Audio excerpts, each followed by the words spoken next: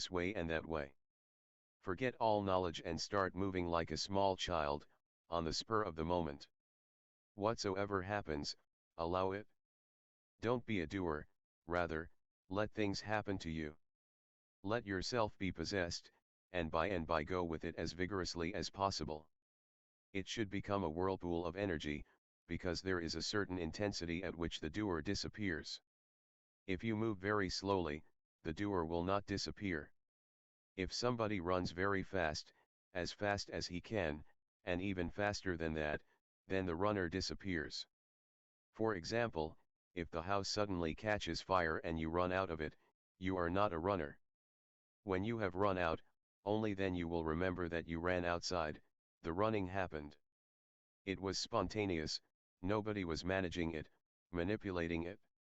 So by go whirling, and make it so energy full, make the energy move so fast, that you cannot keep pace with it, so that the ordinary ego which can control, drops, lags behind, forgotten. First knowledge goes, and then the ego. And the third thing is, dance as if you are deep in love with the universe, as if you are dancing with your lover. Let God be your lover. Dance as if you are not alone, as if he is constantly with you holding your hands. If the first two steps become possible, the third will come automatically. And then all your loneliness will disappear. There is no loneliness, but because we are not in tune with the divine, again and again loneliness comes into our lives. Osho went on to say that the person you seek love with is, like you, lonely, so when you meet it is two lonelinesses meeting. You are both seeking someone in whom to lose yourself. Initially things go smoothly because you only expose your good side. By, once things have settled and you be realistic, plan for a miracle. 50 Osho. Chapter 7. Marry, you begin to take each other for granted and to expose the darker sides of your nature. Then conflict, struggle, and divorce follows. Only a marriage which has not known love is beyond divorce. Arranged marriages will not be shattered on a divorce, because in the first place there has been no peak. It has been business-like from the very beginning. But if you have been in love, then the struggle is bound to arise, it is natural. But now, don't waste time over it, rather learn something from it. So in this third step just start feeling that you are in the hands of God, or whatsoever image you like. If you like Krishna, he is a perfect dancer, just have a picture of him. Dance together, so much so that you almost have a sexual orgasm. Your whole body almost throbs as it should with a lover, and you pass through an orgasmic stage, You may faint. Faint, don't be worried. You may fall down, fall down. There is no problem in it. Completely change. It is something you have to do, and the sooner you do, the better. Once you live with any misery for long, it becomes part of your mind and habit. Misery is not bad, but to make a habit of it is very, very bad. You cannot avoid misery, but you can avoid making a habit of it. For example, because of this accident you have been miserable for a year. You are paying too much for nothing. Now the trouble is that you may get in tune with it, you may become accustomed to it. A few days, a few months more, and you will start clinging to it because it will become a sort of companionship. Through feeling miserable you will start feeling good. You will start asking for sympathy. And never ask for sympathy, otherwise you will never get love. Sympathy is a poor substitute. But it happens naturally, when one is in misery, friends start coming, relatives will come, and they will feel sympathy, and you will start relishing it, enjoying it. And you will feel very good. When nobody feels miserable for you, you will feel that something is missing. Never settle for this. Come out of it immediately. And life always opens another door whenever one closes.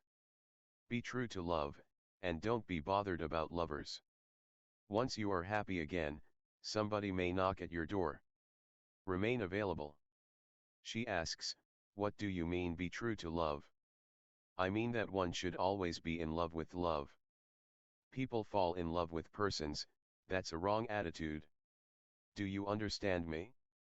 If you fall in love with a person and he dies, what to do? A person betrays you, leaves you, what to do? Find another person. Why be confined to him? Who knows, there may be a better person waiting for you. Maybe it is only because of that better door which is going to open that this door has closed. But this can be known only afterwards, only retrospectively, one can see how things happen. And it is my observation, that if you look at your life retrospectively, you will see that everything that has happened, happened as it should have. But the future unknown. Be realistic, plan for a miracle. 51 Osho. Chapter 7. Never be confined because of the past. Future is an opening. Let it remain open. Future is greater than anything that has gone in the past. The past is limited. It is already finished and gone, already dust. And when I say be true to love, I mean be in love with love, and never waste a single moment without love. Why wait and sit and become miserable? If you become too miserable, you will attract somebody who likes misery. He may fall in love with you, and then if you become happy, he will be unhappy, because he was searching for someone who is in misery. Be happy, so that you only attract happy people. Happiness protects. You attract only people who love happiness, and you think of life in terms of celebration, festivity. Whomsoever we attract, we attract. It has been noted that people fall in love with the same type of person again and again and again. They never learn. Learn out of each experience. Life is a learning for love. If love succeeds, you come closer and closer to God. If love fails, then too, you come closer and closer to God, because then one starts thinking of meditation. If love succeeds, there is no need to think about meditation. You must have heard, somebody, a young man, ask Socrates whether he should get married, knowing well that Socrates' wife was a very, very nagging, ugly, and cruel woman, who used to beat Socrates. Socrates said, "You should get married. If you get a wife like mine, you will become a great philosopher." Laughter. And if you get a good wife, perfectly good. There are only two possibilities, but don't miss them. So for 1 month dance without any technique. Just go really crazy. This is going to change your complete attitude, your energy quality. A sannyasin involved in filmmaking said that he would like to use sound and color in his films in such a way that it created a certain vibration in the audience. He asked Osho if this was a good idea. Gurdjieff was working on those lines, particularly with movements. Everything is connected, just as in your body, the eyes are connected with the ears are connected with the nose, they are not really separate. There is no airtight compartmentalization in the body. It functions as a whole. One part of it becomes a specialized, localized, sensitivity of feeling. Another part is for seeing, another for taste, touch, smell, but it is the one body. So they are all connected inside you. So sound can be used in such a way that it will not only affect your ears, it will affect your whole being. Forms can be used, and movements can be used in such a way that they will not only affect your eyes, but will go deep down into your very chromosomes. Because you are a unity, whatsoever happens to you can become a unitary impact. It can be local, it can become unitary. Be realistic, plan for a miracle. 52 Osho. Chapter 7. Much can be done on it. You will need a small lab and a small group of people, 4 or 5 sannyasins, young, and with no prejudices. Then you will have to do some initial research. Much has been done in different fields, you can also collect that data, but you will have to go on your own, because nothing exists in fact as a science. Many possibilities exist in that dimension. With light, a few experiments are being done, how it affects the working of your mind. Because if light goes on changing very fast, it confuses you, throws you into shock. It disorients the mind so that the mind cannot function on its normal course. And once it is unhinged, there are gaps, small gaps where you can see without the mind. The same can be done with sound and with smell. For centuries mosques and temples and churches have been using incense. A particular smell affects you very deeply, goes deep down. Later on you can have a lab and work here. That would be great. About meditation. I find I like to do it sometimes, and sometimes I like to sit in the garden, or stare at the stars, just be. I just like the energies to flow wherever they want. I think you should continue meditating for 6 months, and if you feel like being spontaneous and sitting, some other time. But for 6 months have a particular time that is for meditation. The mind is very cunning. Whenever you want to meditate it will say, why? Be spontaneous. Look at the stars. And for 23 hours there were no stars, no spontaneity, laughter. So don't be deceived. Give 1 hour to meditation for 6 months, and then you will become more capable of knowing how the mind seduces you onto wrong ways. It happens that whenever you want to meditate, the mind suggests 1,001 things, beautiful things, but tell the mind that 23 hours are for you, then you can come and make suggestions. A sannyasin says, quite often I feel very negative, without energy, just dead. It comes and goes, but the energy I do have, goes to my head. Everything is going well. There is some mechanism of which I am aware. For these 6 months that you are away, I would like to give you a small method. Negativity is very, very natural. It should not be so, but it is, because every child passes through many negative moments. First, in the mother's womb, the child remains in deep negativity. He has to depend continuously on the mother, on her moods. He has no way of showing his own will. If the mother is ill, he is ill. If the mother is sad, he is sad. If the mother is feeling nauseous, he is feeling nauseous. So he has to follow like a shadow. That gives him one of the most basic negative feelings about life, that he is impotent, that he has no energy, no power. Then he comes out of the womb. The passage from the womb to the world is very difficult. He passes through something almost like death, a great struggle, trauma. It is as if he is being uprooted. Be realistic, plan for a miracle. 53 Osho. Chapter 7. He is uprooted. He has lived in the womb, is accustomed to it, and now he is uprooted, completely out of it. He is just like a small plant being taken out of the ground. He feels shaken. Then comes the hazardous life. Now he has to live on his own. And every moment he learns more and more of negativity. He is feeling hungry, he has to cry and weep. Continuously there is the feeling of being dependent, a slave. And this goes on and on and on. Then as he is brought up, everybody is telling him what to do, what not to do, as if he is nobody. He is a small, tiny weakling in the world of giants, and everybody is trying to manipulate him. Deep inside he goes on saying no, no, no. On the outside he has to say yes, yes, yes. He becomes a hypocrite. So try this method each night for 60 minutes. For 40 minutes, just become negative as you can. Close the doors, put pillows around the room. Unhook the phone, and tell everybody that you are not to be disturbed for 1 hour. Put a notice on the door saying that for 1 hour you should be left totally alone. Make things as dim as possible. Put on some gloomy music, and feel dead. Sit there and feel negative. Repeat no as a mantra, laughter. Imagine scenes of the past, when you were very, very dull and dead, and you wanted to commit suicide, and there was no zest to life, and exaggerate them. Create the whole situation around you. Your mind will distract you. It will say, what are you doing? The night is so beautiful, and the moon is full.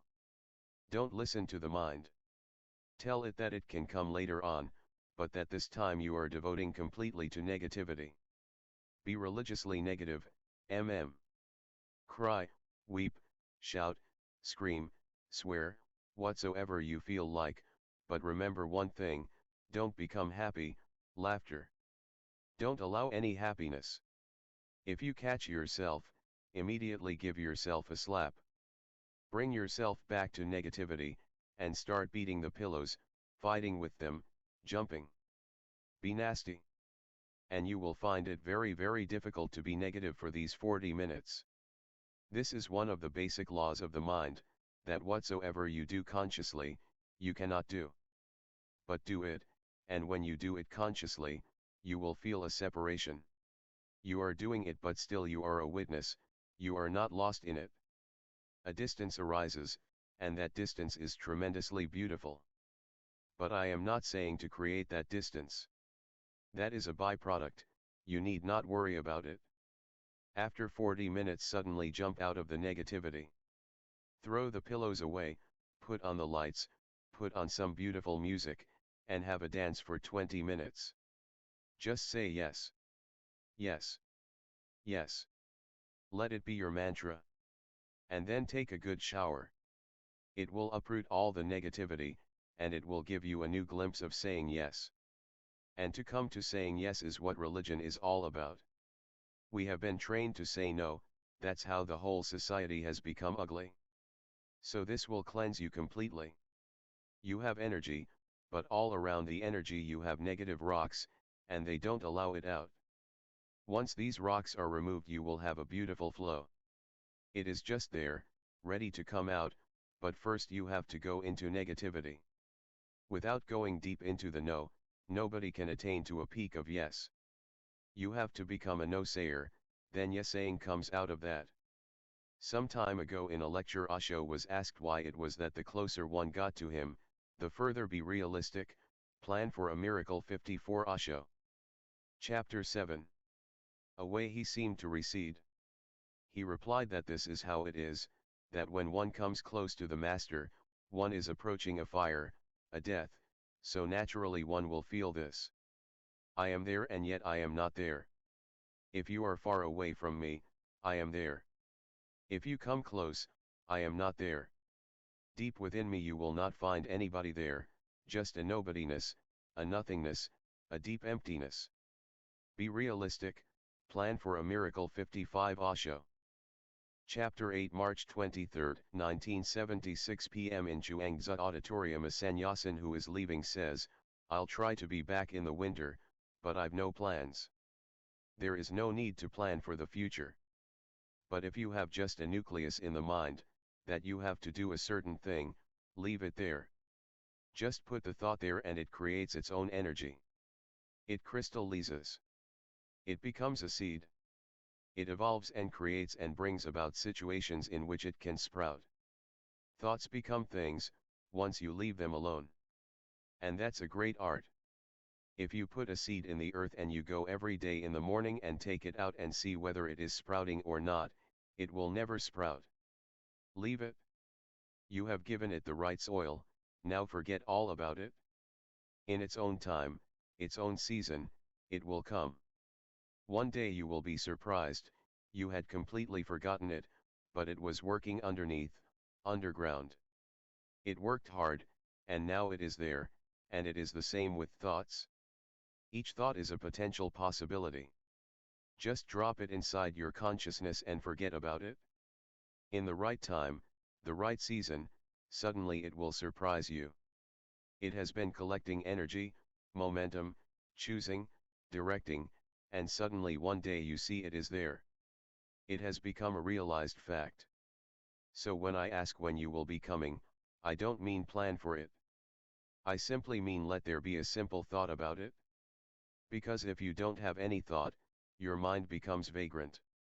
You become accidental. Then anything goes, and anything takes you away from your situation. One thing leads to another thing leads to another, and there is no sequence. Life becomes haphazard, as if a book has lost its cover and the papers have got mixed. Then you can go on reading, but it makes no sense, no meaning comes out of it. 56. Chapter 8. In the West this is happening too much. In the name of spontaneity, the accidental is being praised. That's not right. Planning is wrong, and being accidental is as wrong as planning. Just between the two somewhere, there is a balance, no planning, but no drifting also. And to catch that point is to catch a great key. Otherwise, millions of things are happening all around. If you move accidentally, with no idea as a seed in your being, to choose, to judge, to leave this and not leave that, to decide, to commit, if you have nothing, no criterion inside, then you fall into pieces and you start moving in many directions together. You will fall apart. And that creates a sort of madness. Integrity is lost. A mad person is one who has lost his orientation, one who has lost his roots, the sense of direction. So never plan and never drift. My message is difficult, because both these are simple. Planning is very simple. The orthodox mind goes on planning, the square mind goes on planning. Drifting is simple, that's a reaction. You don't plan. You simply drift wherever, whatsoever leads you, you are ready. Somebody says come here. You go, because you don't have anywhere else to go, so what to do? Let us try this. Between these two one has to come to a tranquil balance.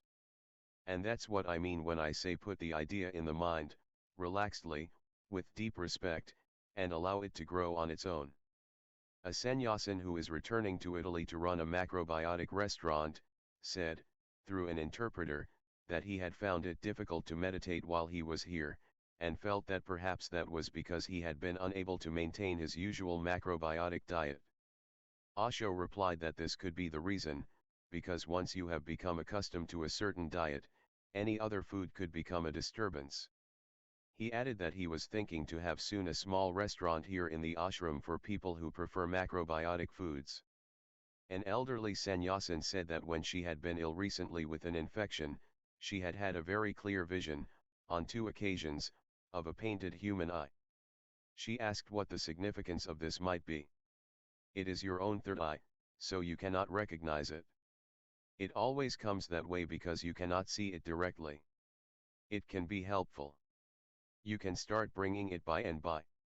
Sometimes when you need it, you can just imagine it. You will become more capable of bringing it more easily. Then it will become more and more real, it will actually become alive.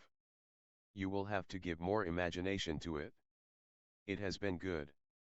Another sannyasin says, my meditations have been going well, and sometimes I go astral traveling. Very good. Go. Have I given you a box? He hands her one, you need it now.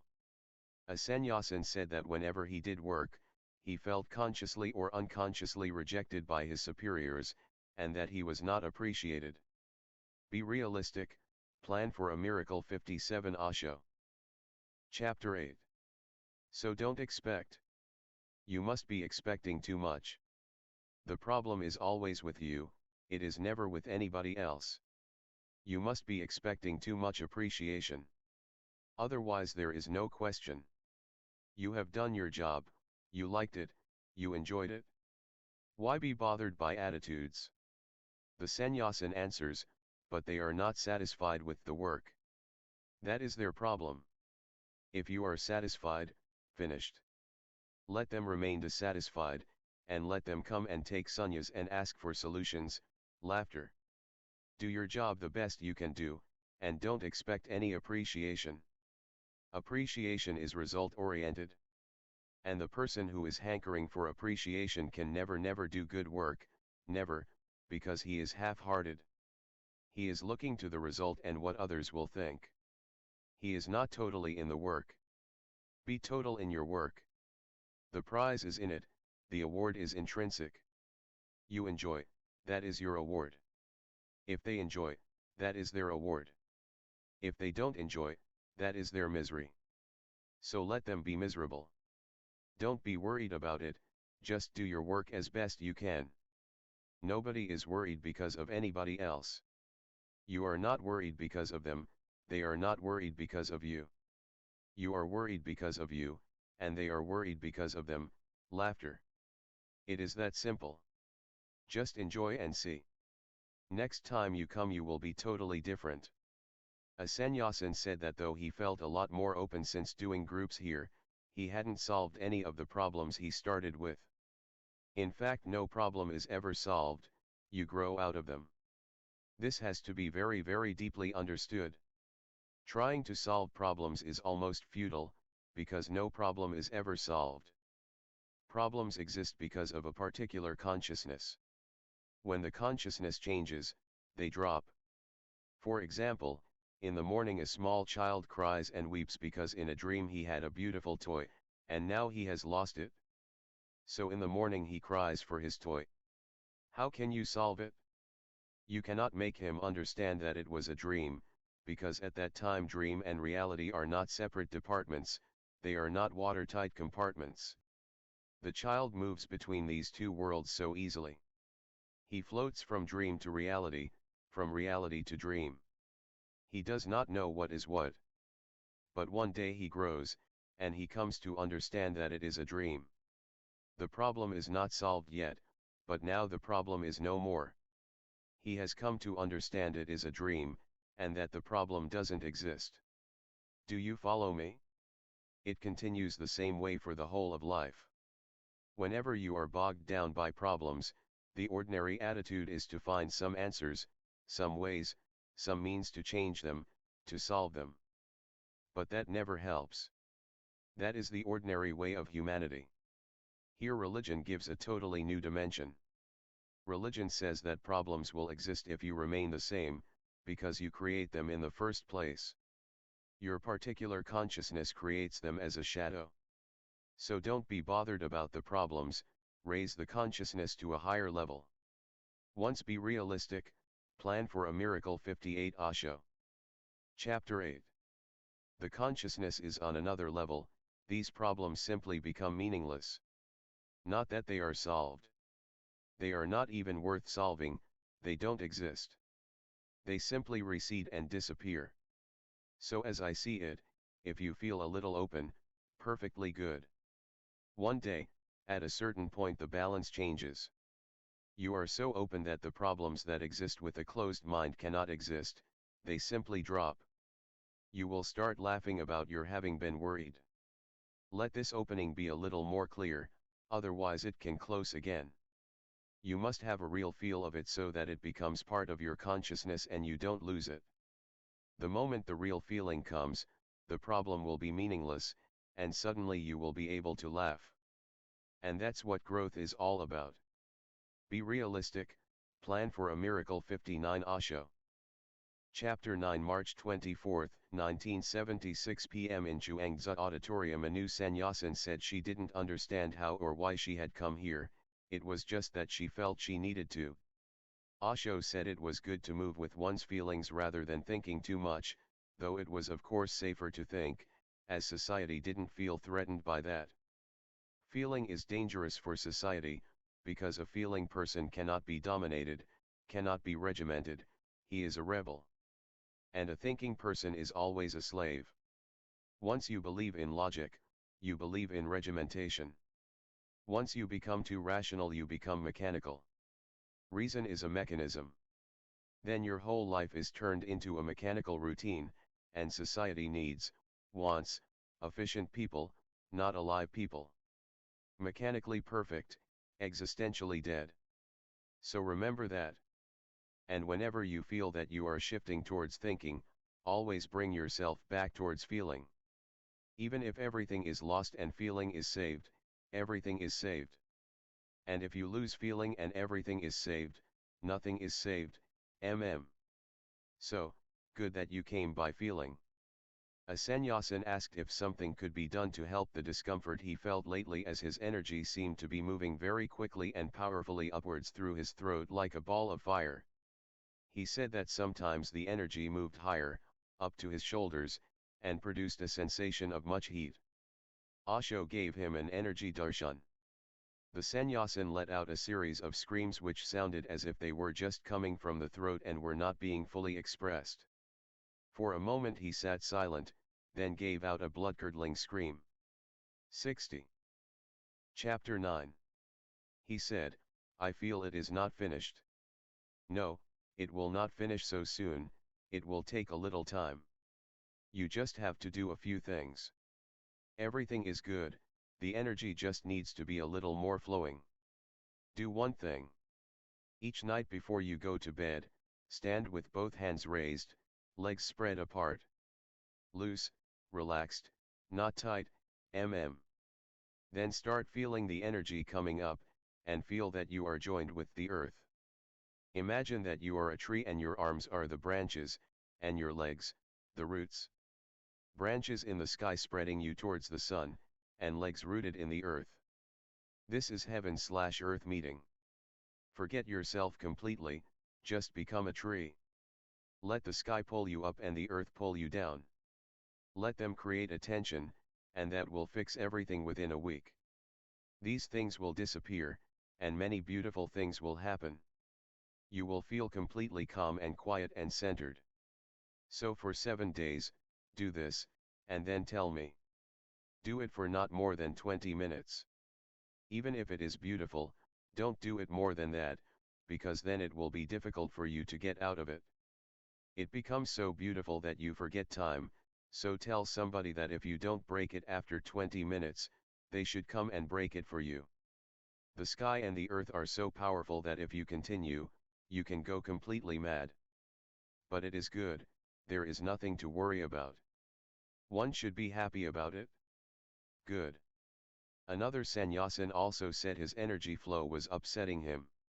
He said he felt it was unbalanced, and that while he felt comfortable when it moved in a downward direction, when it moved upwards, he felt uncomfortable. Osho checked his energy.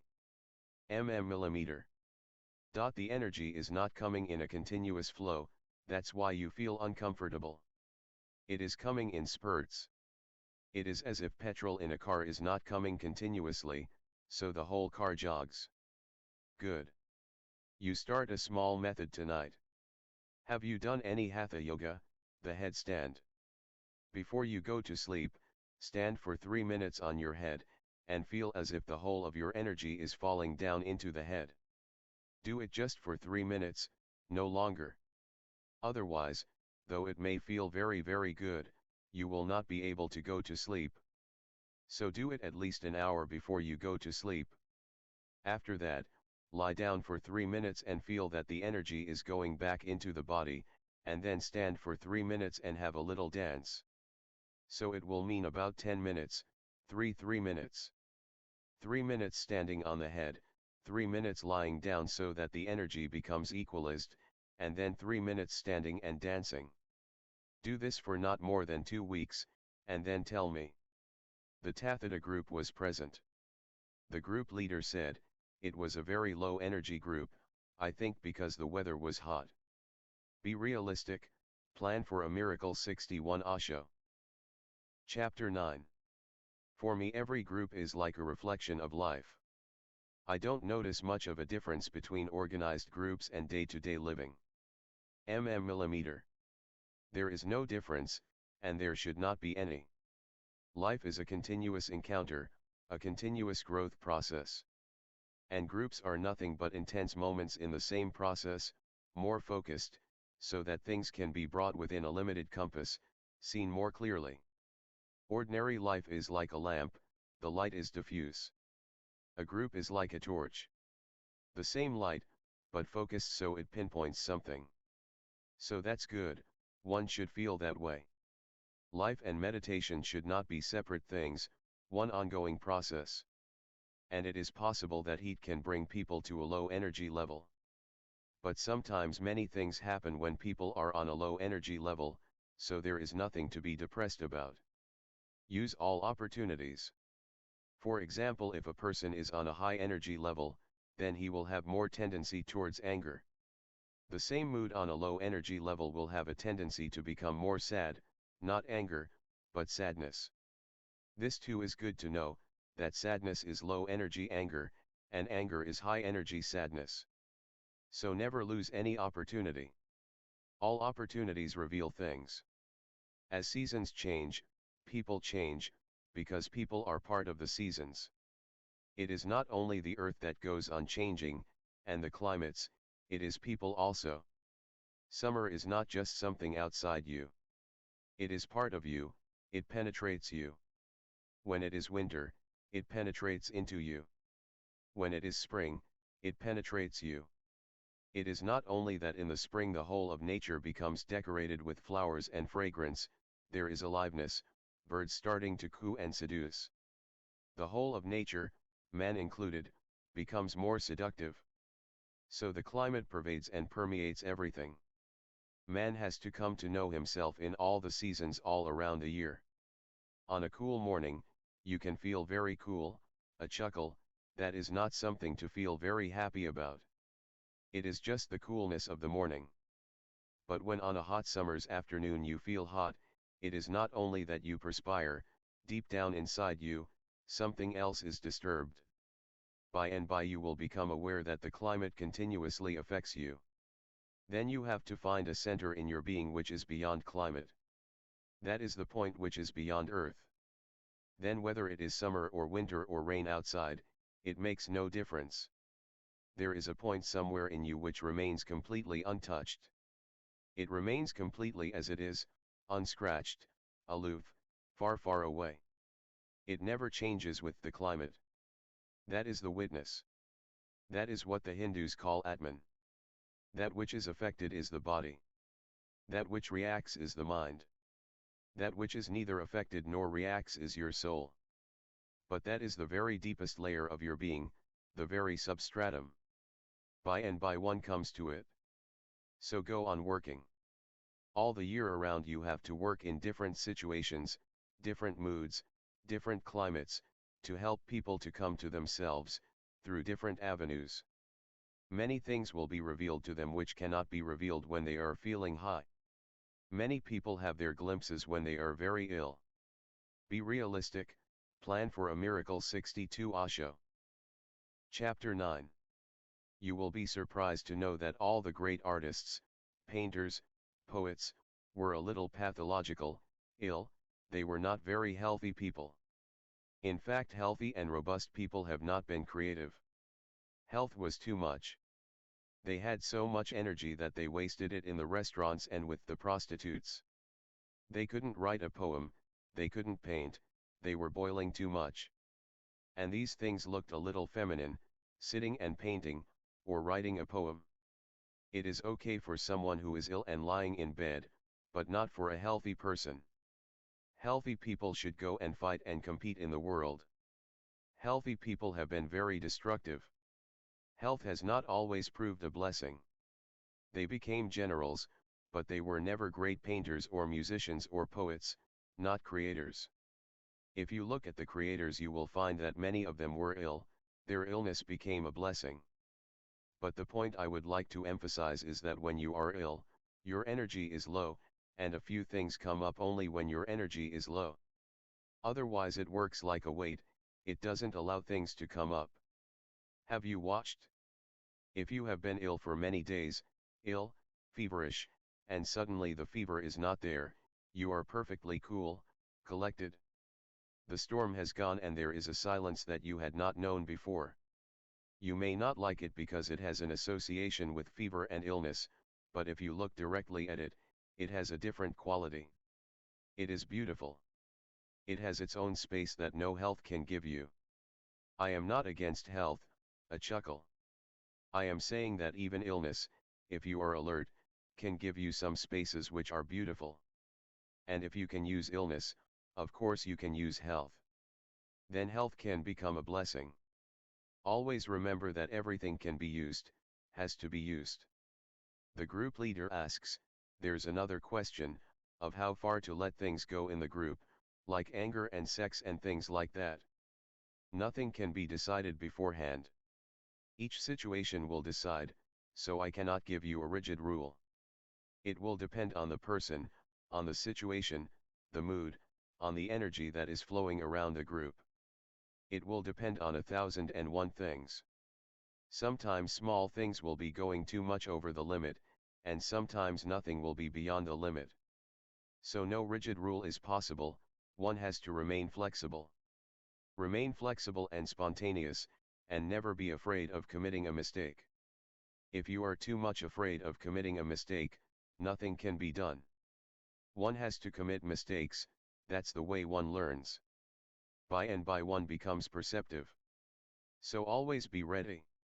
Whenever you are wondering whether to do or not, always do. Laughter. Not doing is not going to help, do it. If later on you feel that you have erred, tell people and say that it had to be done because you were not in any way experienced about it, that it had to be done for the experience. You can ask their forgiveness. If you become afraid of committing mistakes, that will become limiting, and growth will be hindered. Remain ready to commit a mistake, and ready to admit that you have committed a mistake. There is no problem, the group will understand. We are working as a family, and the group is an accumulated consciousness, so they will understand. And the leader is not infallible, so there is no be realistic, plan for a miracle. 63 Osho. Chapter 9. Need to pretend infallibility. Just say that you are as fallible as they, maybe a step further ahead than them, but on the same path. In many things they may be a step further ahead than you, so you have to learn from them. It is not a teacher-taught relationship. Rather it is a situation in which everybody is learning. The leader is just a facilitator, a coordinator, nothing more. Remember that learning is the point, and learning is possible only if you experiment. Trial and error is the only way. So don't make rules, just float. The group leader asks, it comes up in the group that people say I am ego tripping. Should I just accept that? Accept it? To accept the ego is to go beyond it, because the ego is never willing to accept. That's its defense. The ego is always protective and defensive. It goes on always saying that you are not on an ego trip. Once you say yes, maybe I am on an ego trip, it is finished. Then what is the point of the ego? Then you become defenseless, you accept it. And if you feel that yes, you are on an ego trip, there is no need to even say maybe. Say certainly I am on an ego trip, and I am enjoying it. In that moment there is no ego, because when you accept, the whole game is gone. The game consists of not accepting. People are saying that you are on an ego trip, and you say that you are a humble man, the most humble man in the world, laughter. You say that you are not on an ego trip. You may be. That I the ego, accept it. If you feel certain, accept it with certainty. If you are not certain say maybe, perhaps. If you think that you are not on AR, ego trip, but the other is feeling very happy saying that you are, then let him enjoy it. That is his ego trip, so why be worried about it? Good. A group member says, I felt was a lot of fear and disgust for my parents. I feel that I'm still attached to my mother by the cord, and so I can't be myself. I think it may be the center of a lot of fears that I have. Osho checks her energy. Very good. I can feel what it is. It will go. This group has been very good, and has brought up many things. Primal, therapy, will be very good. It is going to help. That is the group that people don't want to do. It is something to do with the primal pain, some birth trauma, so it has to be relived. Once you relieve it you will be relieved of it, otherwise it will persist. There is nothing you can do about it right now. You will have to move back to the past and relieve the moment again, only then it can be released. When a child is born many things happen. A child has very instinctive ways of knowing if he is not accepted or not welcomed, of knowing if he was just an accident and could have been avoided. All be realistic, plan for a miracle. 64 Osho. Chapter 9. These things the child feels immediately and instinctively. It is not that he thinks about them, he simply feels them. They become a constant impact, an impression that continues in the unconscious. Then you go on growing and 30 years pass. Now 30 years of experiences are covering that experience, so you cannot do anything immediately because it is almost completely unavailable. You have to penetrate those 30 years experience and go backwards. You have to reach that point where you can be reborn, and this time you accept the fact. It is not a question of your parents. It is a question of you now, how to accept the fact. Once the acceptance is there, the problem disappears, and you will start flowing. Otherwise this will become a continuous blocking of energy. And the navel is such an important center that if it is blocked, many things will be blocked, because every energy has to pass through the navel. It is the life source. So you book for primal, Once you have gone through it you will be completely rejuvenated, fresh, and you will be able to forgive your parents. And tell, the therapist, before the group. The cord may have to be cut again, it is still there. A sannyasin says, when I first came here, I felt an incredible anxiety building up in my solar plexus, and it seems somehow connected with Tai Chi. When I started Tai Chi, it was like an explosion. I've seen that meditation seems to be of two types and that I can experience my body through here, indicating hara, or here, indicating third eye, and I wonder which I should do. Concentrate on the third eye. The Japanese and Chinese methods concentrate chi energy in the hara and sometimes it can become too heavy. You can become powerful through it. Those methods are meant really for samurais, warriors, the whole concept of chi is for a warrior. The effort is how to conserve your energy inside a citadel in your being that is not available to anybody else. It is available only to you when you need it, and it makes you tremendously powerful. My methods are totally different. I am not trying to make you powerful. I am trying to make you peaceful. The energy is not to be concentrated, rather, it is to be dispersed, it has to be flowing. You are not going to fight, you are going to surrender. It is a let go. So I can use Tai Chi and other methods, first to concentrate the energy, then to explode it. But explosion remains the aim. First you collect it and then you let it go, but let go remains the aim. My effort is not to make you a warrior. Life should not be looked upon as a conflict. That's where the Japanese missed the whole thing, and that's how they became participants with Hitler, the power instinct.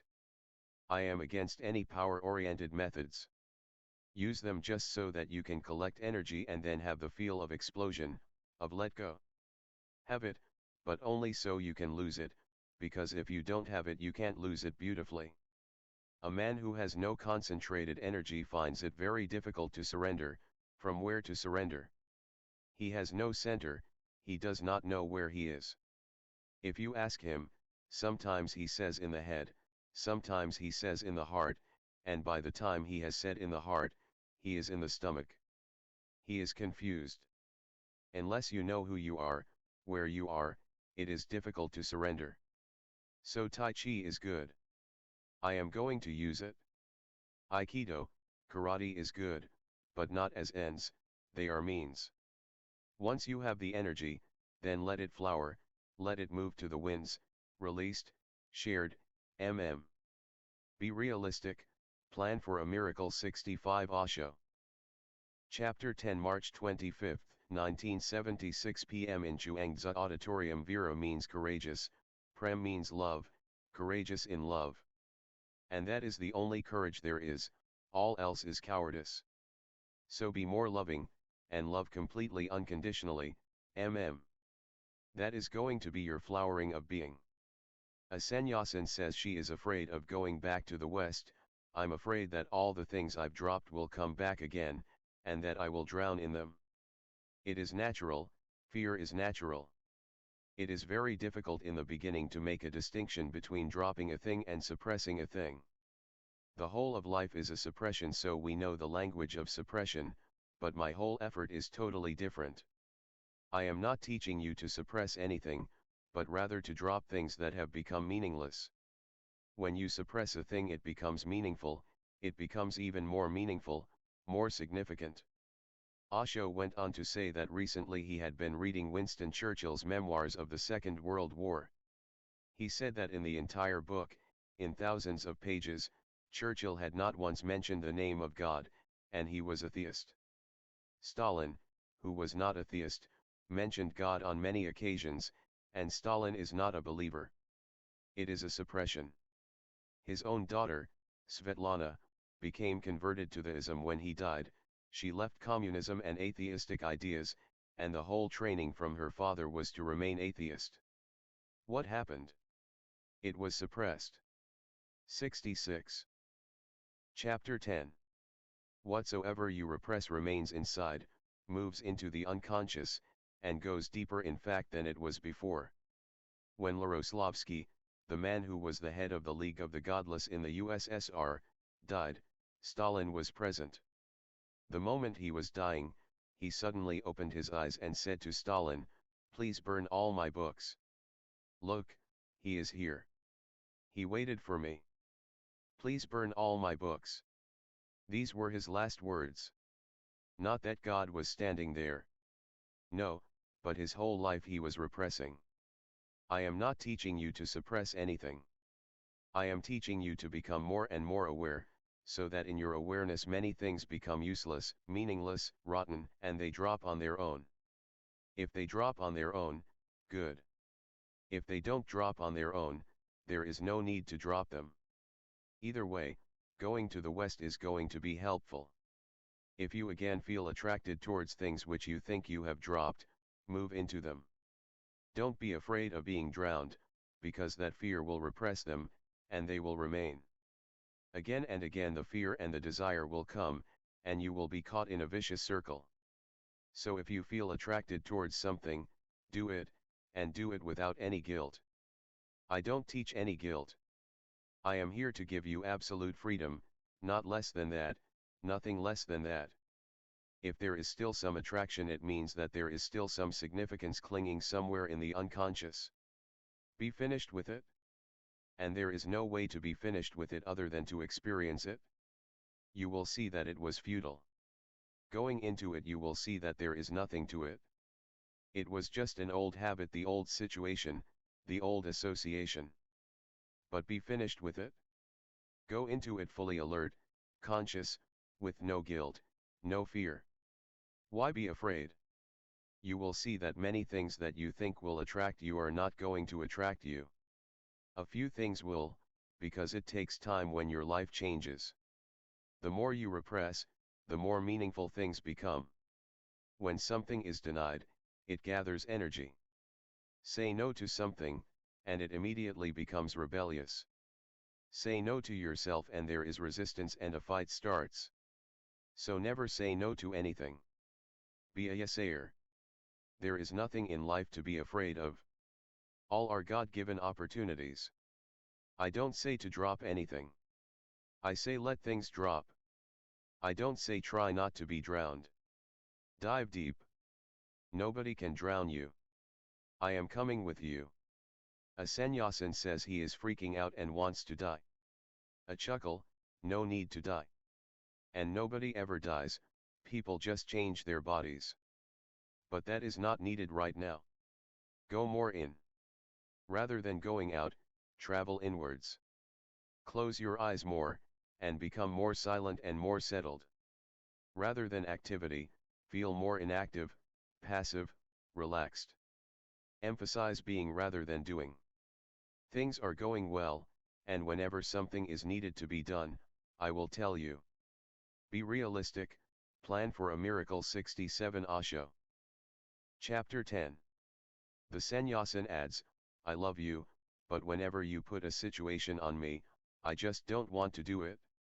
So you go on resisting. Let us see who wins, laughter.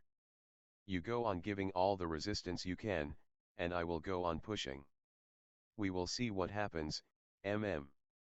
A sannyasin says, I feel that I always try to impress people, and that I don't know how to respond immediately. In the group, the Ahum marathon that she had just completed, I had a lot of anger and I wanted to use it, but I waited and looked to other people to see how they react. Yet when I let the anger out I feel good, because that's really me. Always listen to your own feelings, there is no need to look around. And by looking at people, you cannot see exactly what is happening to them, because their face is not their reality, just as your face is not your reality. Their outside appearance is not their inner, just as your outside appearance is not your inner. That is the whole hypocrisy of society, not to show your inner, your center, your real face, hide it. Show it only to someone who is very intimate and who will understand. But who is intimate? Even lovers don't show their faces to each other. Because nobody knows, this minute somebody is a lover, next minute, maybe not. So each becomes like an island, closed. Don't look at others. Look at yourself and let anger out, whatsoever the risk. There is no greater risk than suppression. If you suppress, you will lose all zest for life, all enthusiasm. You will lose all life if you go on suppressing. It is toxic, it poisons the being. Listen to the heart, and whatsoever is there, bring it out. Soon you will become efficient in bringing it and you will enjoy it. And once you know how to be true, it is so beautiful that you will never settle for being false. We go on deciding to be false because we have never tasted the real. From the very childhood the real was suppressed. Before a child becomes aware of what is real, he has been taught to suppress it.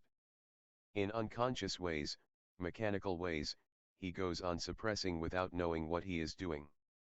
Be true to yourself, there is no other responsibility. One has to be responsible towards one's being. You are answerable to your own being, and God is not going to ask you why you were not somebody else. There is a story that when the Hasid mystic Josiah was dying, somebody asked him why wasn't he praying to God, and was he sure that Moses would be a witness to him. He replied, "Let me tell you one thing. God is not going to ask me why I am not like Moses. He will ask me why I am not a Josiah." This is the whole problem, of how to be oneself. And if you can solve this, then every other problem becomes non-problematic. Then life is a beautiful mystery to be lived, not a problem to be solved, but just to be lived and enjoyed. Be realistic, plan for a miracle. 68 Osho. Chapter 10. A sannyasin says, the mind is still there. Chuckling, the mind is still there? It has to be, otherwise you would be in trouble. The mind has to be there. It has to be used. The mind must not be allowed to use you, you are not to be possessed by it. The effort is not how to destroy the mind, but how to become master of it. It is a beautiful mechanism. Even the greatest computer is nothing before the mind, the human mind. It took millennia for the human mind to be evolved. It is the most delicate, the most complex and the most miraculous thing. So don't be against it. No mind is not mindlessness.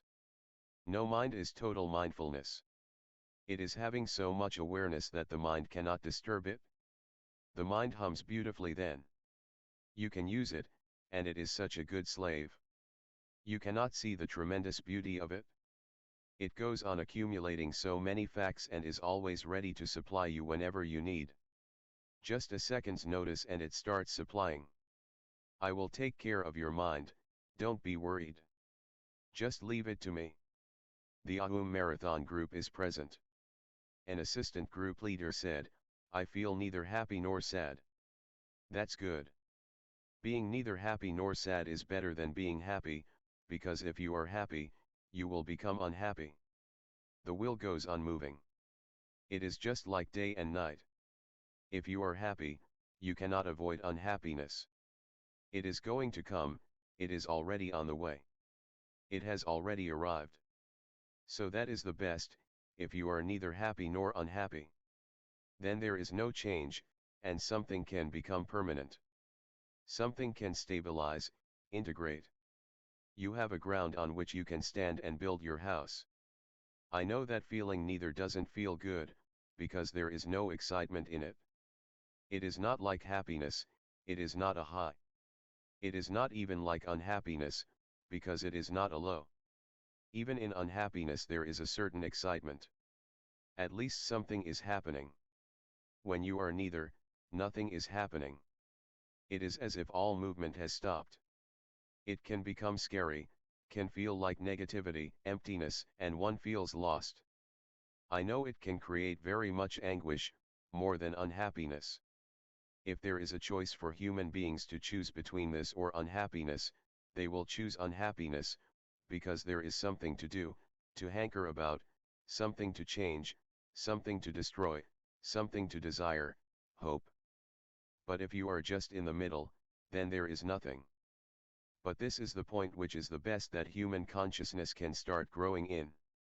This is the best opportunity, where you are neither. Then all futile activity drops, all desiring disappears. In the beginning you will feel like a zombie, moving, but not feeling any passion. In the morning one gets up just out of habit. There is nothing waiting for you, no excitement about the new day. Nothing is going to happen. One does things because they have to be done, but one is not interested this way or that. In the beginning it will be like a zombie state, but if you continue it, by and by you will feel a tremendous change coming. Be realistic, plan for a miracle. 69 Osho. Chapter 10. It is not zombie-like. It is a beautiful silence. It appears zombie-like, is translated as being zombie-like, because you have not known it in your past, there is nothing similar to it. Only zombiness approaches somewhere near it. By and by you will become accustomed to it. Then you get up for nothing. In fact you don't get up, energy gets up. There is no motivation, so there is no movement really in the future. You are here and now. Each moment you do something because it is required in the moment. It is a response in the moment, for no result, no end. So whether it fails or succeeds makes no difference. Success and failure become one. And that is the point where one attains to tranquility. If success is more valuable than failure you cannot be tranquil. Then stillness is not for you, and you are going to be disturbed again and again and again. So get acquainted with this feeling more and more, and don't start trying to do something against it.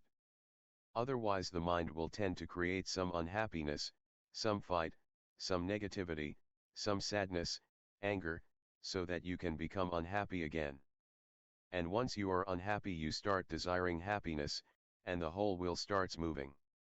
Don't give energy to that vicious circle now. Just keep aloof and go on doing things without being in any way attached. This is what Krishna has called in the Gita renunciation of action. You act without any motivation, as if God acts through you. So just leave everything to me. Just become a vehicle. I want Sudha to do something, so she does it. Whatsoever the result, good or bad, leave it to me. A group participant says, the group, Ahum, was very difficult for me. I have a lot of love for everyone I meet, and like to show it. But I feel misunderstood. Never be too worried about that, because if you want to share your love, don't make it a condition that it should be understood. Love has become such a rare thing in the world that nobody understands it. Misunderstanding is more possible than understanding. People have become suspicious, and they have their own ideas about love. Nobody takes love naturally. There are always some notions, some ideas, some fears, some suspicions. Nobody can believe that love can be simply for no reason at all.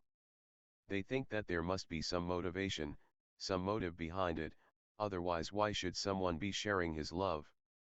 They think according to their own minds.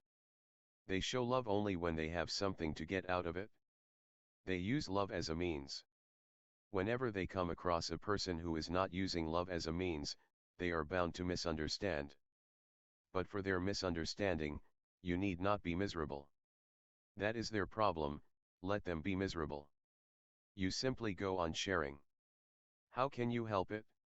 If you say that you will love people only when everybody understands, then you will create impossible barriers for your mind, you will not be able to share. So go on sharing, because that is your enjoyment. It is others' fate if they cannot accept and understand it, it is their karma. So feel pity for them and forgive them. Even this much asking is asking. If you have to give love, give it, with no strings attached, not even that it should be understood, You simply enjoy it. Be realistic, plan for a miracle. 70 Osho. Chapter 11 March 26, 1976 p.m. in Zhuangzi Auditorium. A sannyasin says she is very scared to go back to the West, she is scared of just about everything. Everything will be okay, don't be worried. The mind goes on imagining things, and 99% never happen, and that 1% that happens is always good. Trust always that everything is going to happen, and that it is going to be good. Your trust will make it so. Trust is not simply trust, it is a creative force. When you trust, things start happening accordingly. When you distrust, things start happening accordingly. Your distrust creates things. Everything is self-fulfilling. If you doubt, your doubt will fulfill itself. If you trust, your trust will fulfill itself. This is my observation, that life goes on helping you, giving you whatsoever you ask. So never ask for the wrong thing, because it will be given to you. And when it is given, you will think that somebody else has done it to you. It is you in the first place who has started it. Whatsoever comes to happen, you sow the seeds. For example, if you are feeling very afraid, you are creating seeds for something, and you are getting ready to be more afraid. Then anything will trigger it. If you want to be afraid, life will make you afraid. So always remember, never for a single moment distrust life. Life is beneficial, it is a blessing, a benediction. It cannot be against you, you are part of it. You are all children of it, so how can it be against you? So don't carry unnecessary luggage in the mind. Drop that. Go unburdened, trusting, and you will see, Everything will fulfill your trust. And I am coming with you. So whenever you feel that again mistrust or doubt is coming, just keep it, a small wooden box he was handing her, on your head with both the hands, close your eyes, and remember me. 71. Chapter 11. A sannyasin says, I don't really know what to do. I feel if I leave I am missing something. On the other hand, I feel like giving something to the world. I felt like studying acupuncture and Tai Chi. And I want to find myself. Discovering oneself is not like discovering a thing. It is not something ready-made somewhere, and you open the box and it is there. Discovery is a creation. You have to create it, only then you discover it. So be creative. If you feel like serving people through acupuncture, perfectly good. That will be a self-discovery. You cannot know yourself unless you accept the challenges of life, move in many dimensions, face many situations, encounter many problems, many times go astray, fall, stand again, are defeated but still go on fighting and are not finally defeated. The search is a process, dynamic. Many people have the wrong notion, as if the self is there and you just put the curtain aside and you will find it. It is not there, you have to create it continuously. If you create a poetry, you create a self by the side of it. When the poetry is born, it is not only the poetry that is born, the poet is also born simultaneously. When you create a piece of sculpture, it is not only the piece that is born, but the creator inside you is also born. When a child is born to a woman, the birth is double-edged. Something else is also simultaneously coming into being, that is the motherhood of the woman. If the woman wants to discover her motherhood, it is impossible without giving birth to a child. So self-discovery is a process of self-creation. Each day you will come to yourself again and again, in new ways, in new nuances, new shades of being. Acupuncture can be very good, and Tai Chi is also good, it will be a help to the acupuncture. It will center you and you will be able to help more people. But don't go on continuously thinking and wavering, because that time is lost. Do something. Even if you feel after working for 1 year that it is not for you, better to leave it. That 1 year working will be helpful, even if you leave it you would have learned something. If you go on thinking what to do, what not to do, you are getting into the habit of indecision. It may become habitual, it can become like a chronic disease. There are people I know who have been waiting their whole lives, but the decision just hasn't come. They have postponed for tomorrow, tomorrow, and that tomorrow never comes. A sannyasin, recently arrived from England, said that he had been working as a psychiatric nurse, but had resigned finally through a sense of frustration with the nursing administration. He said that with a fellow sannyasin he had begun to introduce encounter techniques and dynamic meditation to the patients. Much can be done.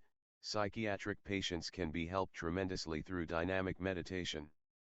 And in the beginning it is going to be so, because science moves with very orthodox ideas. It has to be so. Science has to be very cautious, and has to experiment. Only when something be realistic, plan for a miracle. 72 Osho. Chapter 11. Becomes absolutely certain, then science decides for it. And it is good, otherwise everything will be changing so often that it will become almost impossible to know what is what. Science has to be orthodox, it has to cling to very conventional methods. But once you can prove something experimentally, then your method also becomes conventional. Once science accepts it, then it will cling to it also. So don't be worried about it, and don't feel hopeless about it. Be here for these 3 months and meditate as deeply as you can, and when you go back, try to find ways. Osho went on to say that in fact many people in psychiatric hospitals are not really mad, they just need a channel for suppressed energy, which society will not allow them. See Hammer on the Rock where Osho expands on this. If you can find some acceptable ways and means for people to cathart easily without any condemnation, without anybody saying that they are mad, if they can meditate. The word meditation is beautiful because it doesn't condemn you, and it has a sacredness about it, a certain sanctity, a purity. It is not just something that a madman is going to do. Everybody who is really contemplative, has some attitude towards life, wants to change life, will have to do it. So if you can help a few people, just experimentally, and if they can come out of their neurosis or psychosis, or whatsoever they call it, then hospitals and people who are in authority will start listening to you, there is no problem about it. But they have to be cautious, so don't become antagonistic about them. They cannot allow everybody and anybody to experiment, because we are playing with people's lives. So it will be good if you make contact with some avant-garde psychoanalyst, and you can start working with him in some clinic on a chosen few people, experimentally. Then you can report to journals and the medical associations about what has happened. We have many sannyasins who can be helpful. A technique is just dead, just an excuse. The most important thing is your love, your trust. In that trust the technique works and functions, becomes alive, gets roots in your being. Remember this always, if you can find a living master, forget all about scriptures. The living master is the only scripture which is alive. Read his heart and allow your heart to be read by him. Be in a communion, that is the only. A newcomer said he felt he was on an adventure in self-discovery and that he hoped much would happen to him. It is going to happen, just remain open to it. We go on missing many things just by being closed. Life goes on giving to you in abundance, but if you don't receive it, you will miss it. So just a receptivity is needed, a passivity is needed. One should remain open and not close one's doors, that's all. Osho went on to say that if you close the door against the enemy, it is also closed against the friend. You will not be harmed but you will not be blissful either. Be realistic, plan for a miracle. 73 Osho. Chapter 11. And that's how humanity has become petrified. We are afraid of hate, so we have become closed for love. We are afraid of death, so we have become closed for life.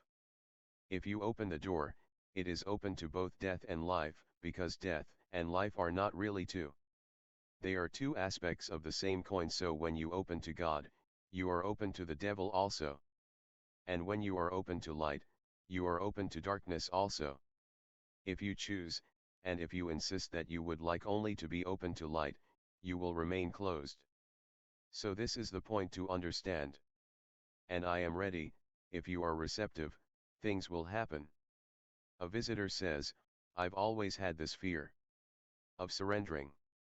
I've been deliberating a lot about whether to become a sannyasin, but I think I've been making it too serious. It is serious. And surrender is always difficult, that's why it is so valuable.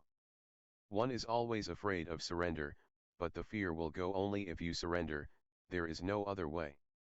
If you are afraid of the dark, go into the dark. Sit in the dark and you come to understand, so there is no fear. In fact, the darkness is so beautiful, so velvety, so serene, and so silent. No light is so tremendously beautiful as darkness. If the fear is there, go into it. If you are afraid of the cemetery, go and sit there and meditate, and soon it will disappear, because only experience can be of any help. So if you are afraid of surrender, surrender. If you are afraid of sannyas, take sannyas, laughter. Jump into it and see what happens. Ready? Come here. Osho writes down his name. Now I will take care of you. This will be your name, Swami Anand Govinda. It means blissful Govind. Govind is one of the names of God, so blissful God. And forget the old completely, because just forgetting the old name helps tremendously. Something fresh starts, from ABC, as if you are reborn, a clean sheet with no hangover from the past. As if the old is dead and you are not concerned. Just get in tune with the new. An Ahum group member says, I don't want. I feel like I don't want to say anything because it felt so good that. Keep quiet. A chuckle, keep quiet, Whenever it feels very good, keep quiet. Once you say it, you can disturb it. Even to say that you are feeling good is a disturbance. You have already made it the past, you have already come out of it. You have already started looking at it as an observer, a spectator. You are starting to analyze it. You are no more deeply in it, a participant. So remember this, whenever you are feeling very good, there is no need to bring language, mind, analysis into it. There is no need to label it is good, because no label can be true to it. The feeling of goodness is so infinite that when be realistic, plan for a miracle. 74 Osho. Chapter 11. You call it good, you have already made it mediocre. When you feel for somebody, to say I love you is to make it profane. You have already made it rotten, The word corrupts. Just show it by your full being. Enjoy it. Let the other feel it, but don't say anything about it. Once uttered, beautiful and great experiences become trivial. That's why Lao Tzu says the Tao that can be said is no more Tao. The truth that can be said is already untrue. Keep quiet and go back, Chuckling, good, Prem. Osho speaks to another sannyasin. Everything is going well, but what happened to your clothes? He was wearing a white shirt and orange trousers. It is a disturbance in your energy, a very subtle disturbance. You may not even be aware of it right now, but it is a disturbance. My insistence for something is not just insistence for a color. It has some deep significance with body chemistry, your psychology.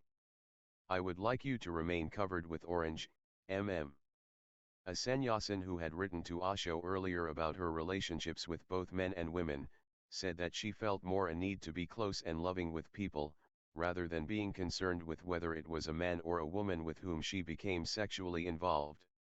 Osho checked her energy. Good, perfectly good. Don't make any conscious decision. The energy is flowing so perfectly. So don't make any conscious decision, because that will be a constriction on you. So man or woman, or no man, no woman. As I see it, sex is going to disappear very soon, so there is no need to make any conscious decision whether to be hetero or homo. Whatsoever happens, allow it. No judgment. And this will be helpful because soon you will be able to transcend. I don't see much of a clinging with sexuality. The energy is coming up so beautifully that soon you will become asexual. Closeness will be needed, but that is not a problem.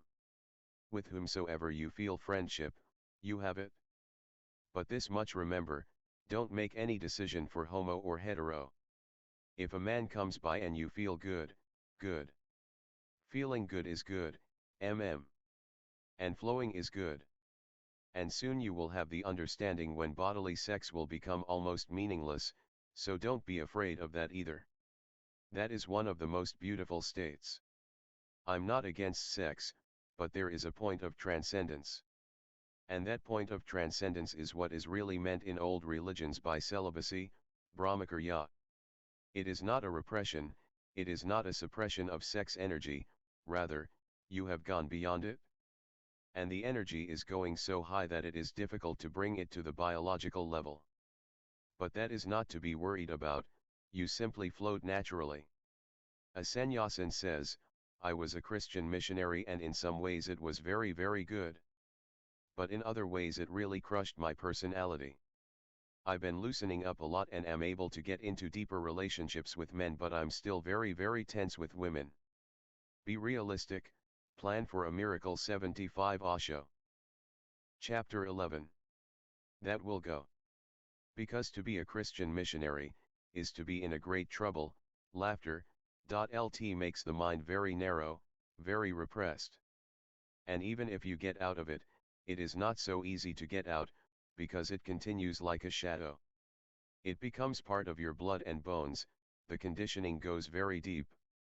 Sometimes you can even move exactly to the opposite, but still the conditioning goes on influencing you. You can react, but in your reaction also, the conditioning will go on controlling you in subtle ways. Just one thing, it will be good if you mix with women, make friends with women, and don't get too friendly with men because that will be an avoidance. All these religions have, in a certain way, homosexual tendencies, man meeting man. The world has been made in such a way that it is almost homosexual. Men's clubs are only for men. Monks live in one monastery where no woman is allowed. The sannyasin replies, well, it wasn't that deep. No, but still, the whole milieu is that way. And deep down, subtle barriers are created between man and woman, and because one is not aware, the barriers are stronger. If you are aware, they are not so strong. But they are below the level of awareness, they are subconscious. So meet women, go out of the way to meet women. Make friendships, but don't be worried right now about love relationships. First learn friendship, and out of friendship, let your love relationship grow. A love relationship in itself is a troublesome thing, it Carl put you off. And then the old conditioning will say, listen, look what happened. I was right and you were misguided. This is what happens in love, just misery and nothing else. So don't take that jump directly. Make more friends so that you become relaxed. Do a few groups, and Rolfing will help. We have a Rolfing course here, deep massage, that will help you very much. Because this is the problem, when your mind is trained in a certain way, your body also learns a certain way of structure, it corresponds with the mind. You can change the mind but the body remains the old, it doesn't change so easily. Rolfing changes your body also, and once the body structure is changed, you feel more flowing. It is a very deep massage which goes to the very bones. It is destructuring the body to restructure it again. And every Christian missionary needs it, laughter. The sannyasin adds, for so long I've been doing social work, and there are some other people too who are in trouble and it has fallen on me. I just feel that I don't want to help, but you get out of it. That is your training of being a Christian, you will get hooked again and again. Just drop out of it. For 6 months, no service. Be selfish. Just live for yourself, don't care for the world. After 6 months I will see, and then I will give you many people you can serve, laughter. It happens that if you have a certain habit, you will find situations immediately. It is not that anybody is forcing these situations on you. Just look, we have 3 or 400 sannyasins, someone goes into jail, and you are caught. You catch the situation. Give that missionary work to someone else. Be realistic, plan for a miracle. 76 Osho. Chapter 11. I am not against service, but service is secondary. One should become centered first, otherwise it can be a distraction and can become anti-growth. A sannyasin says, I'm enjoying paradise. We will probably have to go back to the States, but it is going to be joyous. You have to work for me there. Much work has to be done, because I am not coming. So a few people who understand me and love me should go and spread me. And keep me within you. There is only one way, spread me far and wide, Be realistic, plan for a miracle. 77 Osho.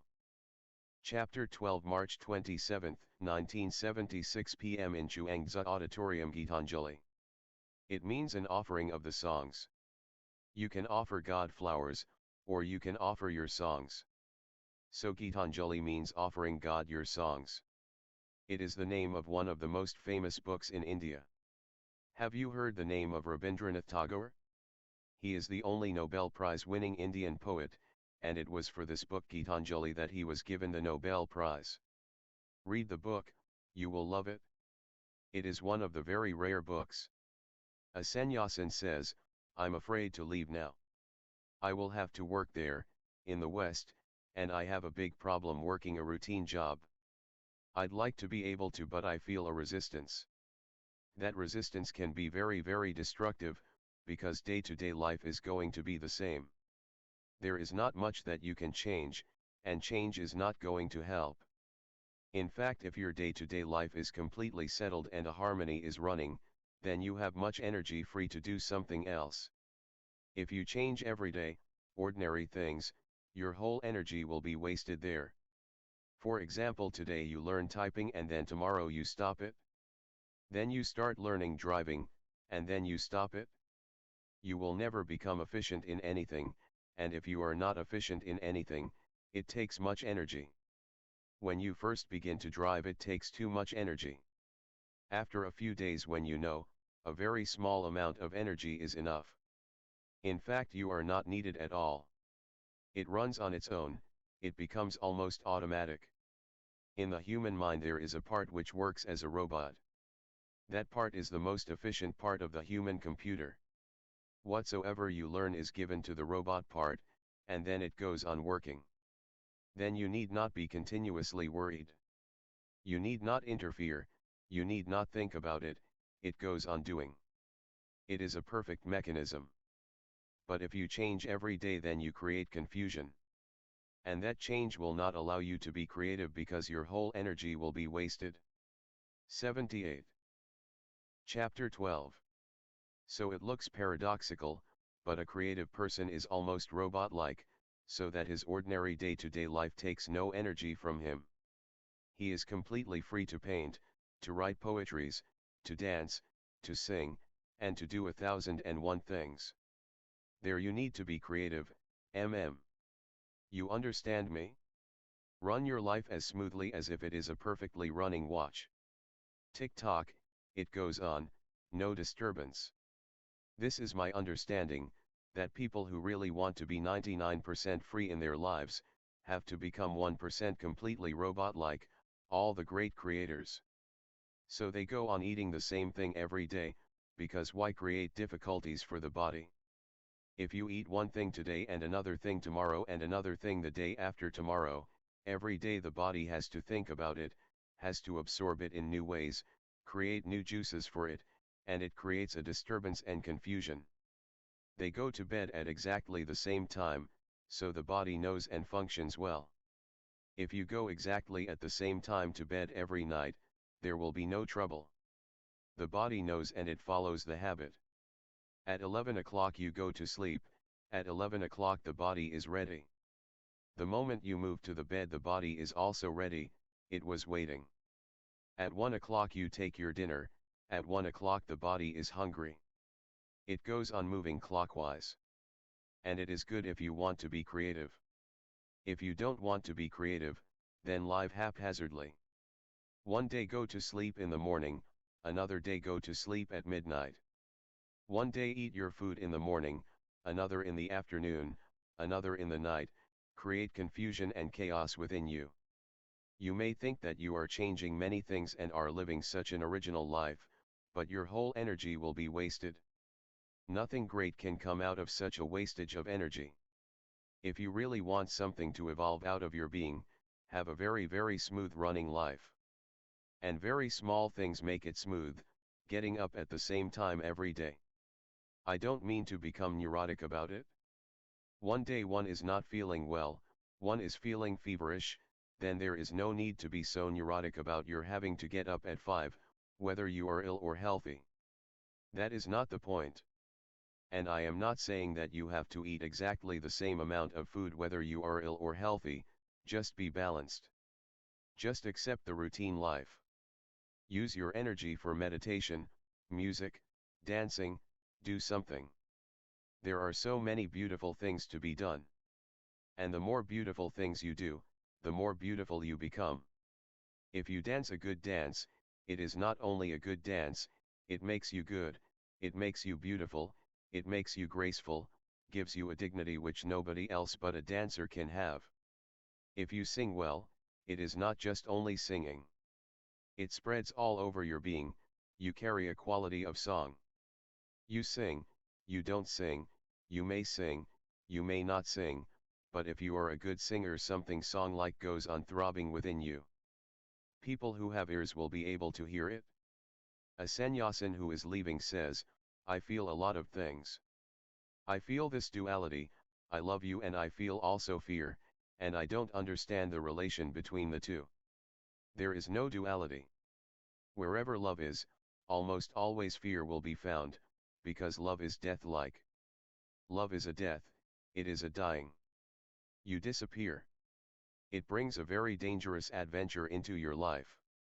So whenever you are in love, you will tremble and feel fear. It is part of it, not dual, it has nothing against it. It simply shows that you are feeling.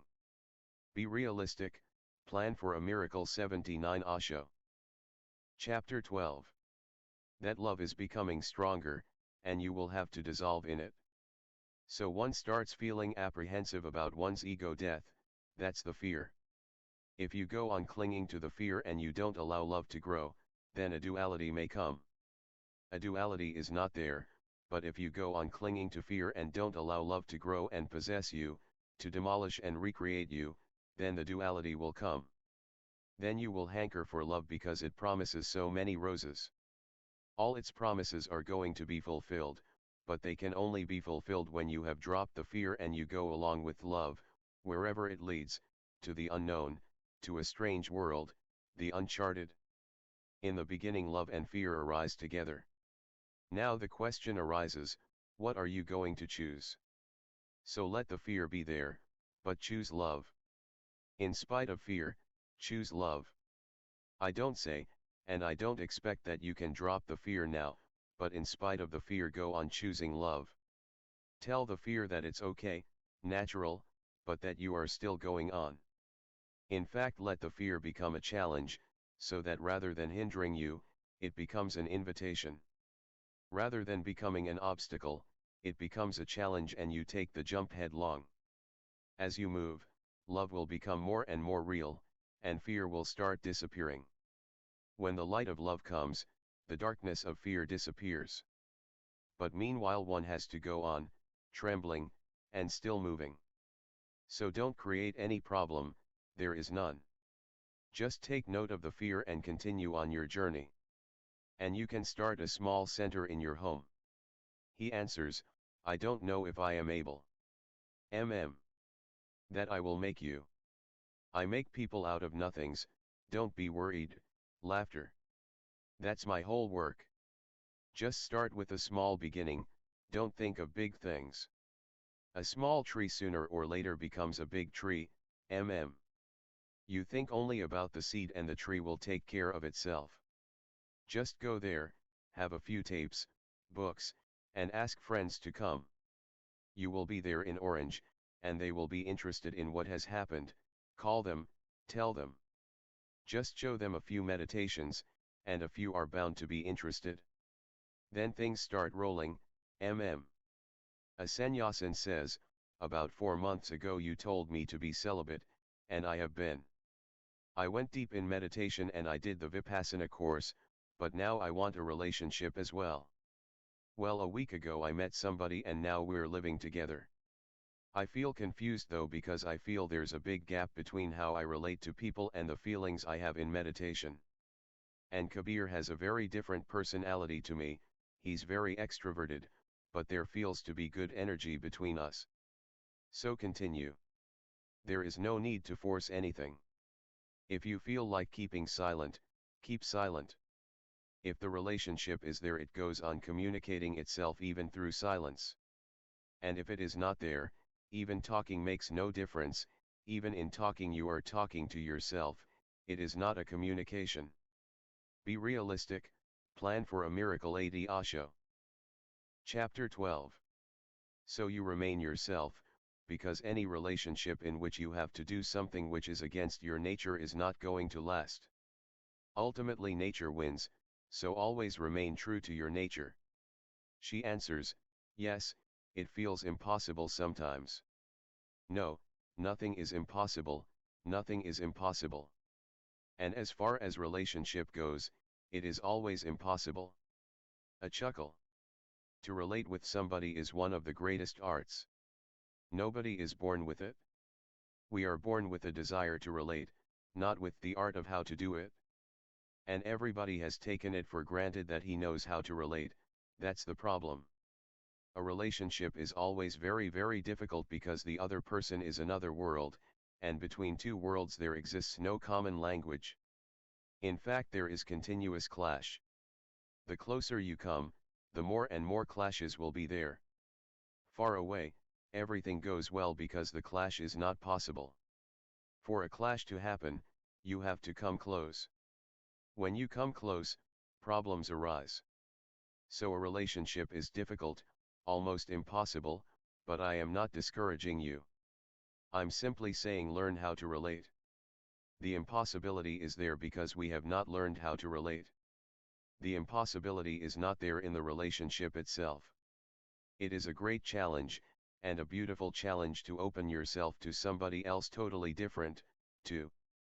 She says, I don't know how to learn. Just move naturally as you feel, just move naturally. Whatsoever you feel like doing, do. If you feel like just sitting and not doing anything at all, then just sit. Just remain natural and spontaneous. Don't do anything which is not natural to you, that's all, and by you will learn. Learning comes out of your natural growth.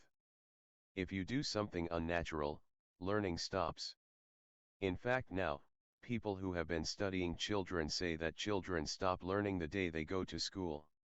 At the age of 4 or 5, when children are forced to go to school, their learning stops.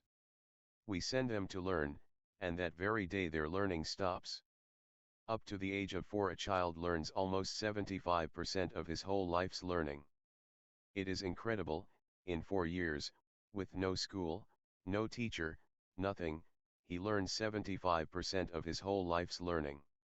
And then the school and the college and the university and the whole society are bent on teaching him, and he learns nothing. It is almost impossible to come out of the university without being stupid. Laughter. One is almost forced to become stupid.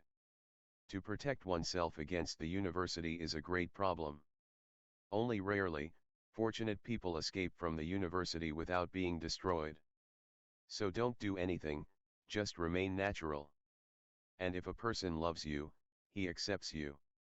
And the more he accepts you, the more you will be able to accept him. This is what learning is. Don't try in any way to impose anything, because impositions are not going to help. Sooner or later you get tired, and then you start taking revenge. You have to force something for someone, you cannot forgive him. So just remain natural, and float. Be realistic, plan for a miracle. 81 Osho. Chapter 12. If he is an extrovert, perfectly good. And if you are an introvert, it is a match. Two extroverts cannot be in a marriage because both are similar. The relationship will be homosexual. They may be man and woman, that makes no difference. If both are introvert, the relationship is going to be homosexual. The real heterosexual relationship exists between only an extrovert and an introvert, the polarities attract. So you are perfectly man and woman. Man has to be extrovert and woman has to be introvert. The more the woman is ingoing, the more it is a challenge for the man to discover her, to discover where she is hiding. And the more the man is extrovert, outgoing, going to the moon and to the stars, the more the woman follows like a shadow so that he cannot escape. Laughter. It is balancing, and perfectly good. Viresh, the group leader of the Ahum Marathon, says, if I start getting into my feelings, if, for instance, anger, then my whole body starts to shake uncontrollably. I feel I'm going to turn out to be an emotional spastic. Laughter, vibrating all over the place. I don't think it's a problem, but I just. No, it is not a problem. It is good. In fact, everybody should behave that way. If the body is not repressed, that will be the natural functioning of the body. When the mind is filled with emotion, the body must correspond to it, emotion must be parallel with the body motion. If the emotion is there and the body is not moving with it, that means that there is a certain suppression of the body. But the body has been suppressed for centuries. People have been taught to make love without moving the body, to make love as if the whole body is immobile and love is only a local affair. Women have been taught to remain still, almost dead, corpse-like, because if the woman starts moving, the man will become afraid. Because of that fear, man has forced woman to remain quiet while he makes love. Otherwise the woman is going to be in ecstatic movement, almost frenzied, she will be almost mad. She will jump and dance, and she will create an orgy, and the whole neighborhood will know. Laughter. The man becomes afraid. And the fear is even deeper than the fear of the neighborhood. The fear is that if the woman is really moving, no man can satisfy the woman, no man, because naturally there is a limitation to man's energy. Man can have only one orgasm, and women can have multiple orgasms, almost 6, 9, 12 orgasms, immediately. So a man will become almost impotent with any woman. Any man, howsoever potent, will always prove impotent if the woman starts moving. So for centuries women completely forgot about orgasm, the word has disappeared.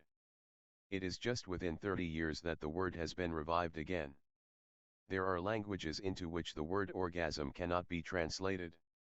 In Hindi it cannot be translated, there is no parallel word, because for at least 5,000 years in India no woman has ever achieved orgasm. Just think how the body has been crippled. So when you feel fear, the body has to tremble. It is just as if the wind is blowing and the leaves are trembling.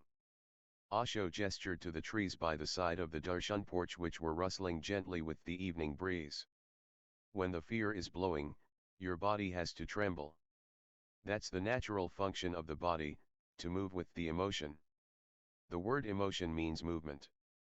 It must be corresponded with a body movement, otherwise it is not emotion. Be realistic, plan for a miracle. 82 Osho. Chapter 12. So this is a trick of controlling the emotion.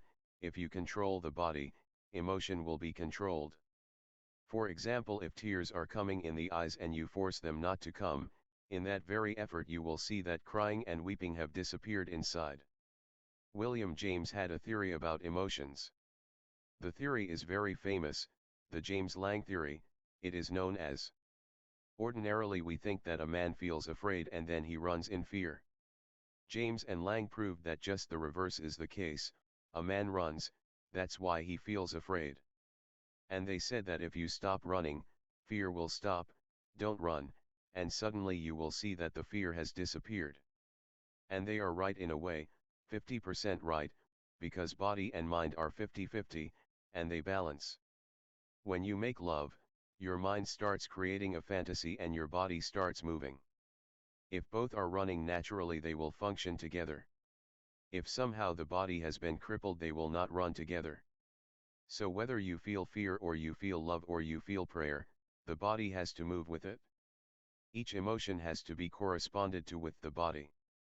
And that's a natural function, so don't create a problem out of it. Enjoy it, allow it, not even a subtle repression, For example, if you feel your hand shaking and the mind says to stop it, that it doesn't look good, and that you are not a coward, so why are you trembling? If you stop it, it is forcing something unnatural on yourself. So this is my suggestion, that you cooperate with it, and by you will see that the body will have a very subtle and graceful movement with every emotion. While making love, go completely wild. Love should not be a local thing. Not only the genital organs should be involved, your totality should be involved. You should not only have a sexual orgasm, a spiritual orgasm is needed. Your totality has to be stirred, has to be madly ecstatic, has to come to a peak and relax. In fact, if you really make love, you will be in a sort of madness and you will not know where you are going and what is happening.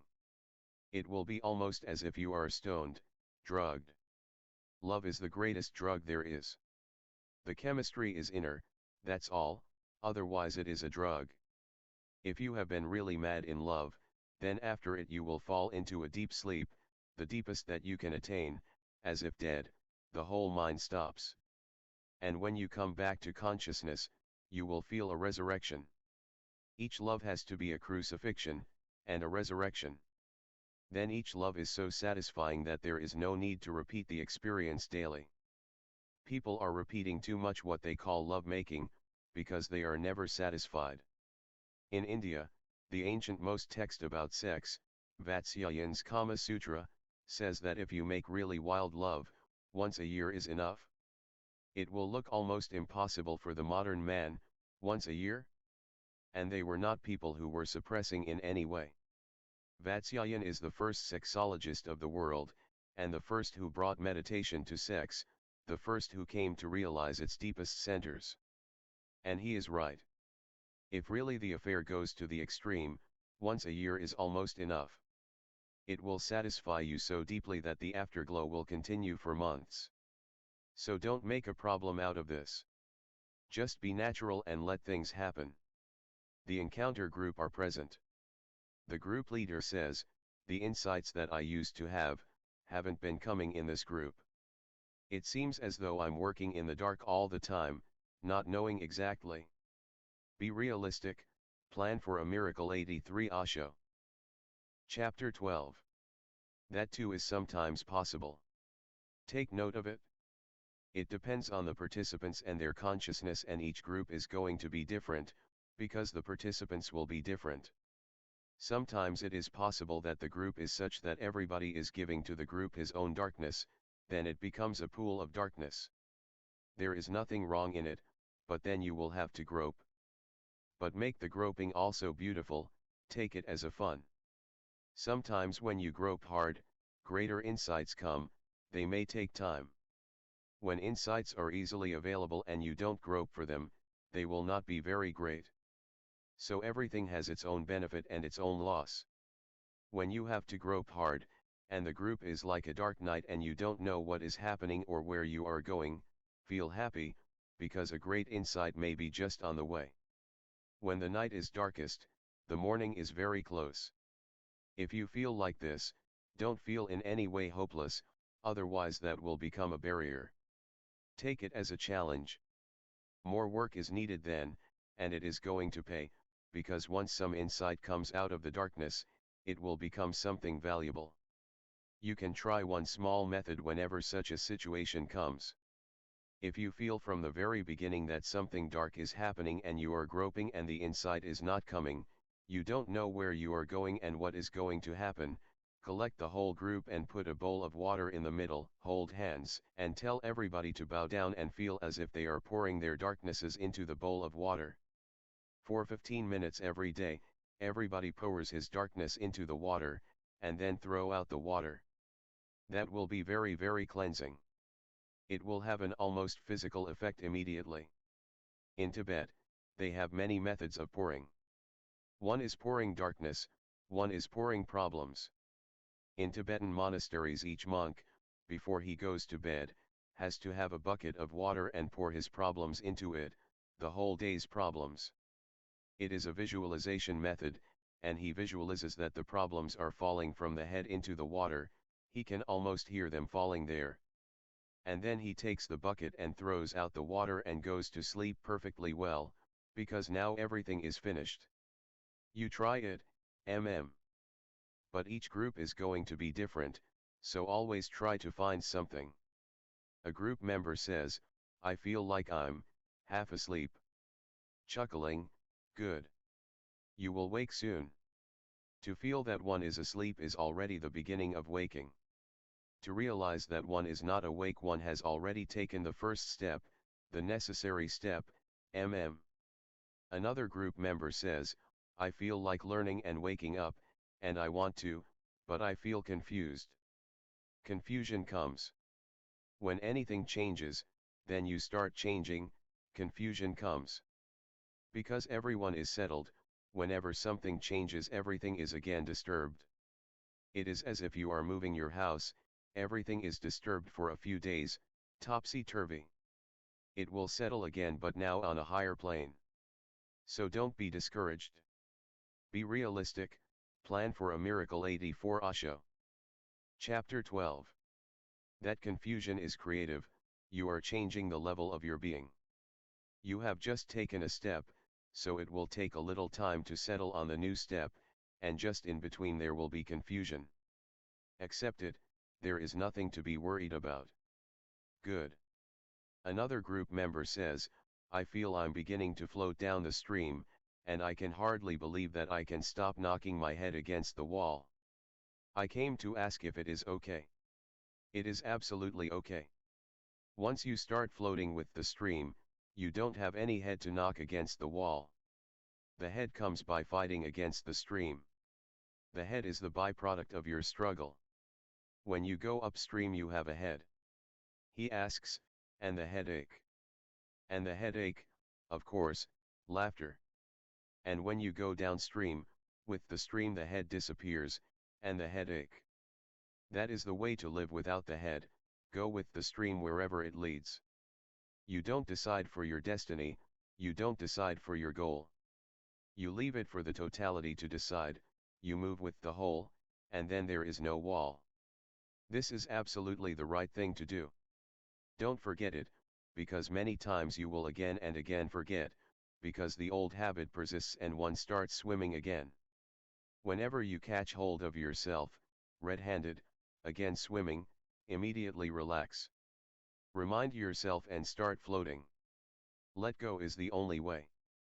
Be realistic, plan for a miracle. 85 Osho. Chapter 13 March 28, 1976 p.m. in Chuangzi Auditorium. Marpa is one of the greatest Tibetan mystics, one of the rare geniuses. You cannot count more than 10 of his equal in the whole world. And Anand means blissful, blissful Marpa. Read his life, teachings, and everything about him. Milarepa. That is another Tibetan mystic. Read him, all the books are translated into English, particularly his 8,000 Songs of Milarepa, they are tremendously beautiful. And Anand means bliss, blissful Milarepa. Get in tune with it, A sannyasin says one part of her wants to stay and the other to go. I feel I always make one step towards something, I feel very enthusiastic about it, and then so much fear arises that I run. Millimeter. Because going is not bad, if you are going somewhere. But if you are only going from somewhere and there is no direction where you are going, then it is moving in negativity. It is good to go somewhere, there is nothing wrong in it, life should always be a reaching towards the unknown, but if you just start escaping from somewhere, it may look like you are going on a journey, but it is not. It is an escape, because you are not going anywhere. And whenever you feel that you are coming to a point where something is possible, you will again start moving away. This can become such a deep-rooted habit and become so powerful that you feel almost impotent against it.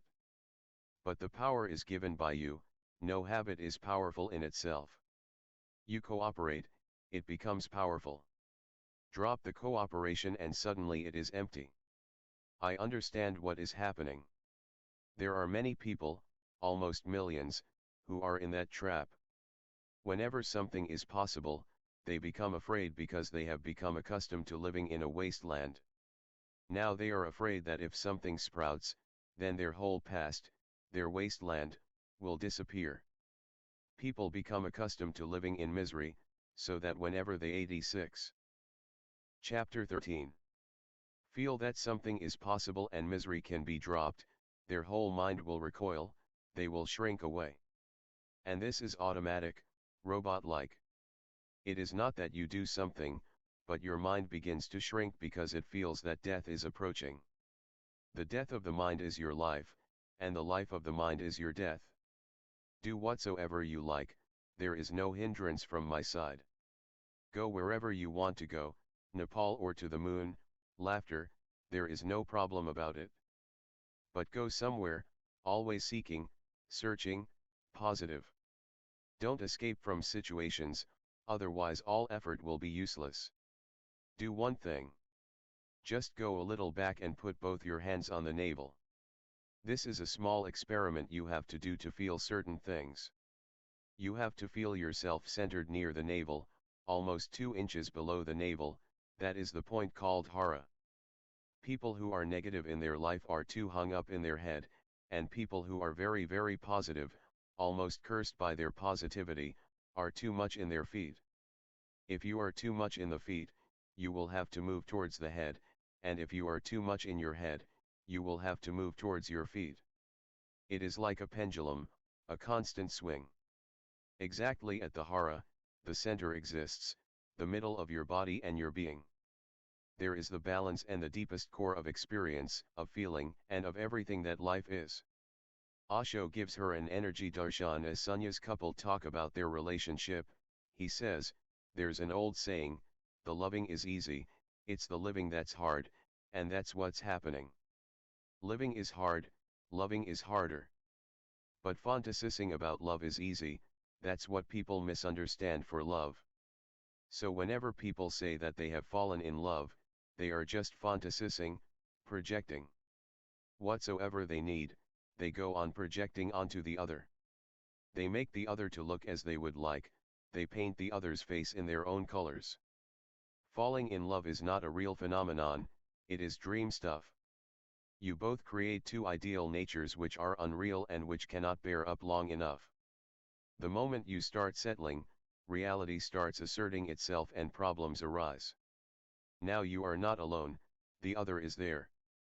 The problem arises when you have to make concessions for the other and his reality, his way of being.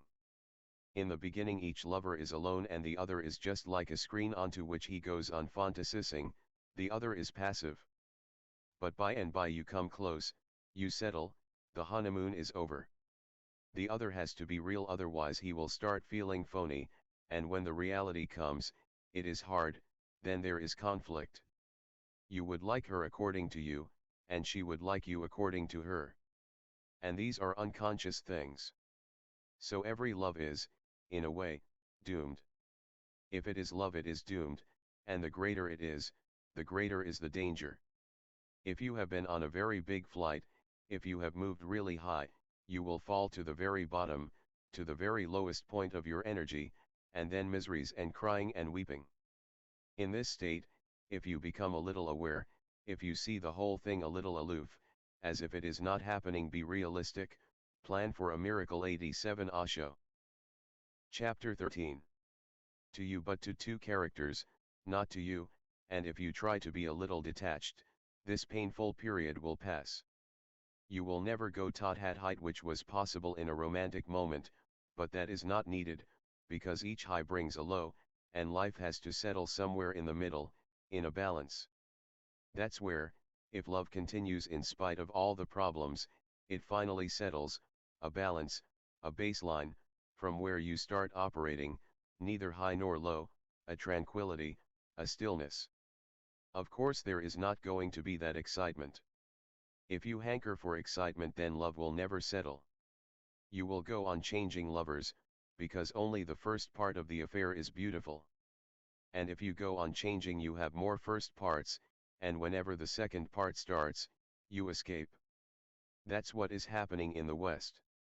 You eat just the cookie, but that is not nourishment. By and by, if that becomes a habit, your whole being will be destroyed by it, it will destroy the whole appetite. One day or other, one has to come down from the flight, walk on the earth, be rooted in the earth, and let reality be there.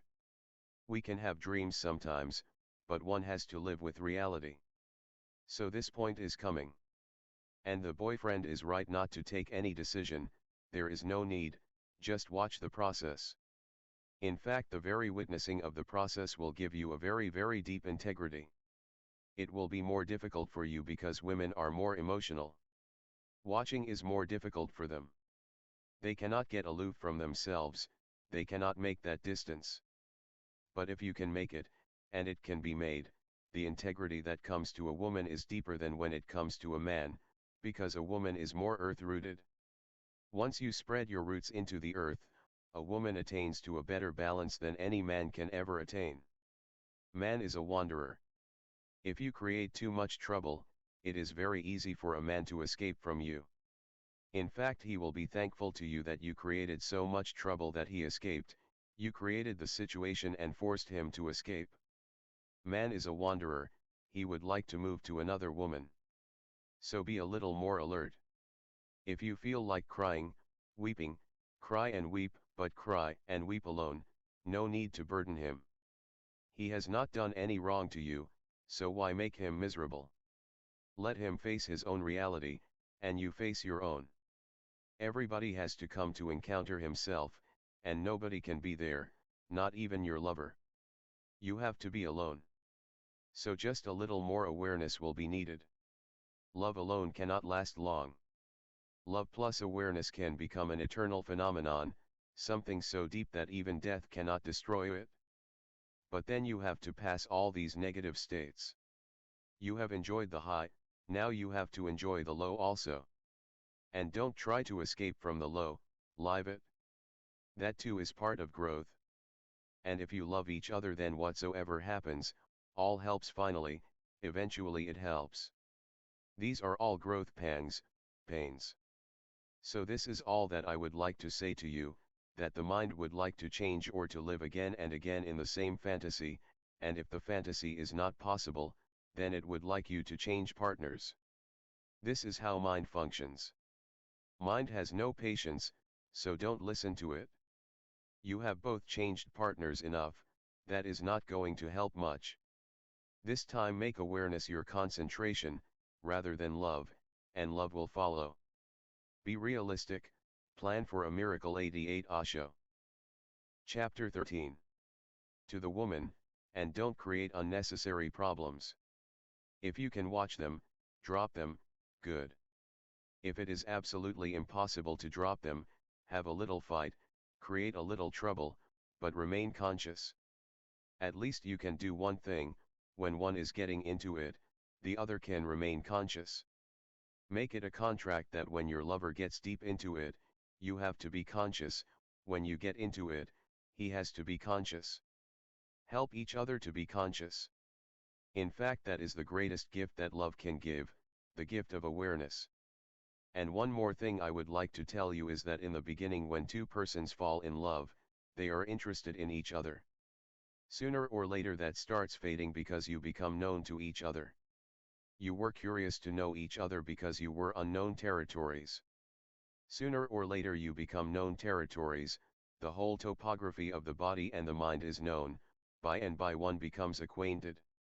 Then the problem arises of how to remain continuously interested in the other. Either you can pretend, as in the whole world marriage goes on pretending, both partners knowing that it is not true and is humanly impossible. And pretension is not good. Nothing destroys love more than pretension. Once two partners have decided to pretend, their love is already dead. So never pretend. Then what to do? If the interest is already fading and you don't pretend, then nothing can be done about it. Create an interest which transcends you both. In the beginning, lovers are interested in each other. If they really want to go on a journey deeper into love, they should become interested in something which is beyond both. In the beginning, lovers look into each other's eyes. That cannot continue forever. The day has to come when they look towards the moon together. Meeting at first is like meeting each other directly. By and by you meet each other indirectly. You can see if two lovers are just at the beginning of their affair, you will see them facing each other, they are still in the honeymoon phase of it. But if they have settled and the honeymoon phase is over, the excitement is gone, and they have become quiet, tranquil, you will not see them facing each other. They will be facing something else, the moon, a flower, they may be listening to a poem. Something, a common ground, in which both are interested. This is now the way that they are interested in each other, an indirect way. So before the interest in each other fades, create indirect ways. Otherwise, this is my observation, that many couples sooner or later are bored with each other. First they are in ecstasy, then conflict. That too is good, at least there is something to do. When that too is gone, then emptiness, just facing each other's emptiness. One becomes very much scared, afraid to death. Then they want something, and if they don't create something in which they both can share, it will be difficult for them to be together. So the first phase is the phase of ecstasy, now of agony, and the third stage will be coming soon. Before the third comes, be prepared. Move away from each other but together. If you can find a common goal, a common destiny, then you can love forever and forever, Good. But in spite of everything, carry it to the very end. Be realistic, plan for a miracle. 89 Osho. Chapter 13. A therapist said she was only leaving to accompany her man, Viresh, as he had commitments to fulfill.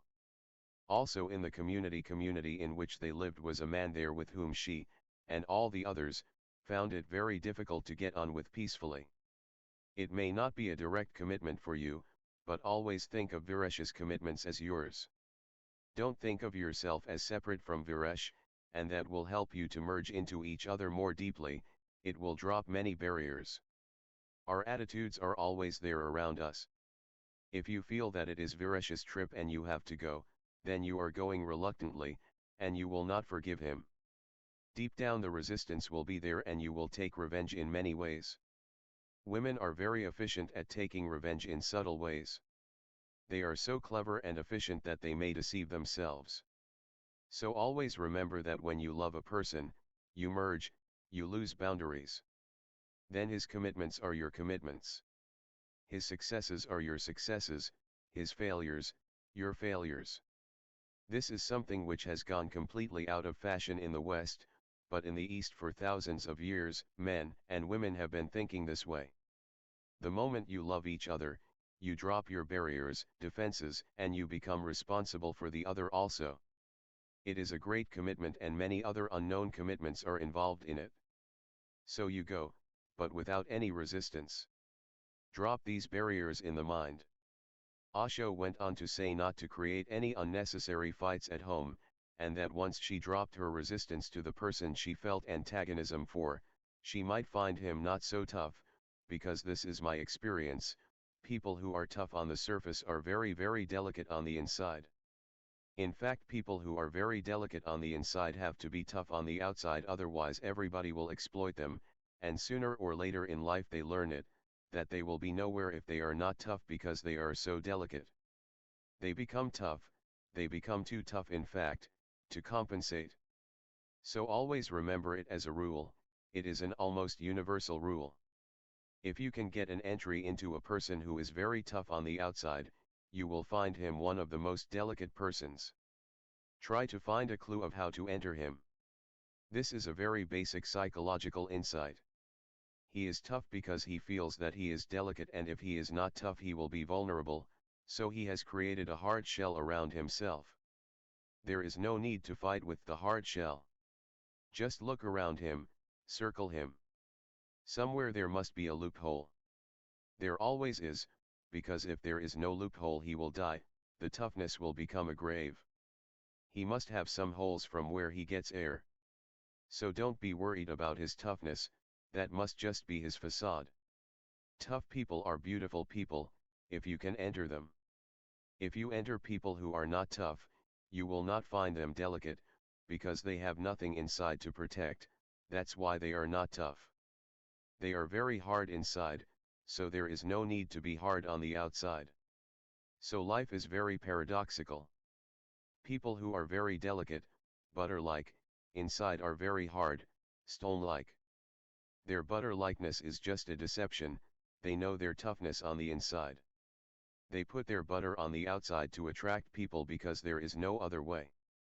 So next time when you go back to this person, he is a potential sannyasin, don't be worried, find a loophole, and convert him to sannyas. Be realistic, plan for a miracle. 90 Osho. Chapter 13. Chinmay said that in his work as a goldsmith he found that he could only work spasmodically, in spurts, and that he would like to be able to change that. But that may be your type. There are two types of people.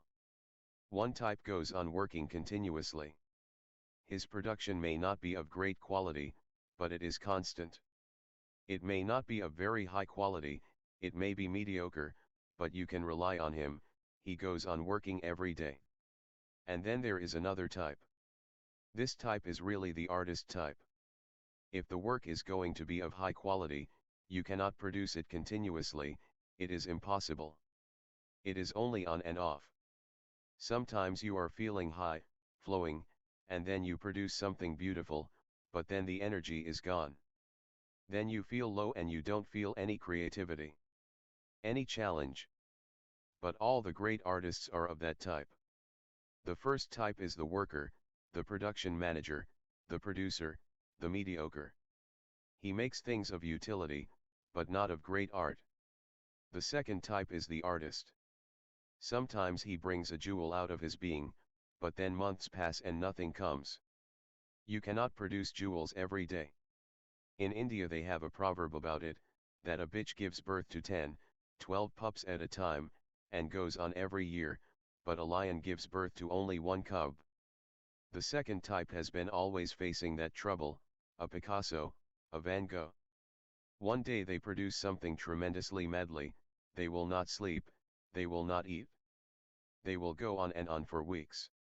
Then for weeks nothing is coming and they will lie down and be lazy. An Indian poet, Rabindranath, whenever he writes poetry, he closes his door, no food, no bath, no tea, nothing. For 3 days, 4 days, 5 days, he will be mad, just manic, shouting and singing and dancing and writing, he will not sleep. And his whole family will be worried about what is going to happen. He will not even open the door, because any disturbance is enough to bring him down. A frenzy of creativity, as if he has become possessed. And then for months he will not write anything, he will be just a normal being. So I will not suggest that you change it. Why? You have lived perfectly well, so why be bothered? Rather than change your pattern, when your moment comes to create, then go completely mad, and ecstatically do something. And when it goes, enjoy its going, relax. If you force yourself to change it, you may be going against your nature, and I never suggest anything that goes against anybody's nature. The sannyasin says, I just feel strange because somebody will give me something to do, and I just don't do it. It just sits there for months, a simple thing, and I can't do it. So you can't do it? So what is the problem? That is his problem. Laughter, simply tell him that this is the way you work, in fits. If he catches hold of you in a fit, good. If he doesn't, that is his lot. No, never be unnecessarily troubled about these things. He can go to somebody else. You cannot be an ordinary worker, and it is good that you cannot be, a few people are needed to be more creative than ordinary workers. You cannot be just a technician who knows the know-how and just does it. Be realistic, plan for a miracle. 91 Osho. Chapter 13. You love whatsoever you do, so you can do only when there is that energy, that space. But I will not suggest you change, there is no need. This type of person is also needed in the world. Be happy. This is how the mind functions. I know the other type also. They come and they would like to be creative. They are ready to sacrifice anything, just to become creative. They don't want to create 1,000 poems, just one poem, but worth a Nobel Prize. But they cannot do it because they are of the other type. They are also needed. The whole world will be in difficulty if they are not there. 99% they are needed, but not 100%. 1% the work of the artist is needed. So accept this and more will be possible.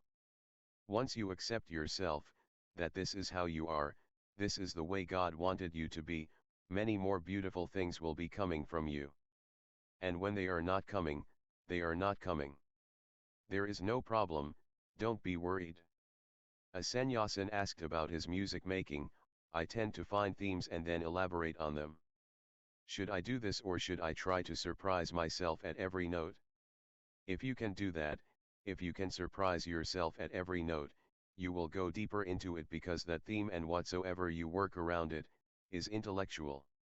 It gives a framework, and the framework remains in the conscious, it doesn't allow the unconscious to function.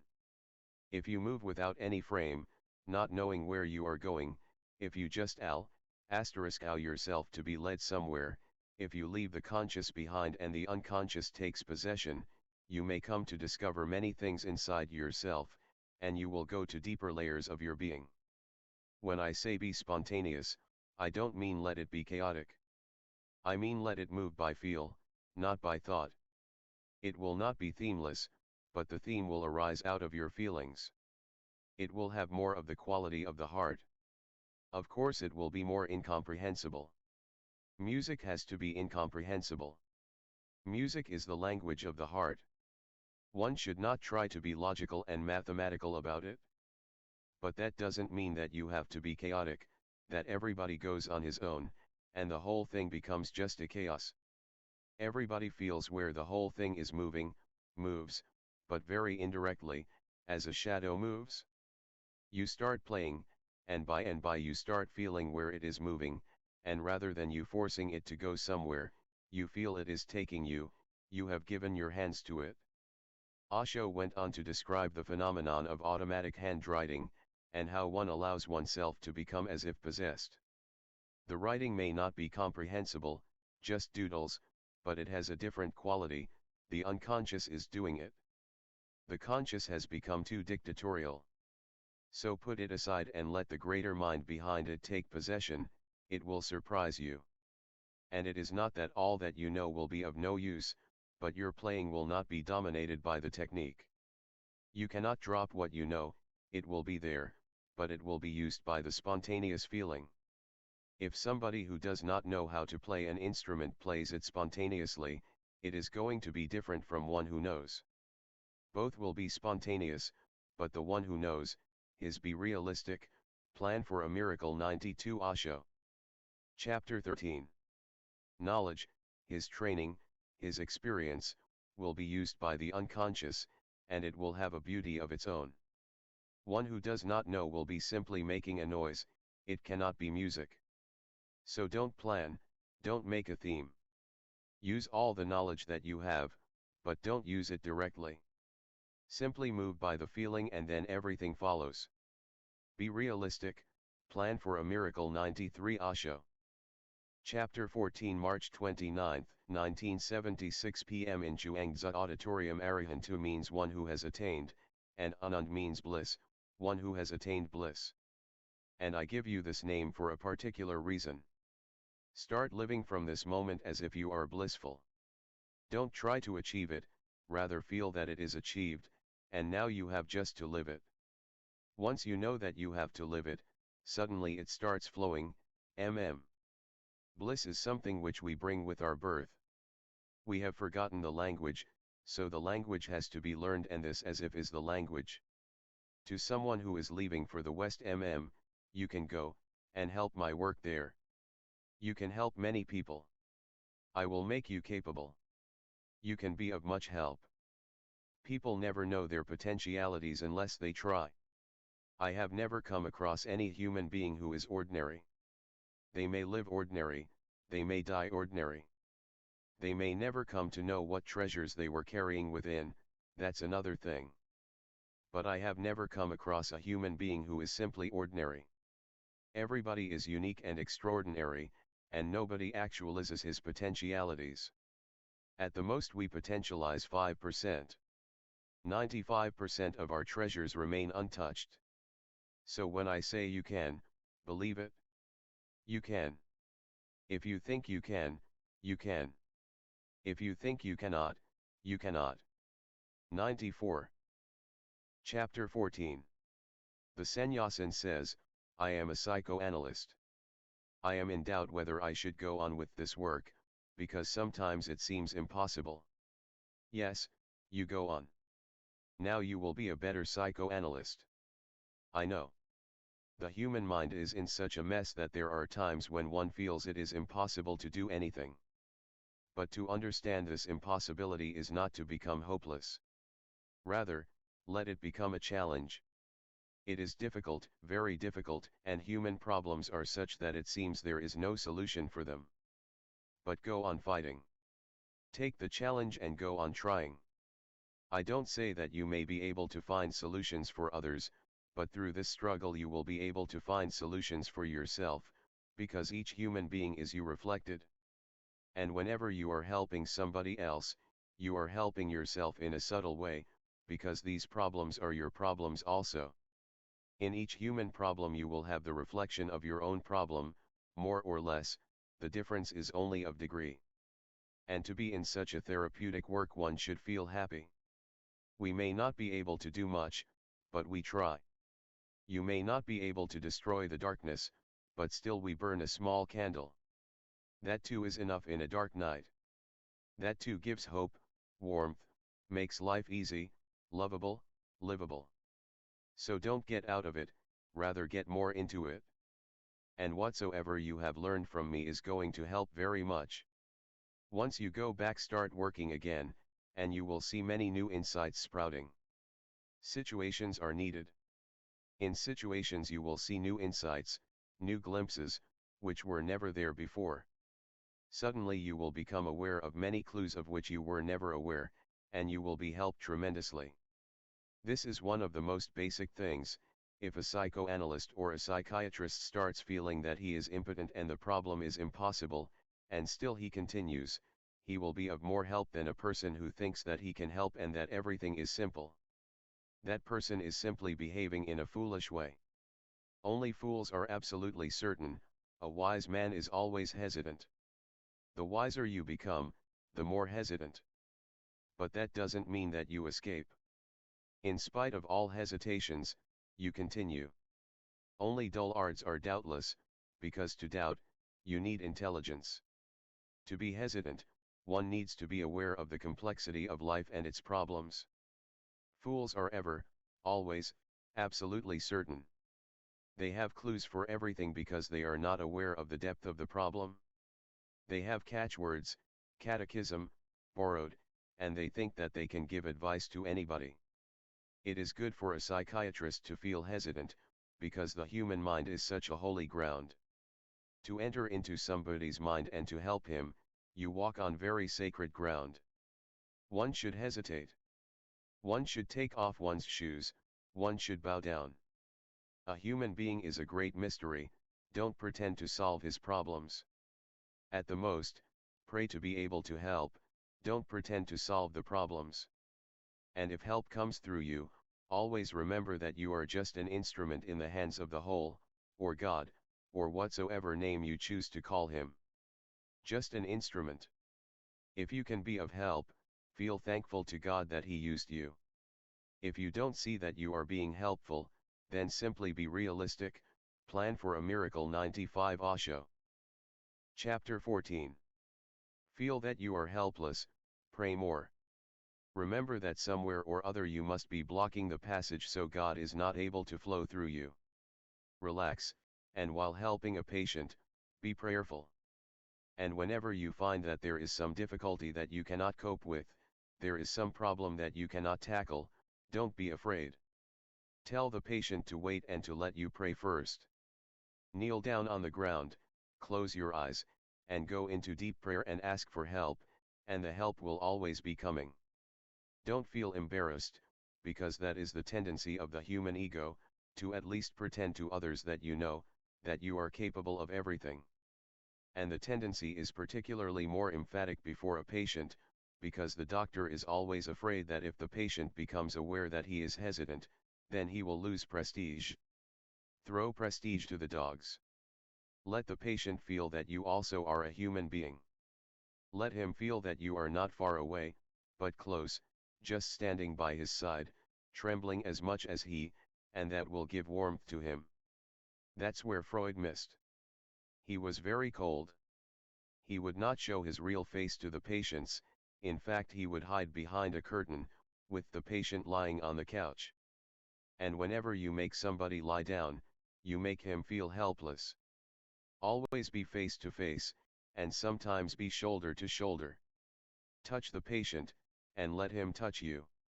Allow him to feel that you are human also, working hard to help, but with darkness there. Let him feel your heart. Don't impose knowledge, rather let him feel your love. Love is therapeutic, knowledge never. Freud used to sit at the back of the patient with a screen between him and the patient. He would not allow the patient to see anything passing on his face. He was just like a statue, dead and cold, far far away. That was a trick to pretend that he knew, to pretend that he was certain, to pretend that the patient was to be helped and he was the helper, and that there was a vast distance, unbridgeable. That has to be completely dropped from psychoanalysis. Come closer. The difference between the patient and the doctor, the healer and the healed, is only of degrees. Come close, hold his hand. Let him feel your warmth, because he will feel that he is with a human being, not with a technician. He is with someone who has a heart.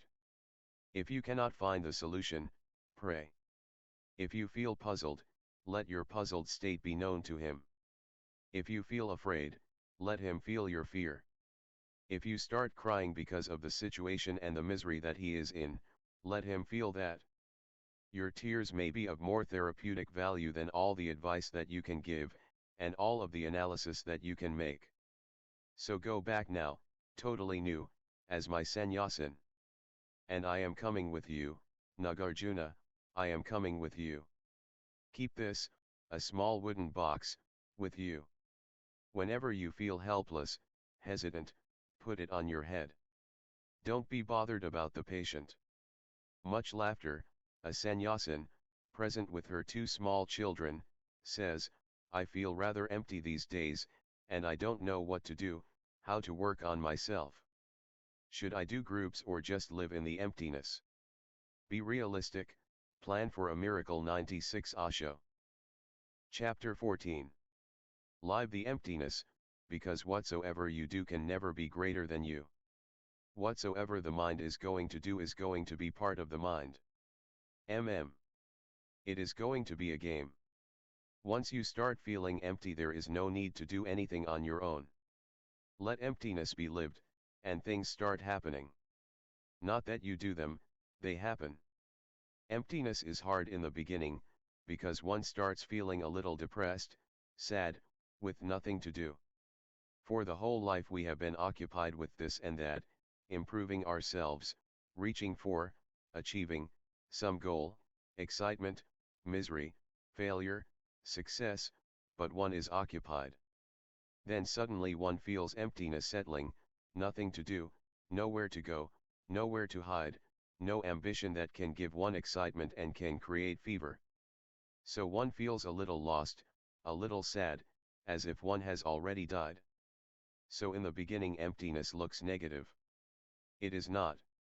Emptiness is the most positive thing there is. The whole has come out of the emptiness, the whole has come out of nothingness. We are born out of emptiness, and we move again into emptiness. The whole effort of meditation is how to feel this emptiness, how to become alert and live it consciously.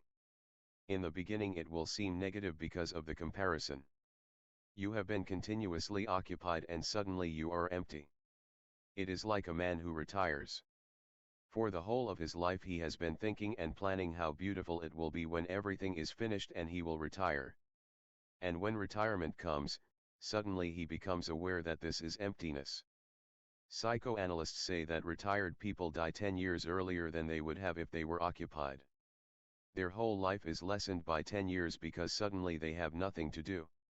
For their whole life they have been engaged too much, always on the brink of a nervous breakdown, and now, suddenly nothing to do.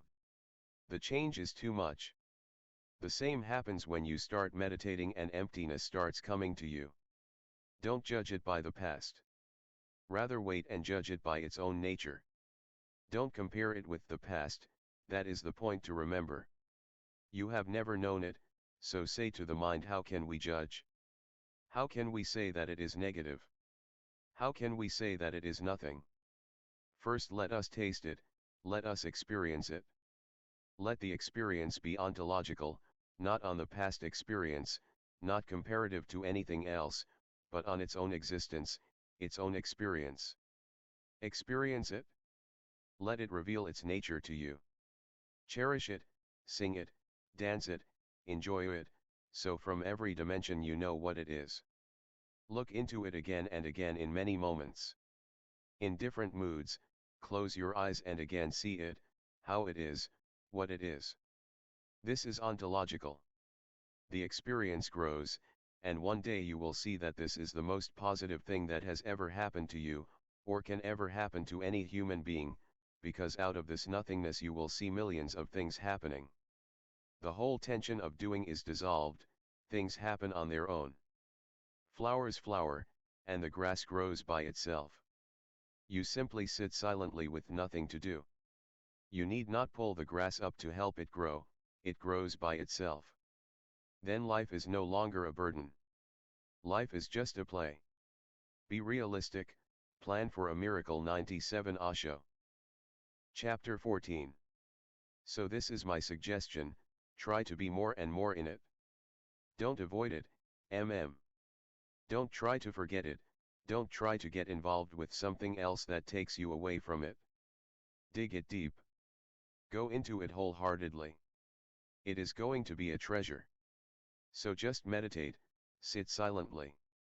If you feel like doing something, then do things which don't make you a doer. Any simple thing, working in the garden, nothing much that the ego can claim.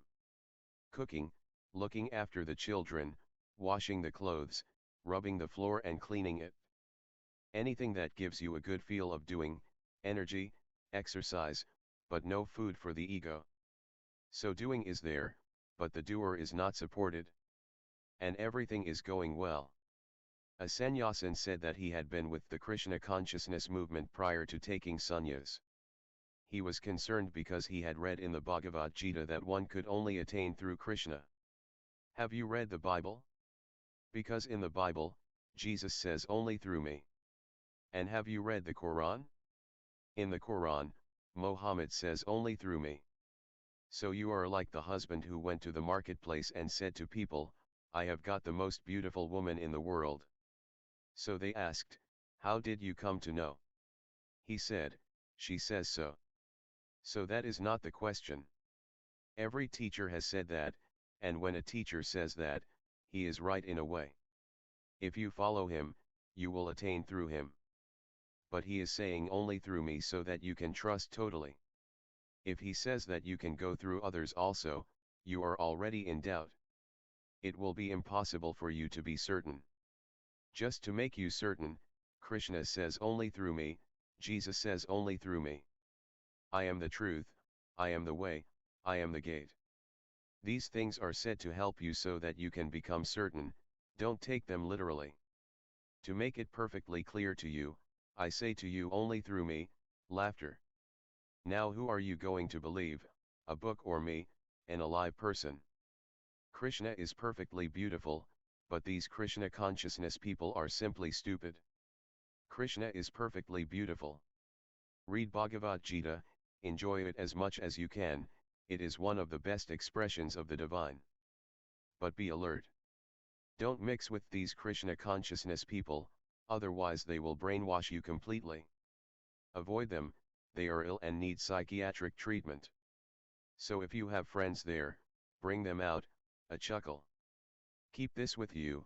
Osho passed him a small wooden box as he was leaving, and whenever doubt arises, put it on your head with both hands so it will take care of you and will not allow you to go to the Krishna consciousness, Much laughter. The husband of the woman with 2 children says, "We came for darshan with the whole family because most of the time we are in a struggle with each other." Be realistic, plan for a miracle. 98 Osho. Chapter 14. Tomorrow I am going to start my first group here, and I hope I can do the best I can because I need peace. We need peace, we need rest. Millimeter. Peace will come, rest will come. They are not really needs. The need is of understanding, they are consequences. You cannot manage to be peaceful and you cannot manage to be in rest, no. You can only do something to become more understanding, more aware. They are byproducts. When you are in understanding, you are at rest. There is no direct way to rest, because if you do anything to get rest, you will get more restless. If you try to become peaceful, your very effort will be the disturbance. Nobody can become peaceful, because the very idea to become peaceful belongs to a non-understanding mind. The very desire to be peaceful shows that you are deeply disturbed. Out of deep disturbance, how can you manage to be peaceful? So that is not the point. I understand your desires, but the whole thing will be moving in a wrong direction if you try to be peaceful. You have tried that your whole life. If you try to be at rest, that's what you have been trying and missing.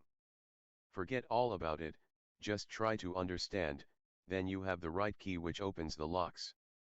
Otherwise you will be knocking against walls, and you will become more and more frustrated.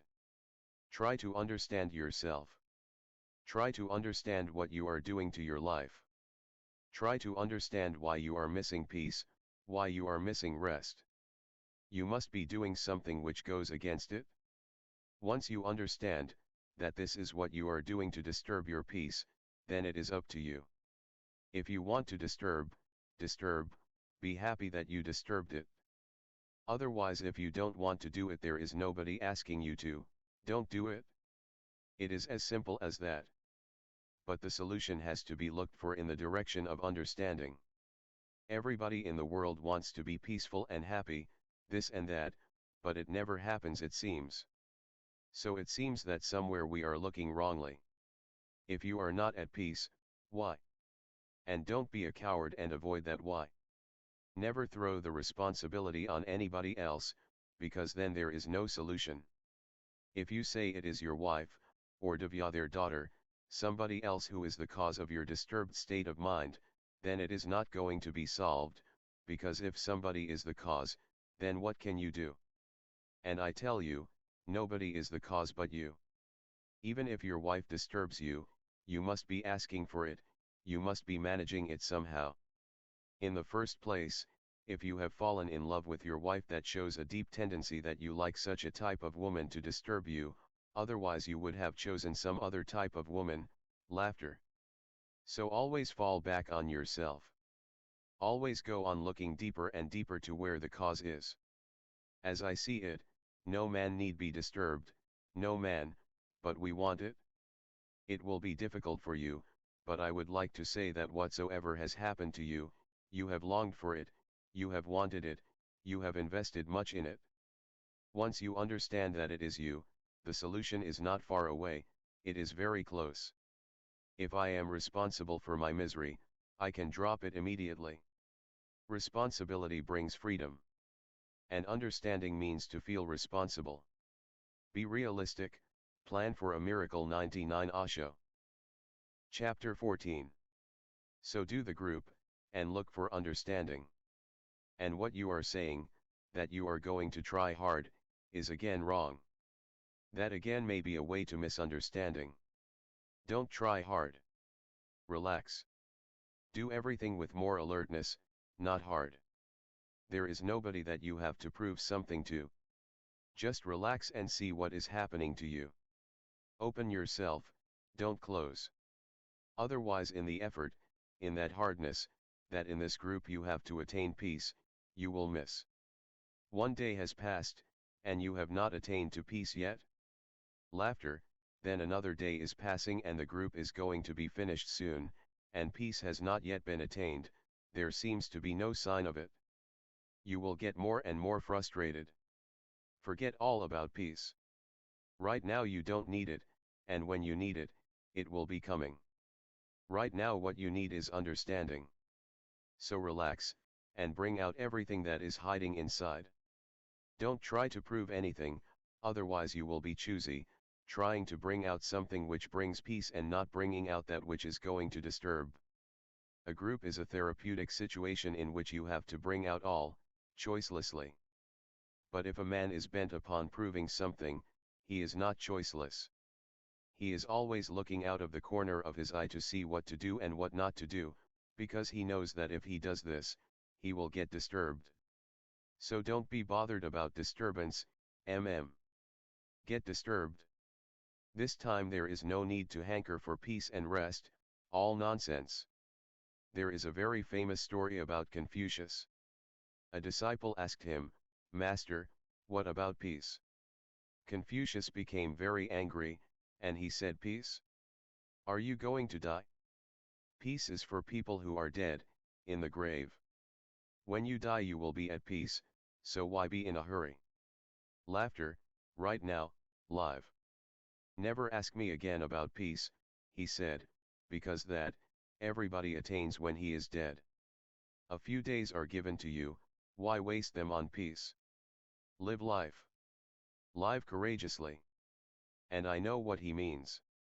If you live courageously, peace follows like a shadow, there is no problem about, so be courageous in the group, don't be a coward.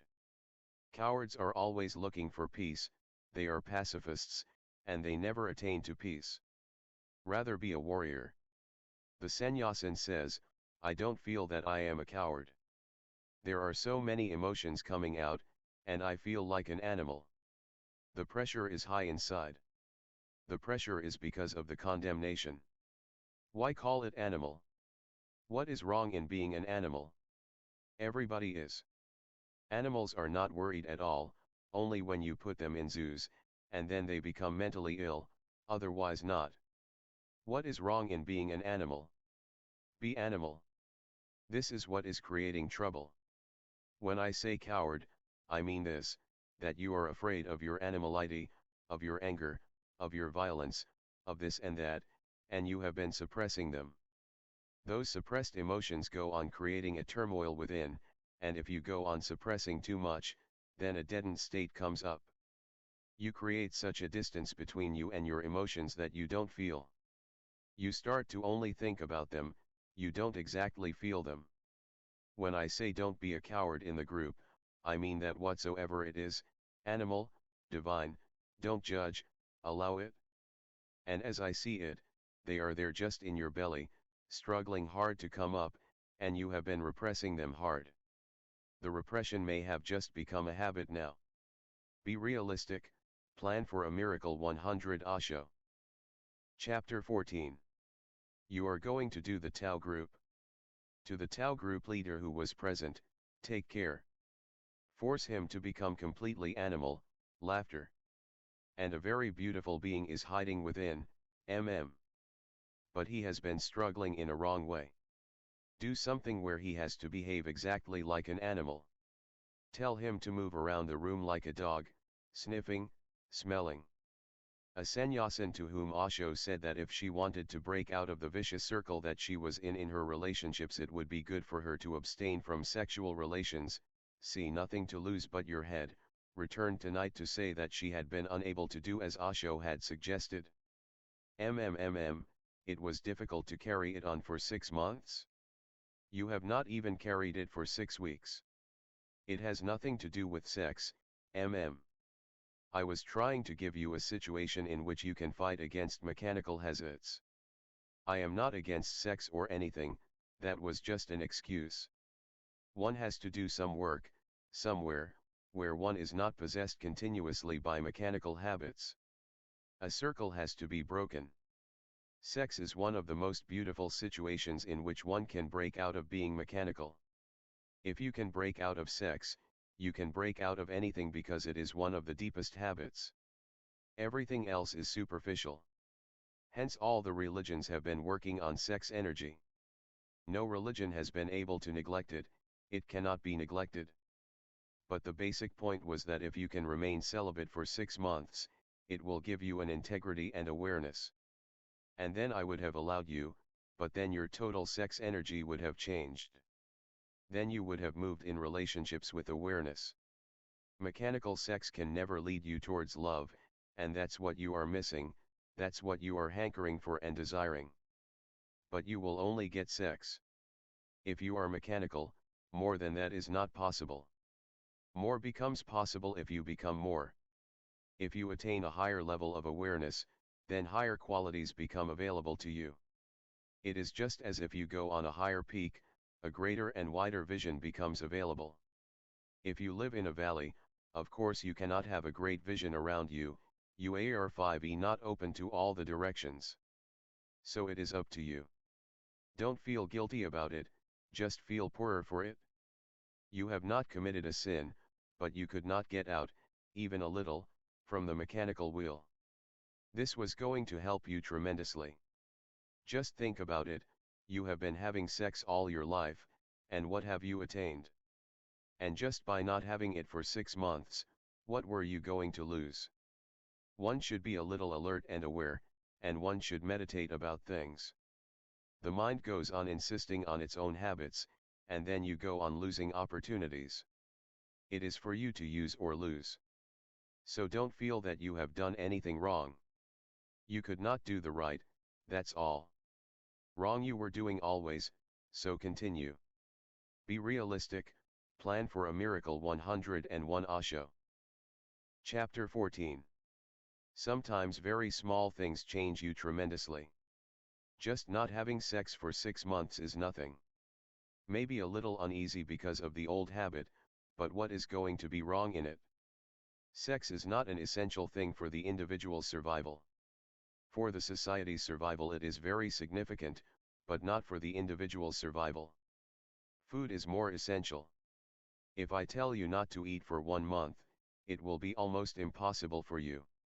Or if I tell you not to sleep for 2 weeks, or not to breathe for 5 minutes. But sex is not a problem, because you don't depend on it. Whatsoever sexual energy you needed, you go from birth. Now through your sex some children may get energy and life, but you are not going to get anything out of it. It is simply a mechanical routine of release.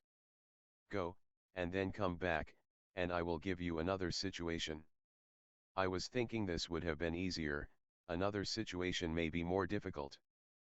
But I will have to find a difficult thing now, A sannyasin had told Osho she was enjoying silence, so Osho told her to maintain silence if she continued to feel good.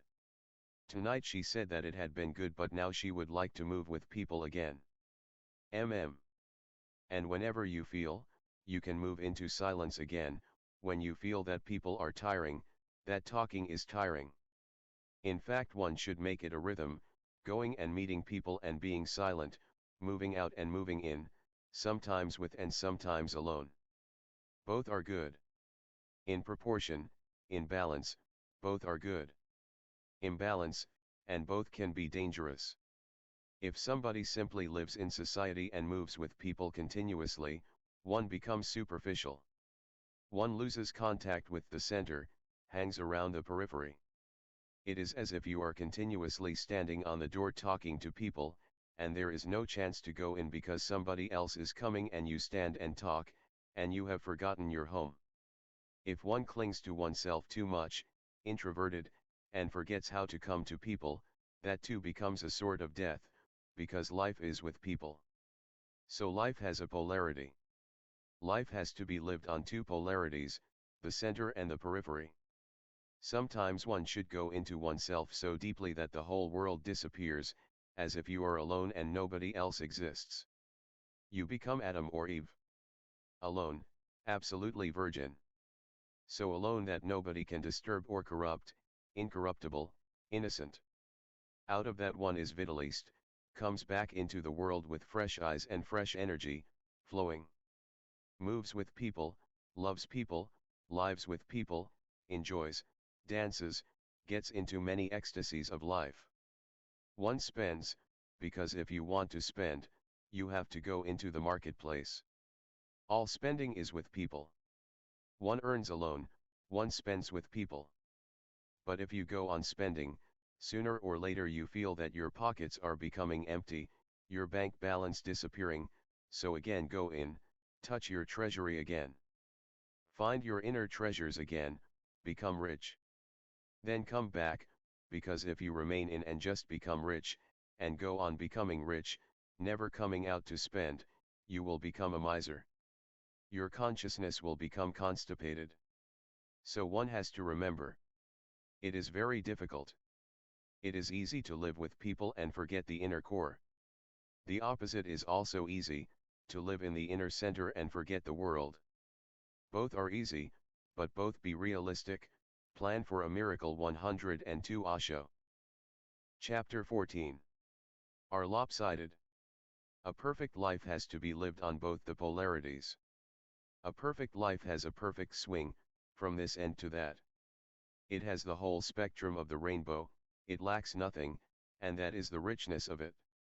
The sannyasin also said that she tried the meditation that Osho had given her, of visualizing that she was in a cave meditating, see Darshan, March 14, but she fell asleep before she reached the cave. It made her feel very peaceful. You continue it.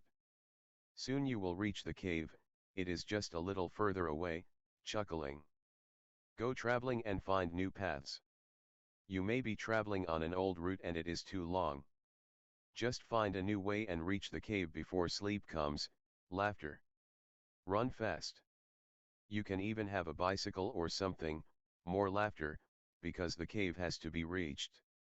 It is there, and I am waiting in the cave. If you reach there, only then can you find me. A chuckle, otherwise it will be difficult. The one time you saw me, I was looking for you outside the cave, that's why. You go on looking. A sannyasin says, no, except I'm rather afraid of slipping back when I get home. I feel a different person from when I came 2 months ago. You will not be slipping back, you have done so well. Very few people do so well. And at this age, Karuna is 70, it is really rare to be so flowing and so innocent and childlike. It has been very, very good. You will not slip. A sannyasin says, I'm an actor. I'm always performing, proving myself to myself and to other people. And I wonder how much of what I experience in meditation, the love that I feel, is part of my own imagination. Don't call it acting, because that carries a condemnation, and any sort of condemnation creates a rift inside, it makes a split. Call it being creative, don't call it acting. There is nothing wrong in it. There are creative people, imaginative people, who through imagination can live more deeply than other people. To live rightly one needs tremendous imagination. When a poet looks at a flower, he finds many things you will never find there in the flower. Now this can be looked at in two ways. Either we can say that the poet is just imagining things which are not there, or we can say that the poet has a sensitivity, a depth of vision, a clarity of perception, his eyes are clear, without dust. So what others cannot see in the flower, he can see. I would like the second, because in fact that is what is the case. Whatsoever a poet is seeing in the flower, every child sees. And whenever they are in love, lovers also see it, or if one is on an LSD trip, or coming out of deep meditation, then too. Whenever one is clear, flowing, whenever the structured consciousness is not functioning in the dead, routine way, and one has transcended a little the conditioning of the mind, suddenly one sees things which ordinarily people don't see in a flower. I don't call it imagination. I call it deep sensitivity. Imagination is that. The poet is not imagining things which are not there, but he is so sensitive that he can see things which others cannot see. Be realistic, plan for a miracle. 103 Osho. Chapter 14. Of course he lives deeply because everything becomes full of the mysterious. Everything flows with the unknown. Life is no more a prose, it becomes a poetry. He lives in an adventure, he moves in a romance. He walks on the earth and yet doesn't walk on the earth. He flies in the sky. So I would like you not to call it acting or rehearsal or imagining or projecting, drop these words. It is a very creative faculty. Enjoy it, use it as much as you can. And of course you will be loving deeply, you will be meditating deeply, you will be living deeply. Whatsoever you live will have a depth to it.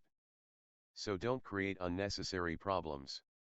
This is how I see many people go on creating problems where problems don't exist. One should be happy about such qualities, and one should be thankful to God. Use them as much as you can. And don't be miserly, the more you use, the more you will become sensitive and creative. So from this moment, drop that idea. Otherwise you are creating a conflict. You like it and you are trying to judge it as if it is not worth liking. This is how we create dualisms. Don't create them.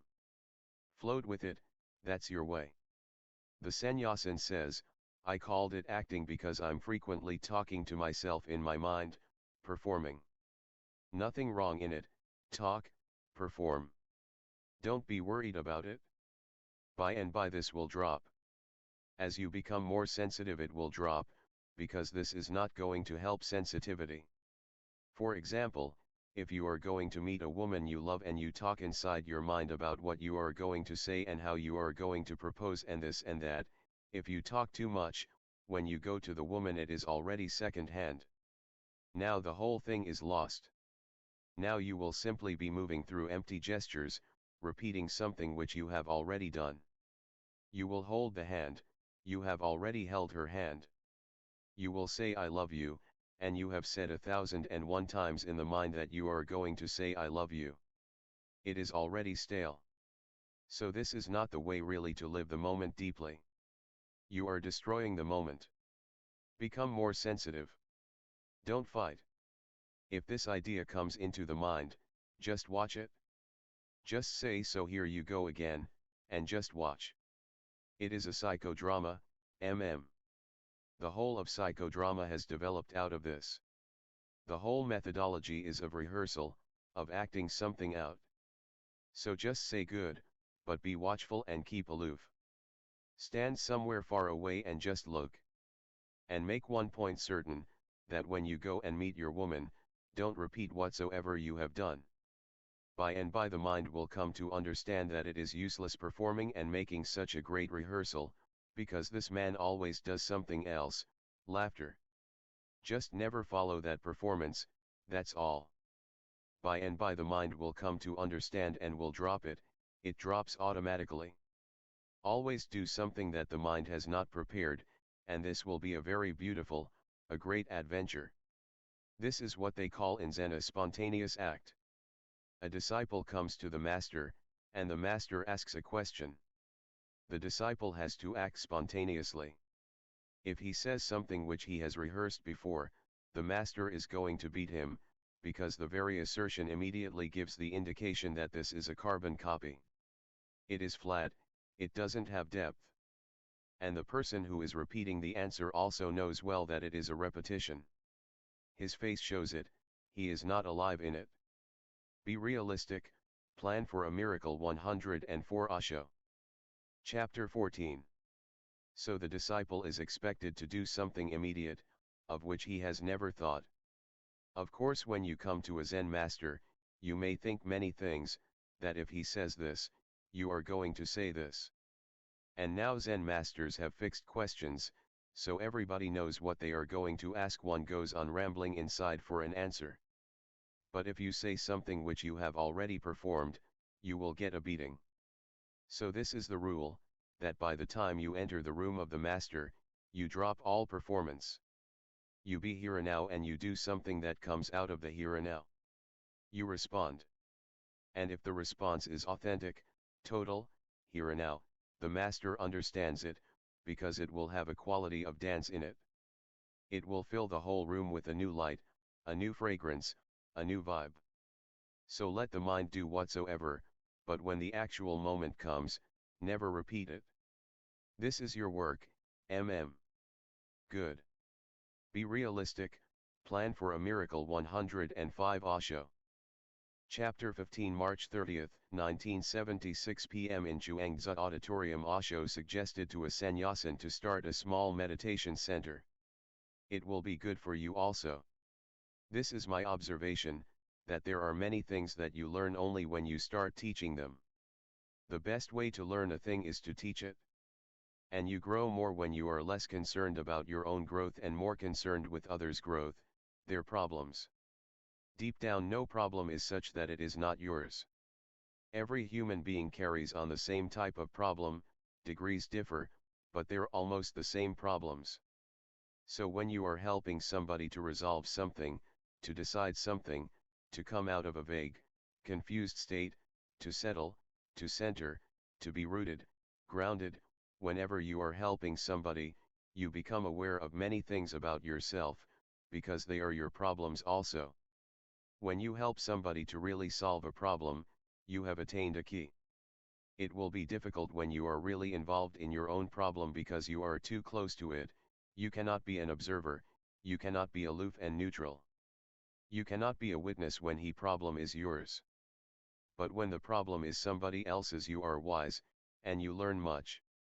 When the problem comes in your own life, you will be able to cope with it more easily, because you know that the problems are just problems, they don't belong to you or to me, or to anybody else.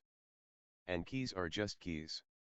Solving many problems of others, you are solving your own life, and by helping others, you are helped. That's why I go on insisting that people go back and start helping others. In the beginning you feel a little apprehensive, because you know that you cannot even help yourself. I also know it. Knowing it, I give you some work to get you out of your self-concern. Sometimes the self-concern is the only hindrance. When you help others, you have moved out of your own ego, you are more relaxed. This happens every day in life. 106. Chapter 15. If the surgeon is going to operate on his own wife, it will be difficult, almost impossible. His hands will tremble. He may be a great surgeon, but when it comes to his own wife or his own child, he will have to seek somebody else's help, he will have to ask some other surgeon, because now the problem is so close. It is as if he is operating on himself. As it is difficult to operate on yourself, it is difficult to operate on people who are close to you, you lose all skill. But whenever you are helping somebody who is not close to you, suddenly you become wise, you have the skill. So always remember, never avoid an opportunity in which you can be of help to somebody. It pays, it will make you more and more centered, alert. And you may not have to pass through many things, helping others, they will be resolved in you. If you go on helping others, thinking, meditating for others about their problems, watching, analyzing, finding clues, you forget yourself completely, and one day suddenly you will see that your own problems have disappeared on the way. So you go, and I am going to work, don't be worried. Just call your friends, and start a small beginning. A sannyasin said that sometimes when he lay down he had a sensation, which was not very comfortable, of moving energy. Osho checked his energy. Good, come back. It is perfectly okay. Rather than being disturbed by it, you should be happy. But you are not cooperating with it, and that creates the trouble. If energy arises and you resist, you are creating a contradiction in your being.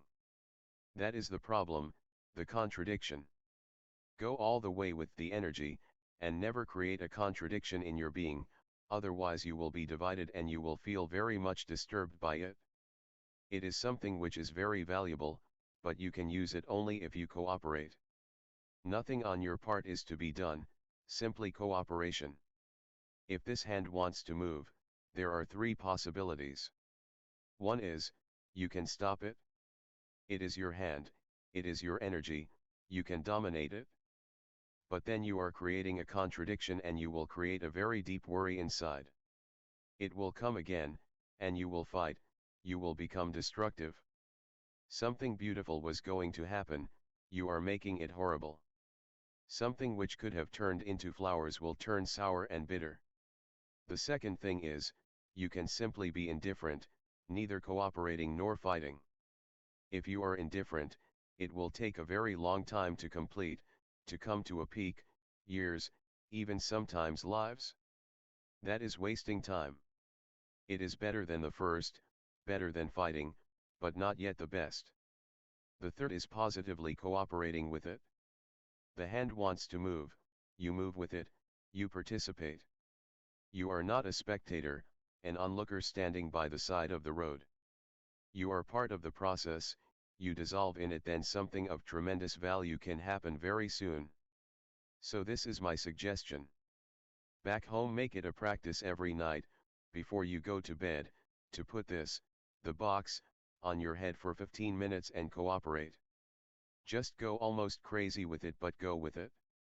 In fact, a step ahead of it, not lagging behind, ride on the wave. Within a few weeks you will see such tranquility coming to you, such unity, a unison, a music, a harmony, because the conflict be realistic, plan for a miracle. 107 Osho. Chapter 15.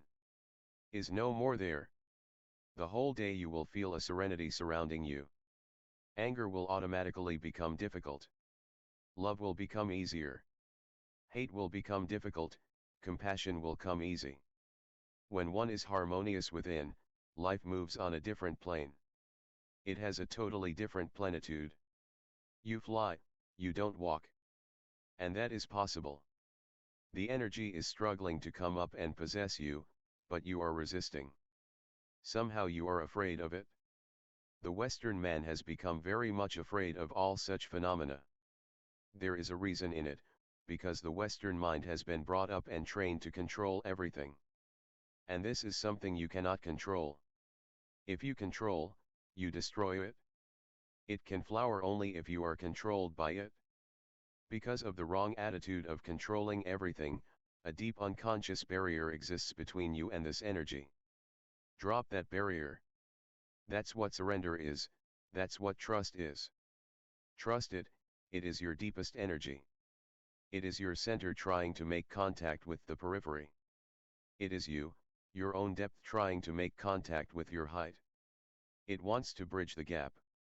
Allow it. Not only allow it, welcome it. Cherish it, invite it, wait for it, and drop all resistance. It will take a little time because deep habits take a little time to go, but once it goes you will feel a tremendous release. A grace will surround you. The whole thing for you to remember is, go with it, ride on it. And everything is beautiful. A sannyasin said that he felt some kind of division between what he felt inside and what was expressed outwardly, that he felt open but his body looked closed. Or, he said, sometimes he wanted to act, to do something, and nothing happened. I understand it happens. When your mind changes, suddenly you feel a gap between the body and the mind. The body and the mind ordinarily go together, they have a deep adjustment. But when you start meditating, the mind grows faster and the body lags behind. Many times you will become aware that the mind is open but the body is closed. Many times the mind is flowing very high and the body is lying dead on the earth. The body feels like a load, One would like to be bodiless, to open all the dimensions. This is a good sign. It simply shows that the mind is growing.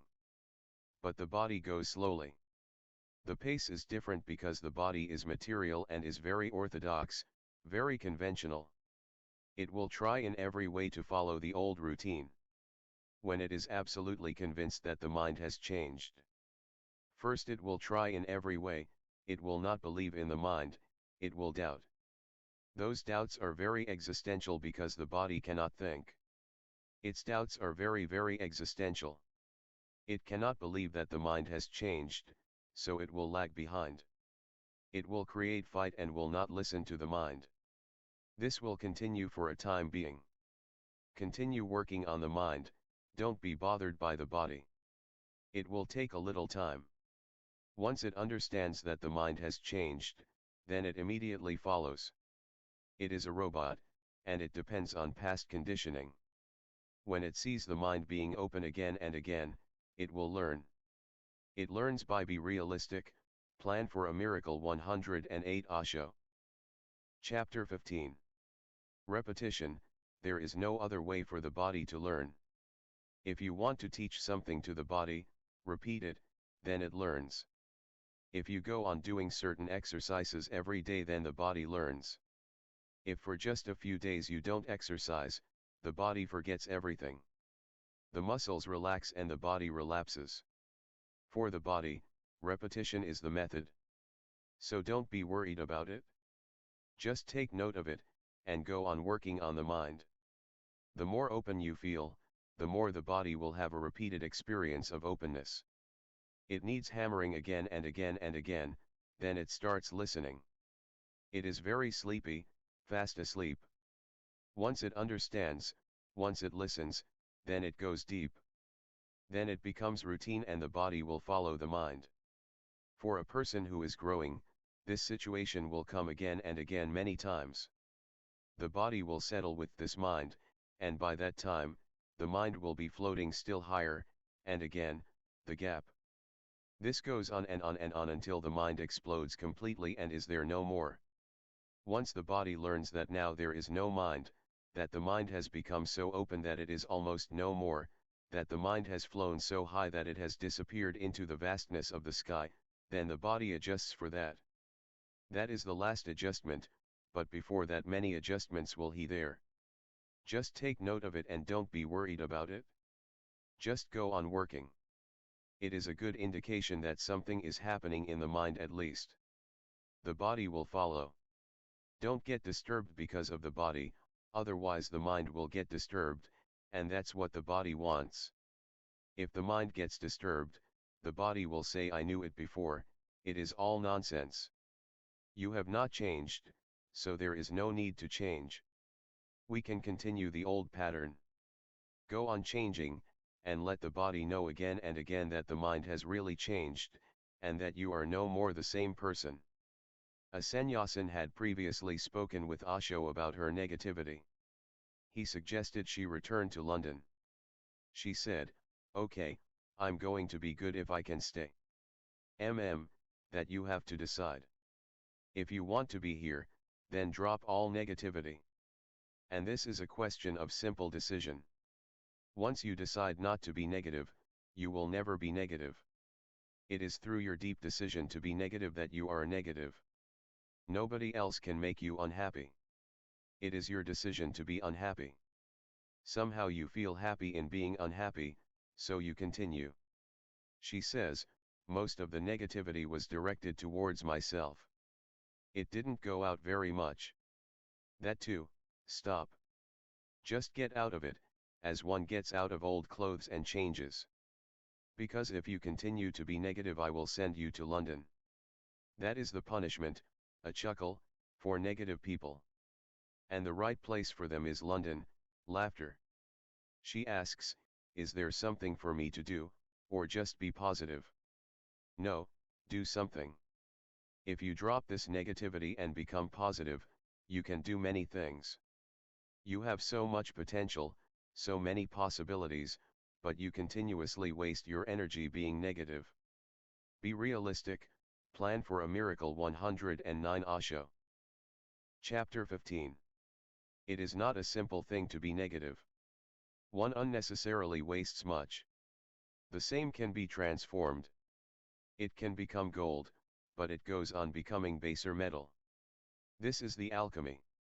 Once you decide not to be negative and to be positive, you will start changing baser metals into gold.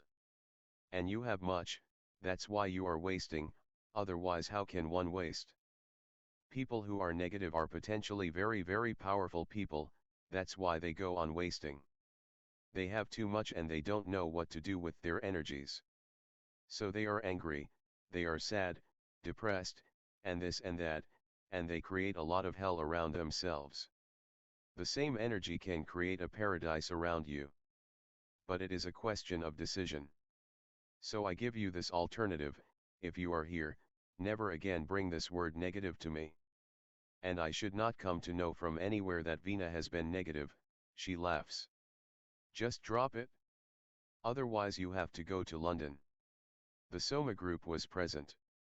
The group leader said, I began to get the feeling of a community, living together, eating, and it is very beautiful.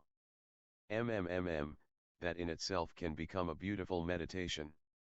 So tell people to be consciously together, to be alert about the community. About the feeling of the whole group. The individual has to learn how to be capable of merging into the group.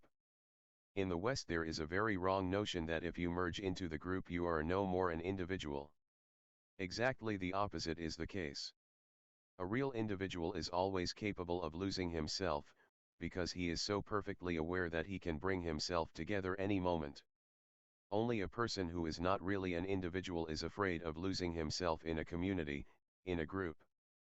He's always defensive because he knows that once he is lost, he will be lost, he will not be able to come back to his center again. That fear becomes defensiveness. So real individuals are always communal. They can merge with the group absolutely. They are not afraid, they know their center exists. And they know their center so well that they can go to the opposite polarity without any fear. So help people to feel the community. Be respectful about small things. When you are cleaning the room, it is not just cleaning the room. You are creating a clean space for people. Be respectful about the people. You can clean the room mechanically, with no idea of the people who are going to live there. Then you clean the room, but your cleaning becomes just a simple work. It has no prayer in it and no love in it. A mechanism can do that. It has no human touch in it. So let them feel with every small thing. If they are bringing or preparing food, let it be almost prayer-like, worship. When you prepare food for others, you are preparing food for God. Let it be an offering. When you are preparing food, remember that your vibrations enter the food. If you are angry, doing it in anger, you are poisoning the food. If you are angry, then go and take a bath, take a shower, get out your anger first. Don't touch food, it is harmful, because this food is going to become people.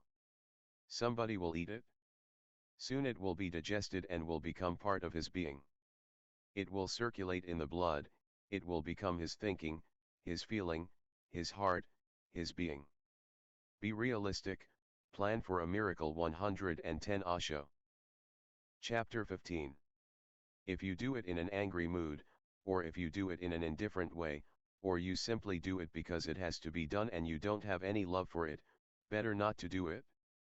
The person who is preparing food is entering the food.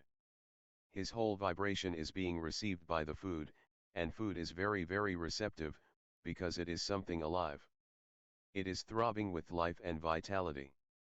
So teach people small things, to be respectful, prayerful, worshipful. And tell them, at least when the group is going on, that they should put their egos, their individualities, outside the house. Exactly where they take their shoes off, they should put off their egos also. Make it a meditation. People who don't know how to live without the ego go on being miserable. They think that this is all there is to life. So, good. These people will by and by become part of the community that is growing here. Sooner or later we have to create a communal being. Many communes come into existence and disappear. This has been the history of all the communes, beautiful utopias, ideas, ideologies, and many people have put their whole life into them. But all communes sooner or later disappear. What goes wrong? If you cannot create a communal soul, the community is going to die sooner or later. Once you create a communal soul, then individuals may go on changing.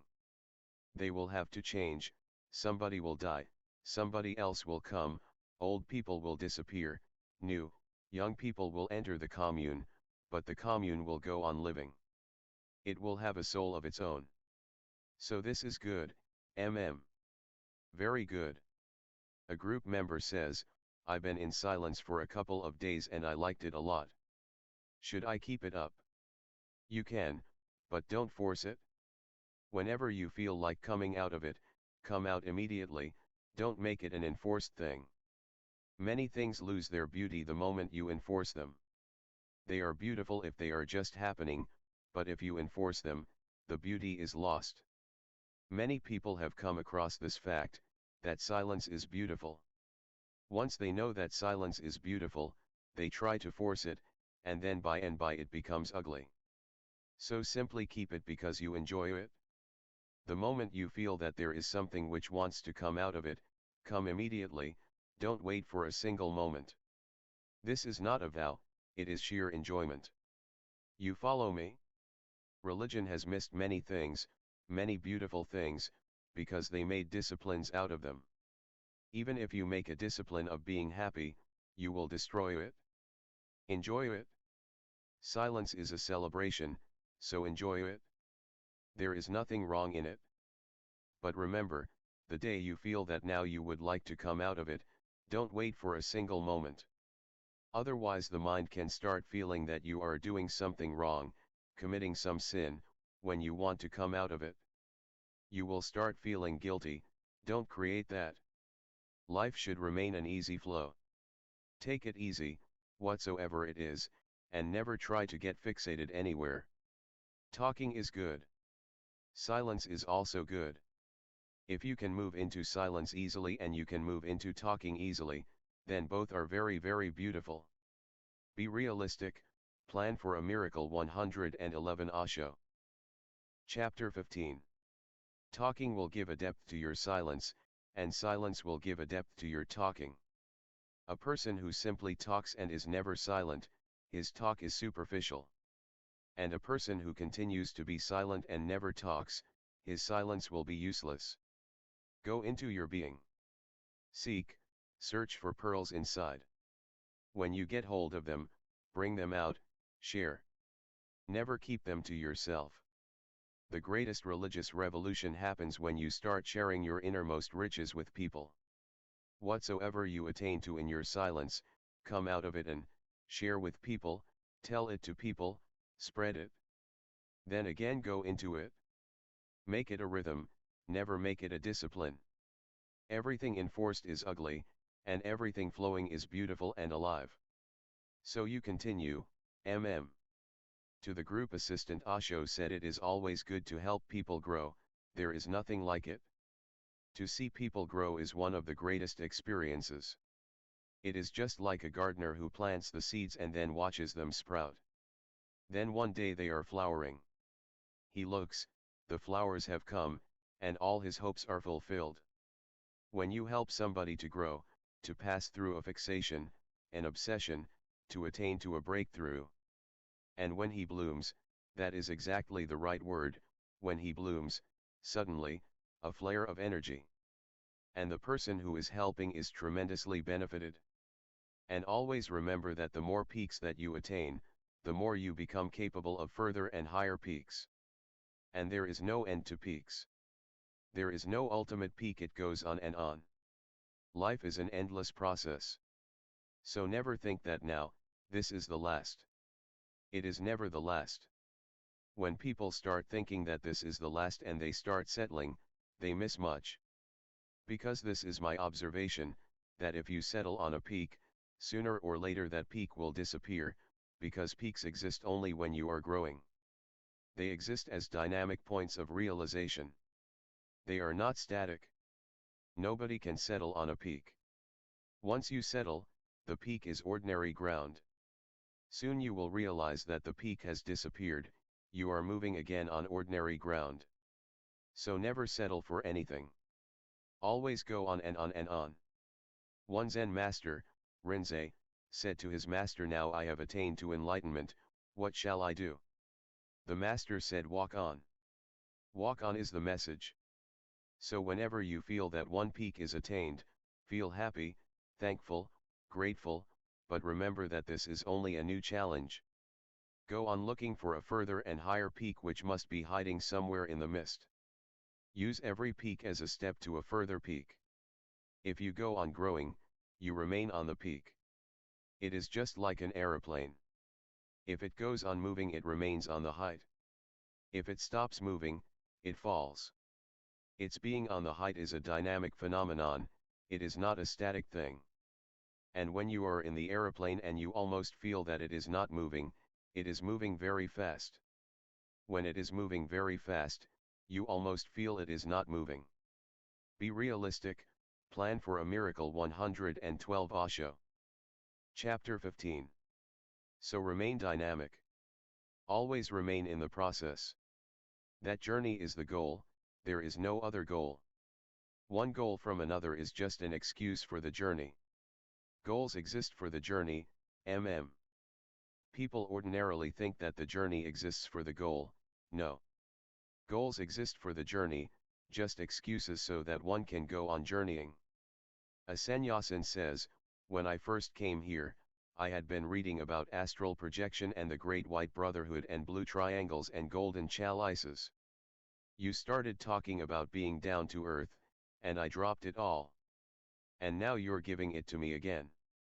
Chuckling, "Many times I will take things away from you and then I will give them back." Laughter, because sometimes there is a right moment for a certain thing. Everything has its own place, and everything can be used for growth. And everything can become a hindrance, it depends. So sometimes when I feel that this is going to be a hindrance right now, I tell you to drop it. But sometimes if I feel that now you are ready, you can take it back. But you are not the same person now. I took those things from a person who is no more, and I give them to a person who was never before. Life is such a tremendous change. You are not even for 2 consecutive moments the same. And with me, if you are really here, the change is so fast that sometimes you cannot even feel it. But later on when you think about it, you will see how much you have changed. That's why sometimes I insist for you to go away, because there you will realize how much you have changed. You are a totally different person. You are going to be surprised back home, nobody is going to recognize you. Be realistic, plan for a miracle. 113 Osho. Chapter 16 March 31, 1976 p.m. in Chuangzi Auditorium. To a sannyasin who had said he was studying history in the West, but didn't like it. History is not good, laughter, it is just useless. Read something else, study something else which can be of creative use for your future. 99% of history concerns foolish politicians. It is better not to know it, because it gives you a wrong notion about human beings. It is not the real past, it is the political past. Millions of other things have been happening, but they are not being recorded. In fact, all that is beautiful remains unrecorded, because the beautiful does not create any mischief, and unless you create mischief, you cannot become part of history. So only mischievous people, Genghis Khan, Tamerlane, Adolf Hitler, and that sort, people who have created too much mischief in their lives, only they attract notice. In fact, they are abnormal, ill people, and it would be good if we completely drop that sort of history from the world. It is good to read something about Jesus or Buddha or Michelangelo or Wagner. Music, art, religion, study that, that's beautiful, that will open some hidden doors into your being. Don't fill yourself up, don't stuff your being with political nonsense, and all history is that. In fact, the real history has not been started. It remains for the future to ignore ill humans and to pay more attention to healthy beings. A Buddha is worth recording. One should know as much as one can know about him, because knowing about him is going to be, in a way, knowing about yourself. So it is good that you dropped out of it. Now study some art, music, dance, anything that helps humanity to be more celebrating, anything that gives more love, that makes people more loving, anything that helps you to share your being with others, Good. 114. Chapter 16. A sannyasin asks, you spoke in one of the Zen lectures on discipline, and I wondered if that meant self-control, and was some kind of discipline that we must have. Not exactly self-control, rather an awareness of whatsoever you are doing. Be fully alert about doing it, then a discipline comes out of it on its own accord, not that you have to force it. And there is a great difference between the two. Ordinarily, discipline means what you are saying, an effort to control oneself. But that is suppressing, and I am against it. Anything which is suppressive is dangerous, and it is not going to give you freedom. It is not going to make you natural, spontaneous, blissful. Anything that is brought about by the will is a sort of violence. So when I use the word discipline, I mean a discipline that follows like a shadow when you are aware. For example, you are sitting here and I am talking to you. Somebody is sitting there. He can keep himself quiet, he can control himself, because that is the thing to be done. Then it is self-control. He will not enjoy this moment and this space. He will be constantly struggling, fighting, he will be in a tense state. This is discipline brought by control. You are simply alert that I am talking to you. You have a certain problem, and that problem has to be understood. He is silent because of this understanding. He is respectful towards your problem, your difficulty, he is respectful about what I am saying to you. And he is in deep listening because your problem may be his problem also. So he is alert, watching, listening, learning. The word discipline itself means exactly what learning means. Hence the word disciple, one who learns. Discipline is a sort of learning. There is nothing to force in it, but a simple awareness that life is a tremendous opportunity to learn. In each moment one has to go on learning. No moment should be missed, because once missed, it is gone forever. That opportunity for learning is lost, you cannot reclaim it. So one keeps alert. Through alertness one remains silent. Through silence one happens to be disciplined. This is the discipline that is brought by awareness, not by will. When you bring anything by will you are fighting. You are dividing yourself in two, the one who is to be disciplined and the one who is going to discipline, so you are already two. There is going to be continuous conflict, how can you be happy divided? So when I use the word discipline, I mean a deep awareness in which you are undivided. So don't try to control, rather try to become more alert. The whole energy should be flowing in the direction of awareness. Whatsoever you do, don't do it sleepily, don't be a sleepwalker. Keep alert, aflame. Even small things, ordinary, trivia, walking on the street, bring the quality of awareness to it. Walk slowly, gracefully, alert, as if each step is significant, as if a dancer is dancing on the stage, each step the dancer is fully alert. Walking also should be like dancing. So if you can be alert in your ordinary day-to-day life, a discipline will come on its own, and it will be beautiful because it will not divide you. Your house will not be divided, you will remain undivided. That is the meaning of the word individual, that which cannot be divided. You become individual, one. Be realistic, plan for a miracle. 115 Osho. Chapter 16. So try to understand the distinction between the two. That is the difference between real religion and pseudo-religion. The real religion has always emphasized awareness, and discipline through awareness. Jesus goes on saying to his disciples, be alert, awake. Don't fall asleep. But they go on falling asleep, because to remain alert, tremendous energy is needed. Rarely in your life do you become aware. For example, the house suddenly catches fire, you will be aware. Then the level of awareness will rise high. It is so dangerous a situation, for a few moments you will be at the top of your being. That's where one needs to be continuously. Or somebody comes with a dagger and is going to kill you. For a single moment all thinking will stop. You will simply be aware of the situation, not even afraid, because there is no time for fear to enter. You will be simply shocked, no thought will move. The dagger, the situation, and you will be simply alert. Or you are driving a car and suddenly there is going to be an accident. Just a moment before, you become alert. Nothing can be done, it is going to happen, it is already on the way. It has happened. Then you are alert. Everything is a pin drop silence within you. No thought, no cloud, no cloudiness, everything transparent and clear. That's why danger is so appealing and people like to put themselves into dangerous situations. Mountain climbing, what can be the attraction of it? It is very dangerous, a slight misstep, and gone forever. 1,000-foot deep valley just yawning below you.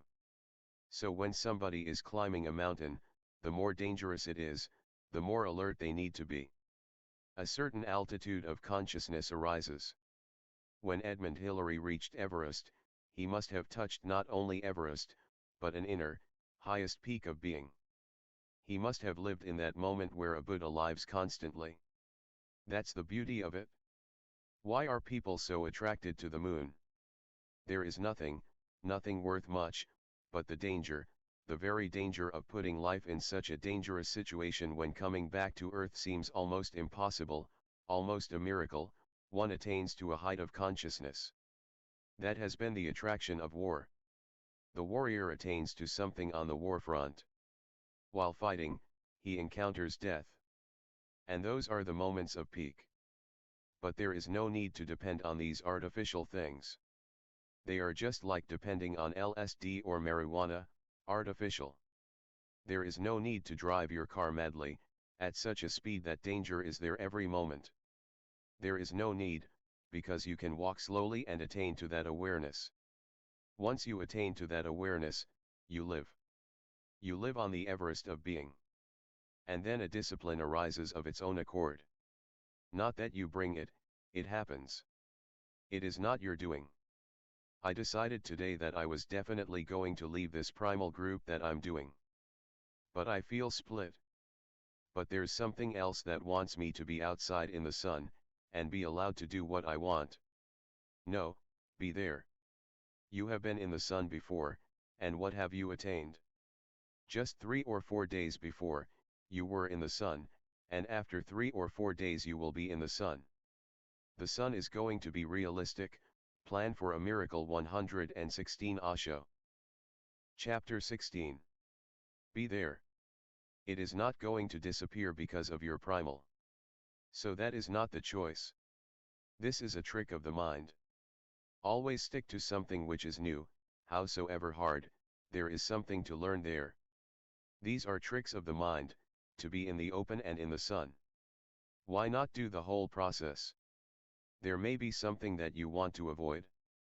There may be something that you are escaping. You may be afraid of something arising from the unconscious.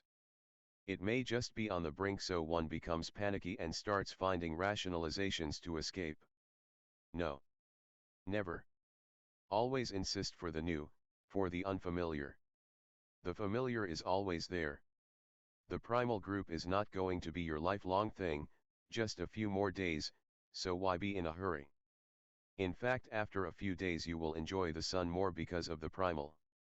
I was reading the other day about a poor Jew who was so desperate about his life that he had given up any hope for change and as a last resort went to see his rabbi.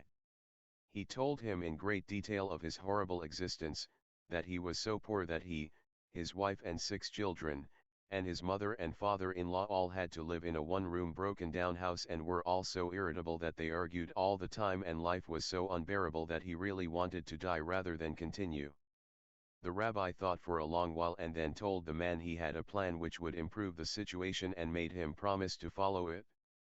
The man was so desperate and trusted his rabbi so much that he promised immediately. Then the rabbi asked him if he owned any animals. The man told him he owned some chickens, a cow, and a goat. The rabbi said, "Good. Go home now and take all of them into your house to live with you. The man was astonished and thought that maybe his rabbi had gone a bit crazy, but as he had promised, he went home and did what he was told. The next day he came back in tears and told the rabbi his life was worse than before and that if he didn't get help immediately, he was going to kill himself. The rabbi calmly told him to go home and take the chickens out of the house, which he did. But the next day, he came back wailing that the cow had turned the house into a barn and it was impossible to live with her. The rabbi told him to take the cow out and that God would help him. The man obeyed, but a few days later came back, complaining loudly that the goat was tearing their clothes and smashing what little furniture they had. The rabbi gently told the man to let the goat live outdoors again. He did it. The next day he came running to the rabbi's house, smiling and happy for the first time. "Rabbi, Rabbi, how can I ever thank you?" he cried. "My life is beautiful again. With all the animals gone, the house is so clean, roomy, and peaceful that all of us love each other again. What a joy! It is the same room. The same people. Primal is going to help you. It will bring in all the animals, mm. And after the primal the sun will be sunnier, and the open sky will look vast, tremendously vast. Use the group. Don't escape from it. It is just a situation to bring something into focus. Finish it. Listen to the old rabbi, mm. Laughter, a sannyasin says, I don't know how much to do, just what I feel like doing, and how much to consider other people. Be realistic, plan for a miracle. 117 Osho. Chapter 16. You only have to listen to your own being. And just remember one thing, one should not cause any misery for anybody unnecessarily. But there are a few moments when it may be necessary. So the first thing to remember is your own feeling. Whatsoever you want to do, but do it in such a way that nobody is harmed, nobody is pained unnecessarily. Manage it in such a way. It is a great art, to do your thing without being cruel to others. There is no need to be cruel. There are many people who really want to be cruel to other people, and that's why they insist on doing their own thing. They are not interested in doing their own thing.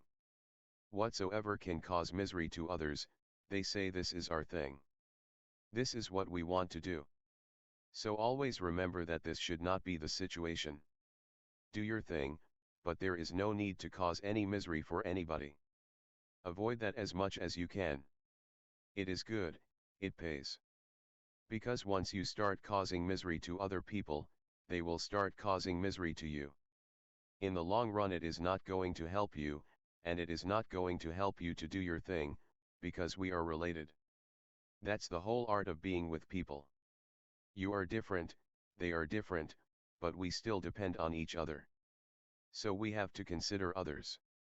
I am not saying only consider others and never consider yourself. Then it is pointless. You go on satisfying everybody, and you remain unsatisfied. That too is a deep problem.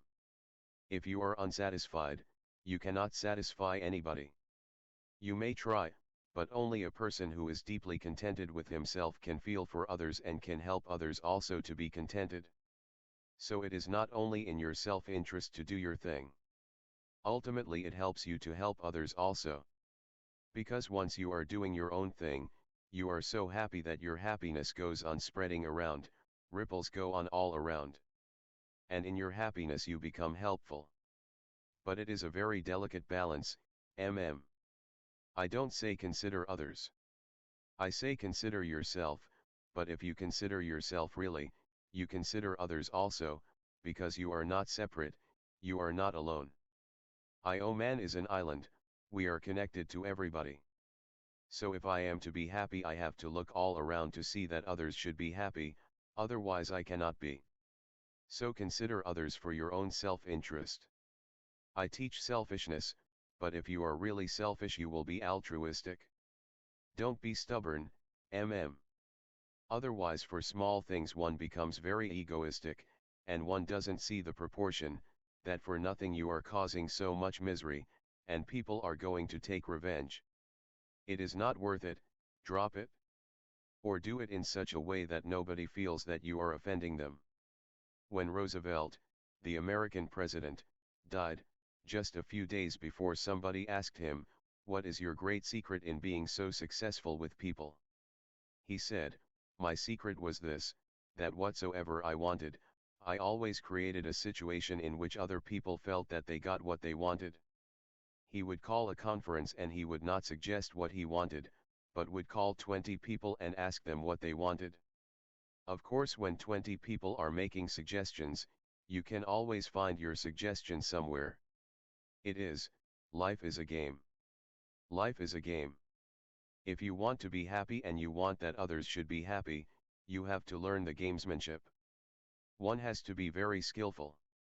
All other games are nothing before this big game of life. Be realistic, plan for a miracle. 118 Osho. Chapter 16. And it gave satisfaction to the other person that his suggestion has been accepted. And Roosevelt was just looking for his suggestion to come from somewhere, and with 20 people it can be managed. It is like a symphony, a great orchestra. If one person is hurt, he will destroy the whole orchestra. If there are 50 members playing, each one is needed to cooperate. If one person simply is not cooperating, goes astray, he will destroy the whole orchestra. Life is an orchestra. In your life, hundreds of people are involved. They are playing the music, you are not alone. You may be the center musician in the orchestra, but still there are others whose cooperation is needed. You cannot play solo, because you cannot be solo. Just think of yourself as alone, left on the earth, everybody gone. Just think, will you be able to survive a single moment? Everybody gone and you are left to do your own thing. Now there is no problem of any consideration, nobody is going to hinder you, the government, the society, friends, enemies, the lover, parents, nobody at all. Just completely free. But what will you do? Nothing is left to do now. You will simply throw away your instrument and commit suicide. Life is with people. Life attains to higher and higher peaks the more you can make a symphony in relationships. The greater the harmonies, the bigger the orchestras, the more people involved, the higher goes the peak, So to consider yourself, consider others. My insistence remains on being selfish, because this is my observation, that a really selfish person is always altruistic. Good. A sannyasin says, "I made an appointment to see you and I had a question, but it went. I can't think of anything now." Chuckling, that's very good. That's the beauty of the appointment, laughter. If you can come to me immediately, you will bring 1,001 questions which are useless. So Lakshmi goes on delaying you, delaying you. By the time you come, the question is gone.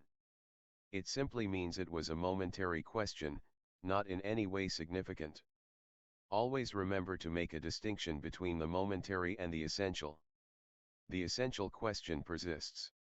The momentary is just coincidental, arbitrary. In a certain situation something has provoked it. But the situation gone, the question will also be gone. It has nothing to do with you as you are. Then, very good. That's my whole effort here, laughter, to help people to come to such a situation where they can't think of any question, The Vipassana group was at Darshan tonight. The group leader said, it was a very small group, they were very still in walking and eating slowly. It was very enjoyable, very quiet. It seems that when there are more people in the room it becomes more like a silent encounter. You need a bigger place. Even if people are sitting silently they need a certain space, otherwise they create a crowded feeling. Scientists say that even animals have a certain boundary around them. If you go near a monkey he will not pay any attention, up to a certain limit. For example, if you come closer than 10 feet, be realistic, plan for a miracle. 119 Osho. Chapter 16. Then immediately he will become attentive. Now you are crossing the territorial boundary. Now you are entering his space, you are trespassing. Then he will become inimical to you. If you are outside that territory, he is completely oblivious, whether you are there or not, it doesn't matter. Each animal has its own necessary space in which he can bloom and flower and be. Man has completely forgotten it. But man also has a need to have a certain space around him. The world has become too crowded. And when in a room 20 persons are sitting, they may be silent but their vibrations are crowding, are overlapping, trespassing, disturbing each other. It is not only a question of being silent. Inside their minds much turmoil is going on, and they go on broadcasting their turmoil. It is not necessarily that they speak. Even without speaking, whatsoever is going on inside their minds is carried by vibrations. They go on transferring their thinking to others, and a certain tension arises. Everybody is trying to protect himself and is defensive. A certain strained defensiveness continues, even when the other is not doing anything, not even saying, When people are crowded, their stomachs become tense. They shrink, their body aura shrinks, because that is the only way to avoid people and contact. Just look in crowded trains, a local train, so many people standing. Just watch people's faces, everybody will look like a closed thing. Even if a person is standing just by the side of someone else, even if the bodies are touching, they are not touching. The touch is not even human, no warmth. But soon we will have a big place where people can have enough space around them, A sannyasin says, in Arika they taught us a certain way of breathing which requires concentration, so I kept losing my natural rhythm of breathing, because the conditioning from Arika training was pretty heavy. So I started concentrating on the breath going in and out here, indicating nostrils, and then it went better. That will be good, so remember it. Many Arika people will be here, and if they have been conditioned for a particular breathing, the breathing tends to be mechanical. So it is better just to concentrate on the tip of the nose where the air touches. These are the two polarities, either you can concentrate on the beginning, or you can concentrate on the end. Both are the same. So if there is a problem concentrating on the hara and you feel that the breathing becomes unnatural, then drop that. This is the difference between Buddhist breathing and all other breathing. Buddha is absolutely in favor of spontaneous breathing. No effort should enter, not even a slight manipulation, because if you manipulate it, you have already become a doer. And the whole thing is to remain a witness. Once you become a doer, you are no more a witness. The doer has already fallen from grace. The doer is Adam turned out of the Garden of Eden. The witness is inside the garden, natural, he has not done anything. Osho went on to say that unlike any other structure inside the body, breathing is the only thing that can be voluntary or non-voluntary, it is just in between. Be realistic, plan for a miracle. 120 Osho. Chapter 16. So yoga breathing is doing something, pranayama, a certain rhythm to be created. You can create a certain rhythm and it can be used for certain purposes. You can have better health if you can control your breathing, because by controlling your breathing, you start controlling your vital energy. By controlling your breathing, giving it a certain rhythm, you start controlling your body chemistry. If you inhale more, deeply, long, and exhale fast, you will have a different proportion of oxygen and carbon dioxide. If you inhale sharply and exhale slowly, you will have a different proportion of oxygen and carbon dioxide. In fact, you can create almost LSD-like states through breathing. That's why Krishnamurti is against it. He says it is the same, pranayama is the same as marijuana, because marijuana is changing your body chemistry. If you can increase the quantity of carbon dioxide inside, you will lose consciousness. It will be alcoholic. If you can increase your quantity of oxygen in the blood, you will become so throbbing with life that you will have a certain exhilarated state, an altered state of consciousness, ecstatic, almost mad. Buddha has been from the very beginning against manipulation, because through manipulation you can change the chemistry. It is nothing spiritual. Whatsoever they have been doing in Arika is not spiritual, it is chemical, but this is an old yoga trick. Osho went on to describe how even just watching the breathing, subtle changes can start happening, so that it is an art to be learned, how to watch and yet not interfere, and that is what Vipassana is about. It is difficult not to manipulate because the ego wants to do something. He said that he should remember to be aware of breathing at the nostrils so that the conditioned breathing would go. And when the breathing is perfectly natural, goes on its own, comes on its own, and you are just a watcher, a moment comes when you suddenly feel that it is not you who is breathing. You are not doing anything, so how can you say I am breathing? You simply feel as if you are breathed. That's what one Sufi mystic, Mansur, has said, I suddenly saw that God is breathing me. And after that he declared I am God, Ana el Haqt.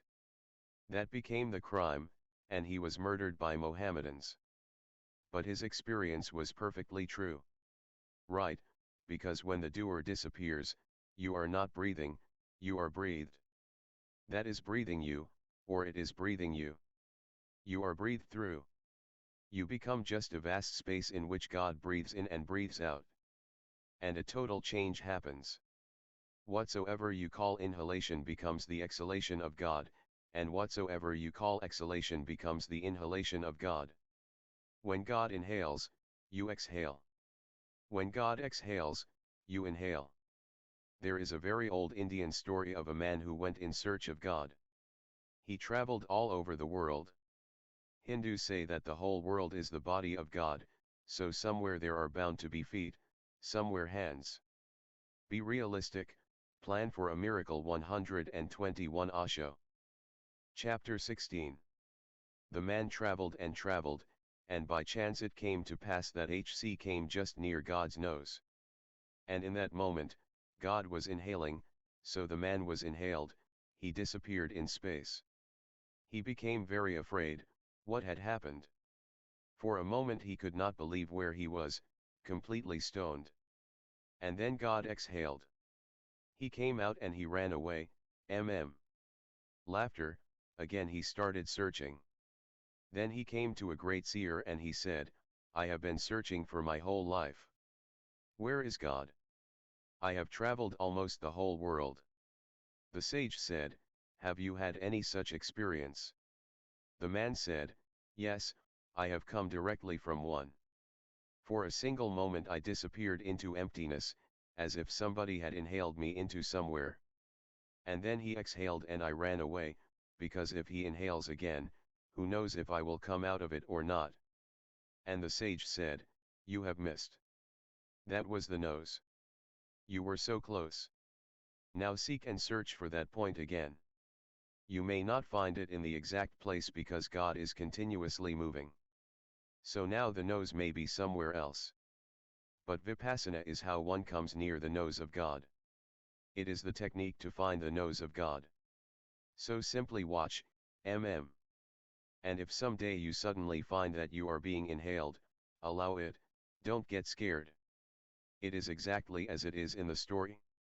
One is simply sucked into somewhere in the unknown, and thrown out again. But that becomes a rebirth. Then you are gone and somebody else comes out. Be realistic, plan for a miracle. 122 Osho.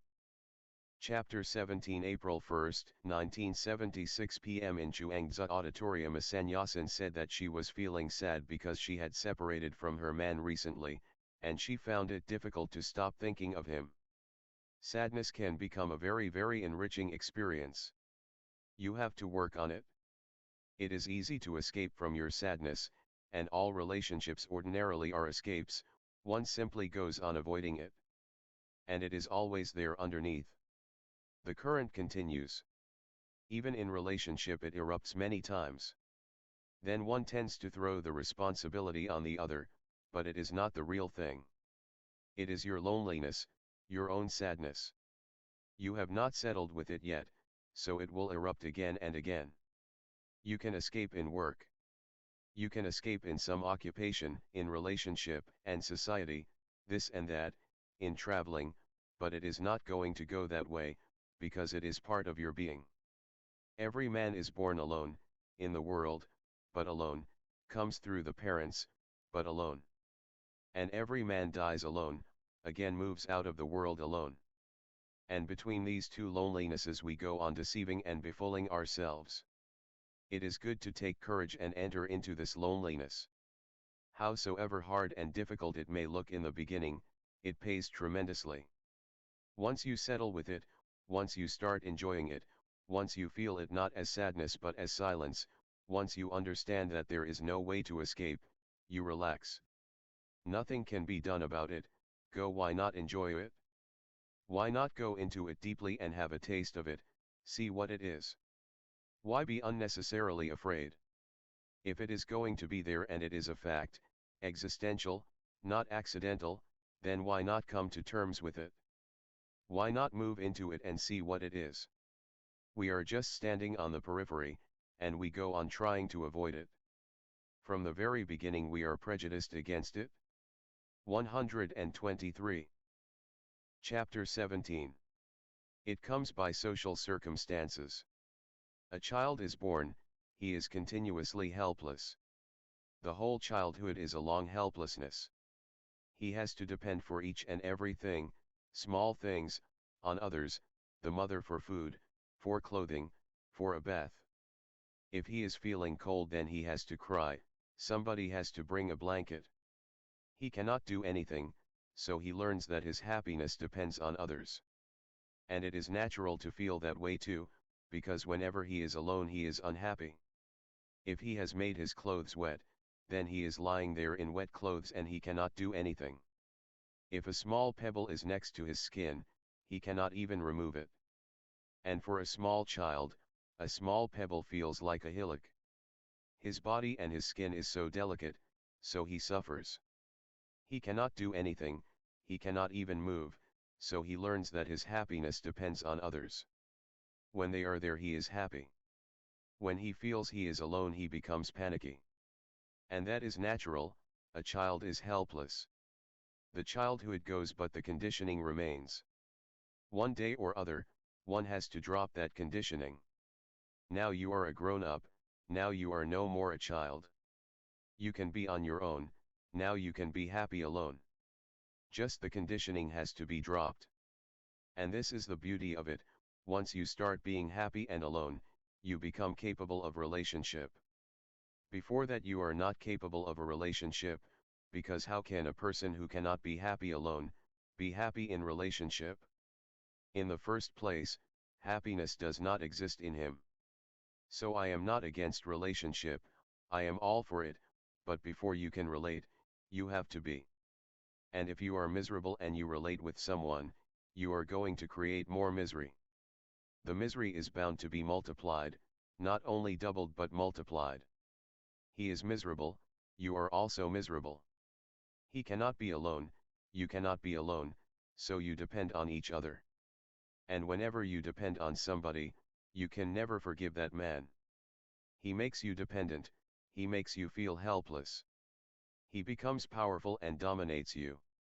So deep down, every lover is against, hates, the person he loves, because nobody can love slavery.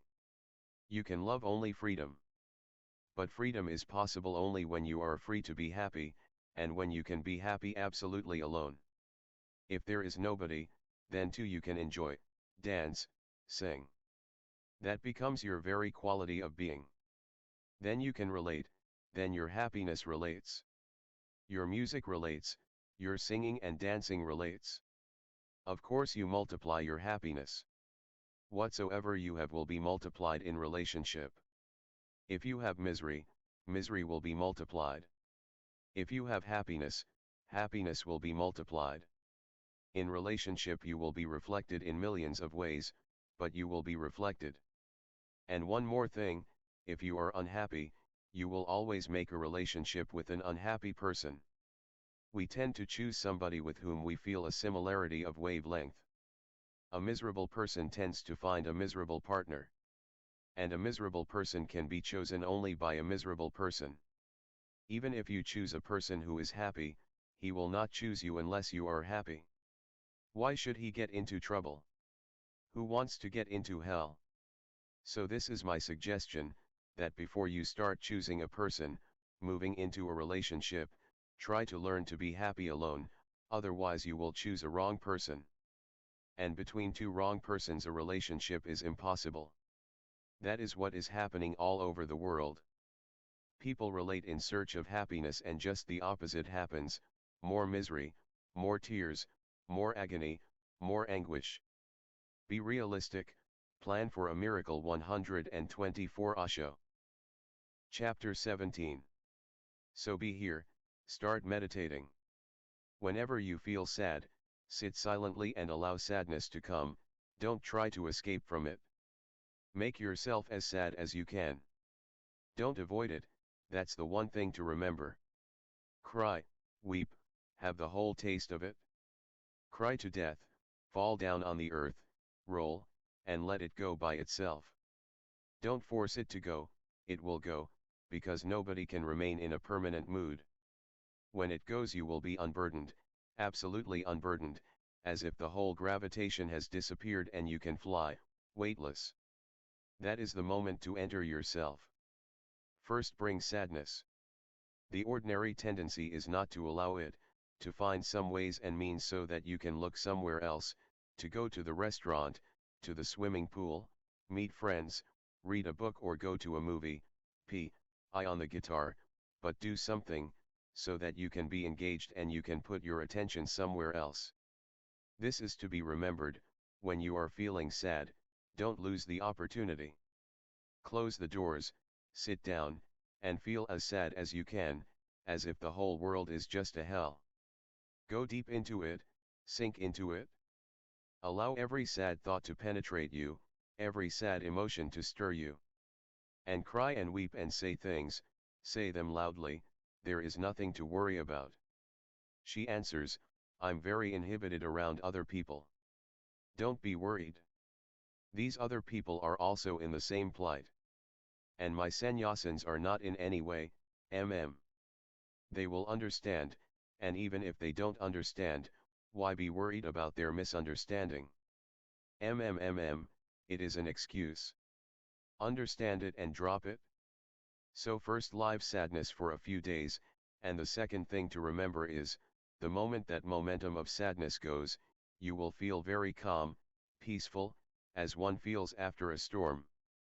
In that moment sit silently and enjoy the silence that is coming on its own. You have not brought it, you were bringing sadness. When sadness goes, in the wake, silence settles. Listen to that silence. Close your eyes. Feel it, feel the very texture of it, the fragrance. And if you feel happy, sing, dance. Continue these two things, and after 2 weeks tell me, everything will be good. Good. The Enlightenment Intensive group are present. A participant from says, it was the hardest group for me. I experienced a lot in my body, having to sit in one place for so long, and I went back to where that all came from. When I was a boy I was brought up in an orphanage, and I had to go to church every day for 11 years. I sat there and was a good boy, but I was very rebellious. I understand, Childhood conditioning falls very deeply, and church can create that. Sitting itself is a great experience, and if you don't destroy this conditioning, it is just an accident, you will miss a very very beautiful experience of just sitting. Be realistic, plan for a miracle. 125 Osho. Chapter 17. That's why in all the other groups you were feeling very very happy, they were all active, and you were moving and saying things and doing things, and much was going on. This group has brought you up against your conditioning. In fact this has been the most valuable. You enjoyed the others more, but that is not the ultimate value. This has been the most valuable. It has brought up something which exists as a barrier in your unconscious. It has hit hard exactly at the center. Now you have to unlearn that conditioning. Two things can be done. One is, the primal group, that will be helpful. Once this conditioning is dropped and you can sit and enjoy without any rebelliousness, a new dimension will be opened into your being.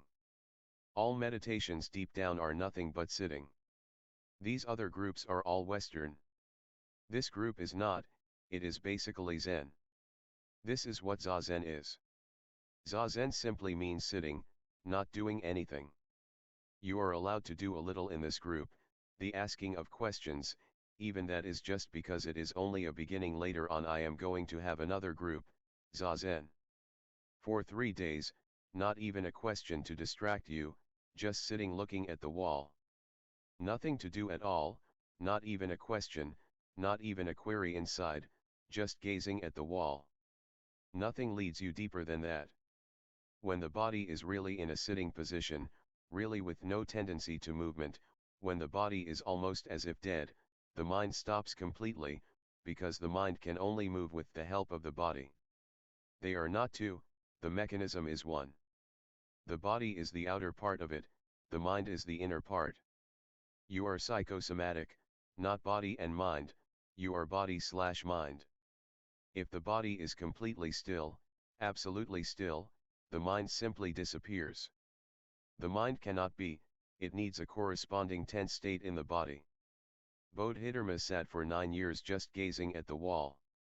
That was his whole meditation.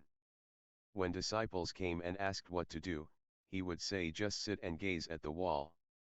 Many would disappear within hours, because what to do? Just sitting and gazing at the wall. But those who remained, those who trusted, attained to the highest peaks that have been available to humanity. And on Bodhidharma's insight the whole Zen tradition stands. There is nothing to do. If you allow the body to sit and settle, and if the energy is unmoving, has become a pool, a silent pool, suddenly the mind disappears. The mind needs a corresponding body, movement in the body is movement in the mind, and no movement in the body is no movement in the mind. So you will be missing unnecessarily, just because you were in an orphanage. That is just accidental.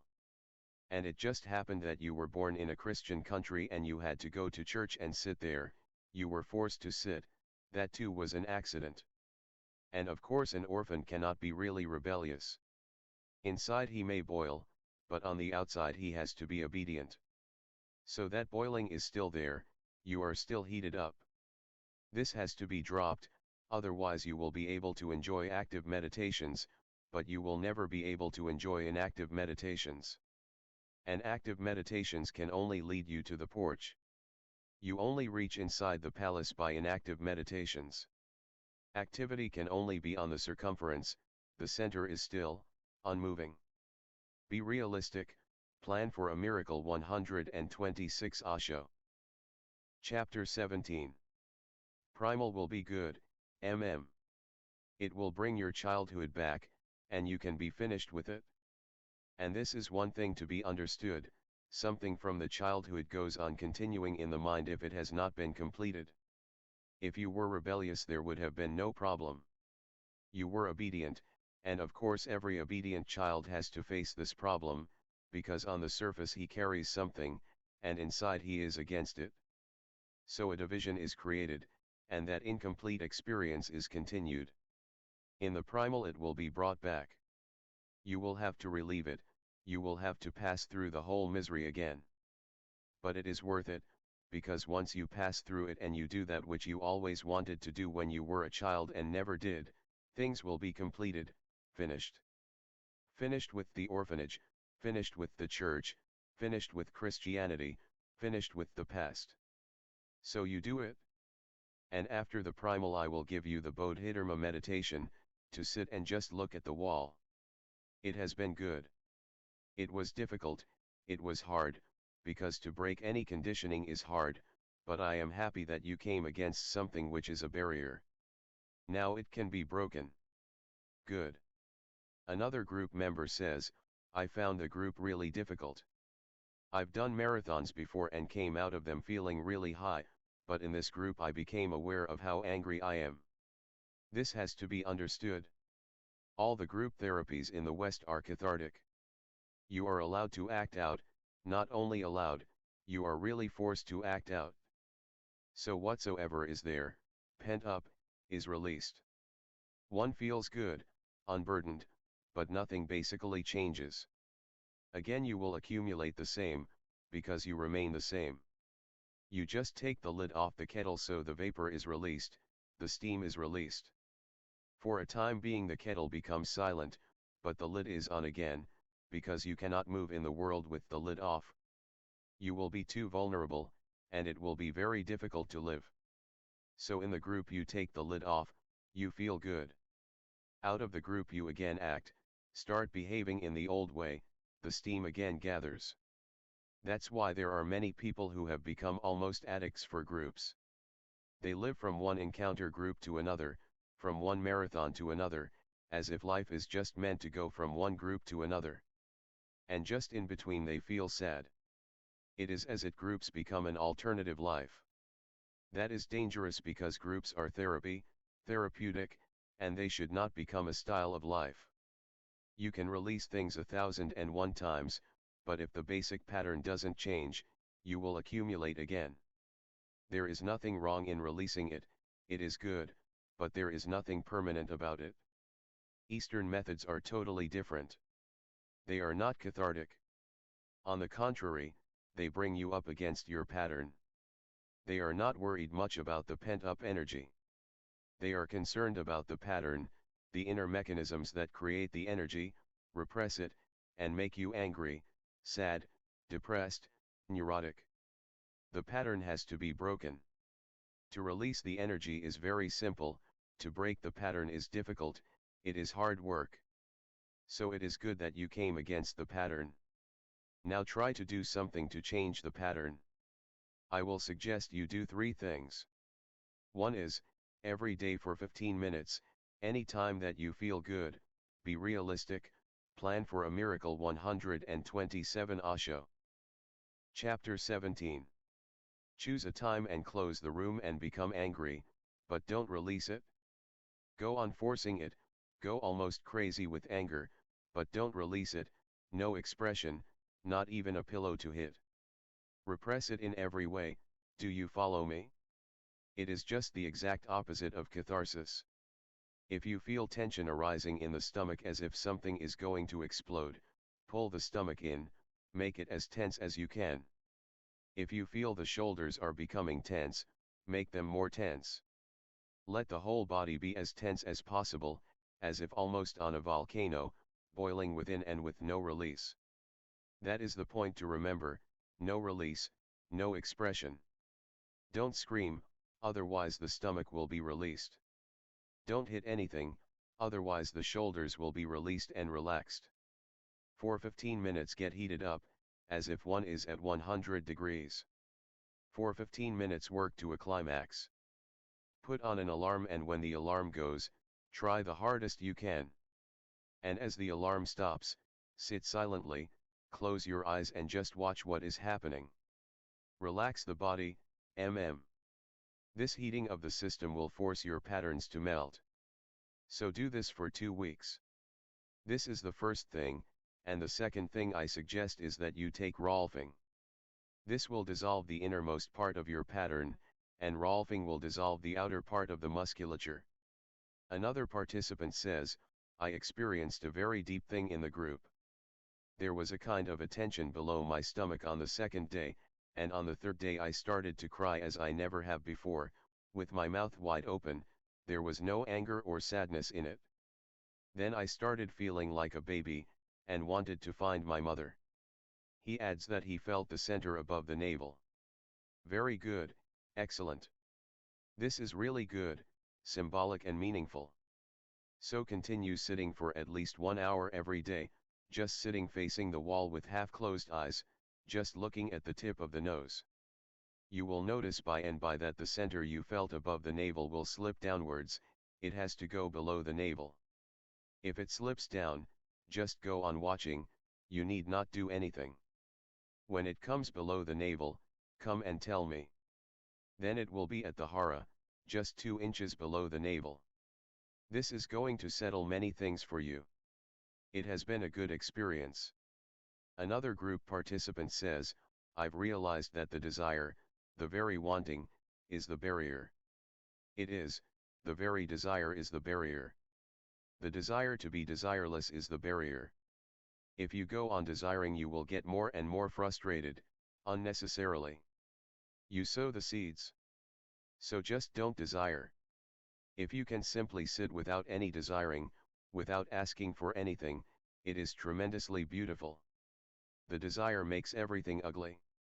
Everything happens when the desire is not there, because when the desire is not there, you are not there. You are the desire. Through desires you cling. Through desires you remain. Be realistic, plan for a miracle. 128 Osho. Chapter 17. Desire is a projection of the ego, so when you cut out the desires, the ego drops. When the meditator is gone, meditation comes in. When the seeker is not, then God seeks you. So it is good that you have understood that desire creates the problem and becomes the barrier. Remember this, because once you understand that desire creates the barrier and the trouble, the mind creates a new desire, the desire to be desireless. Beware of that. Just understand that the desire creates the trouble. This very understanding will become the dropping of the desire. You will not create a new desire for desirelessness, otherwise that desire is again the same. Only the name has changed, but the disease continues. Just looking into the desire one understands. One says, right, so this is what is causing the whole trouble. Stop there. Don't say, now I will not desire, because again the desire will come. Just that is enough, I have understood. A full stop. In that very understanding, desire burns out, is reduced to ashes and disappears. And you are left without a trace. Good, this group has been very good. Be realistic, plan for a miracle. 129 Osho. Chapter 18 April 2, 1976 p.m. in Chuangzi Auditorium. A sannyasin says she is afraid of leaving for the West. Don't be afraid of such things. It is always difficult to leave the ones you love, but it becomes difficult because when we are with them we don't love them. If you really love them, feel for them, care for them, and you will be there for 3-4 months, you can leave them without any fear. And they will not feel hurt. This is one of the things to be understood. The fear arises because we don't know how to love, otherwise 4 months is a long enough time. Even a single moment of love can become an eternity. Just a loving look, just a deep intimate touch. Then there is no fear. One has loved and one can depart very easily. The problem arises because when we are together we don't know how to love, what to do. And then comes the moment of departure. You feel that you couldn't love while you were together and now you are leaving. The same problem arises when a loved one dies. You cry and weep and feel very much depressed. The basic depression is not because death has occurred. The basic depression is this, that you could not love while the person was alive, and now there is no opportunity, the person is gone. There is no way to show your love, to say goodbye even. And there were millions of opportunities and you went on missing them. Now one regrets the whole wastage. While the opportunity was there, you missed it. When now there is no opportunity, sadness is bound to descend on you. One feels tremendously frustrated, against a wall, and there is no door. You cannot even say, I am sorry that I didn't love you, now there will be no response. There were millions of opportunities when you could have been in love, but you were angry, when you could have cared but you didn't, when you could have been deeply intimate, but you remained far away, haughty, egoistic, fighting. When love could have bloomed, you missed. 130. Chapter 18. This is my observation, that if two persons have loved each other really, and one dies, the other can say goodbye in total contentment. There is no regret, one feels fulfilled. That is what is meant when it is said that love is not destroyed by death, even death cannot destroy it. If it is there, even death cannot destroy it, and if love is not there, then even life cannot help it. Life is ended by death, love transcends. So this fear is always there, But rather than wasting energy in fear, use that energy in loving. And always remember that whenever you are with a person, this may be the last time. Don't waste it on trivia, don't create small troubles and conflicts that don't matter. When death is coming, nothing else matters. Somebody does something, says something, and you get angry. Just think of death, just think of this man dying or you dying, and of what significance what he has said will be. And he may not have meant it that way at all, it may just be your interpretation. Out of 100 cases, 99% are one's own interpretation. And remember, whenever you are with a person, he is not the old person at all, because everything goes on changing. You cannot step twice in the same river, and you cannot meet the same person twice. You will go and you will see your mother and father, brothers, sisters, friends, but they must have changed. Nothing remains the same.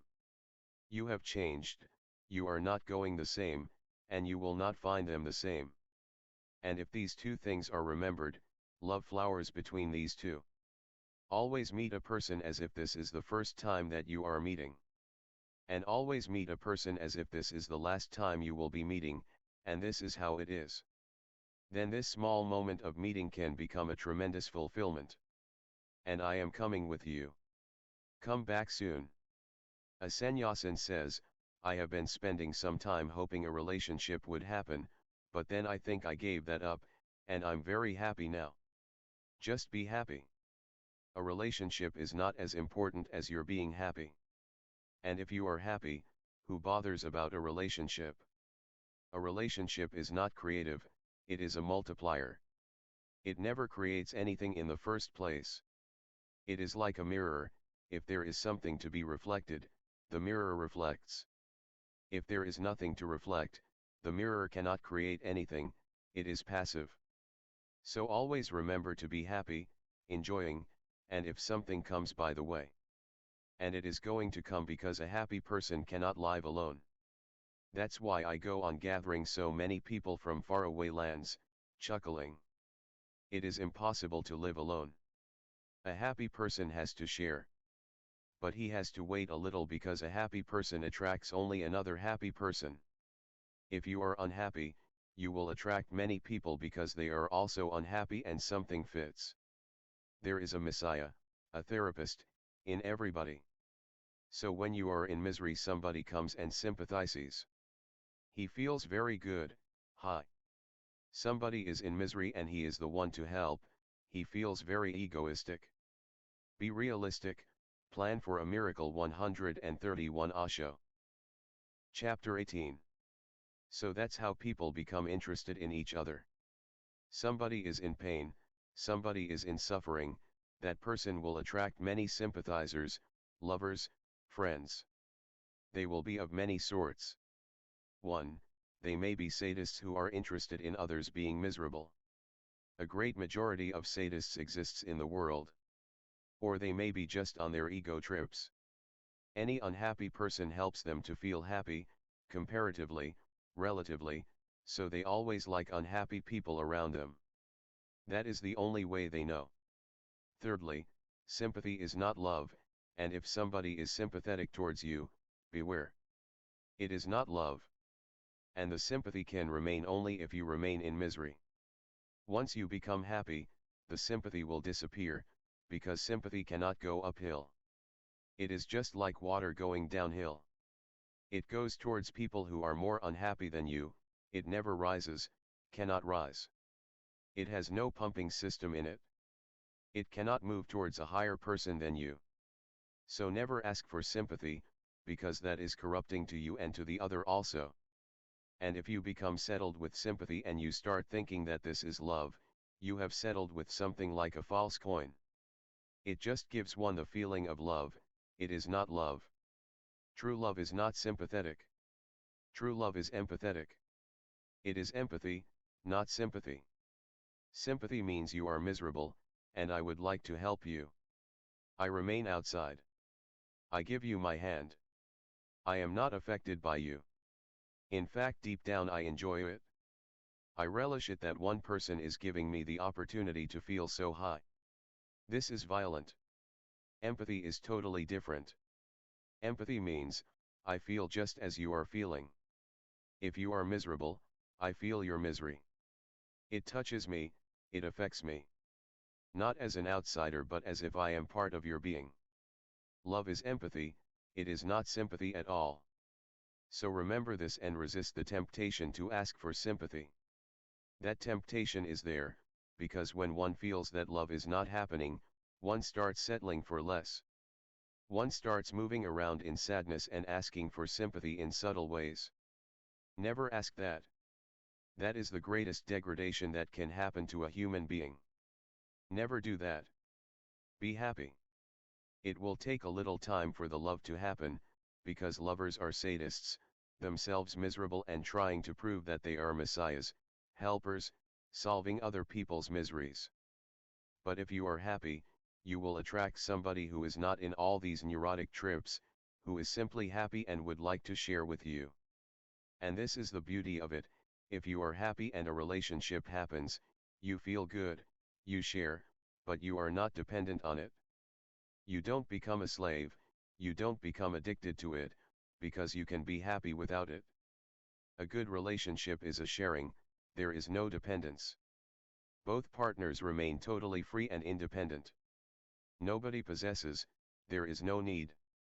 It is a free gift. I have so much, so I give it to you. There is no need, I can be alone and perfectly happy. When two persons are in love and both can be alone and happy, then tremendously beautiful love happens, because they are not hindering each other in any way in their growth. They remain completely free. Be realistic, plan for a miracle. 132 Osho. Chapter 18. Have you read Khalil Gibran's The Prophet? A woman asks that Al-Mustafa say something to them about marriage. Al-Mustafa says, and stand together yet not too near together, for the pillars of the temple stand apart, and the oak tree and the cypress grow not in each other's shadow. Love, but remain independent, love remains separate. Never lose your inner space. Always retain your being, like pillars of a temple supporting the same roof of love, the same temple of love, but still independent, far apart. Never come too close to a person.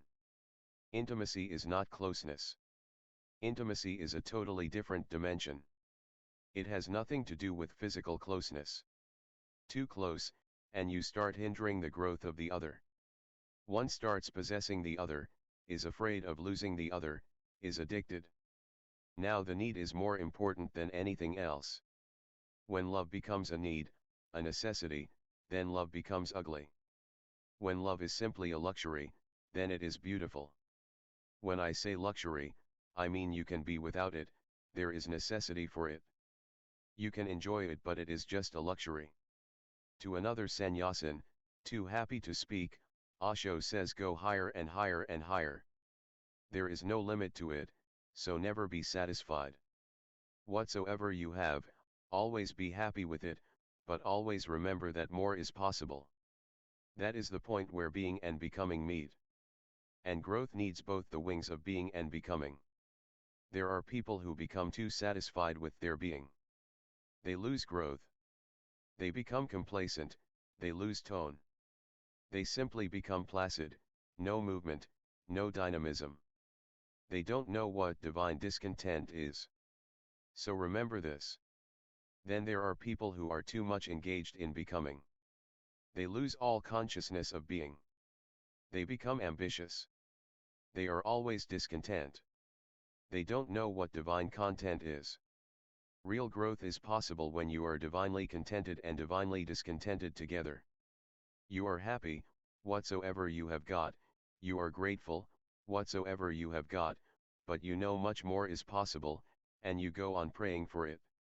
You are happy, you go on being thankful for it. Whatsoever has happened without your earning it. It is a gift, a grace, so one is never complaining.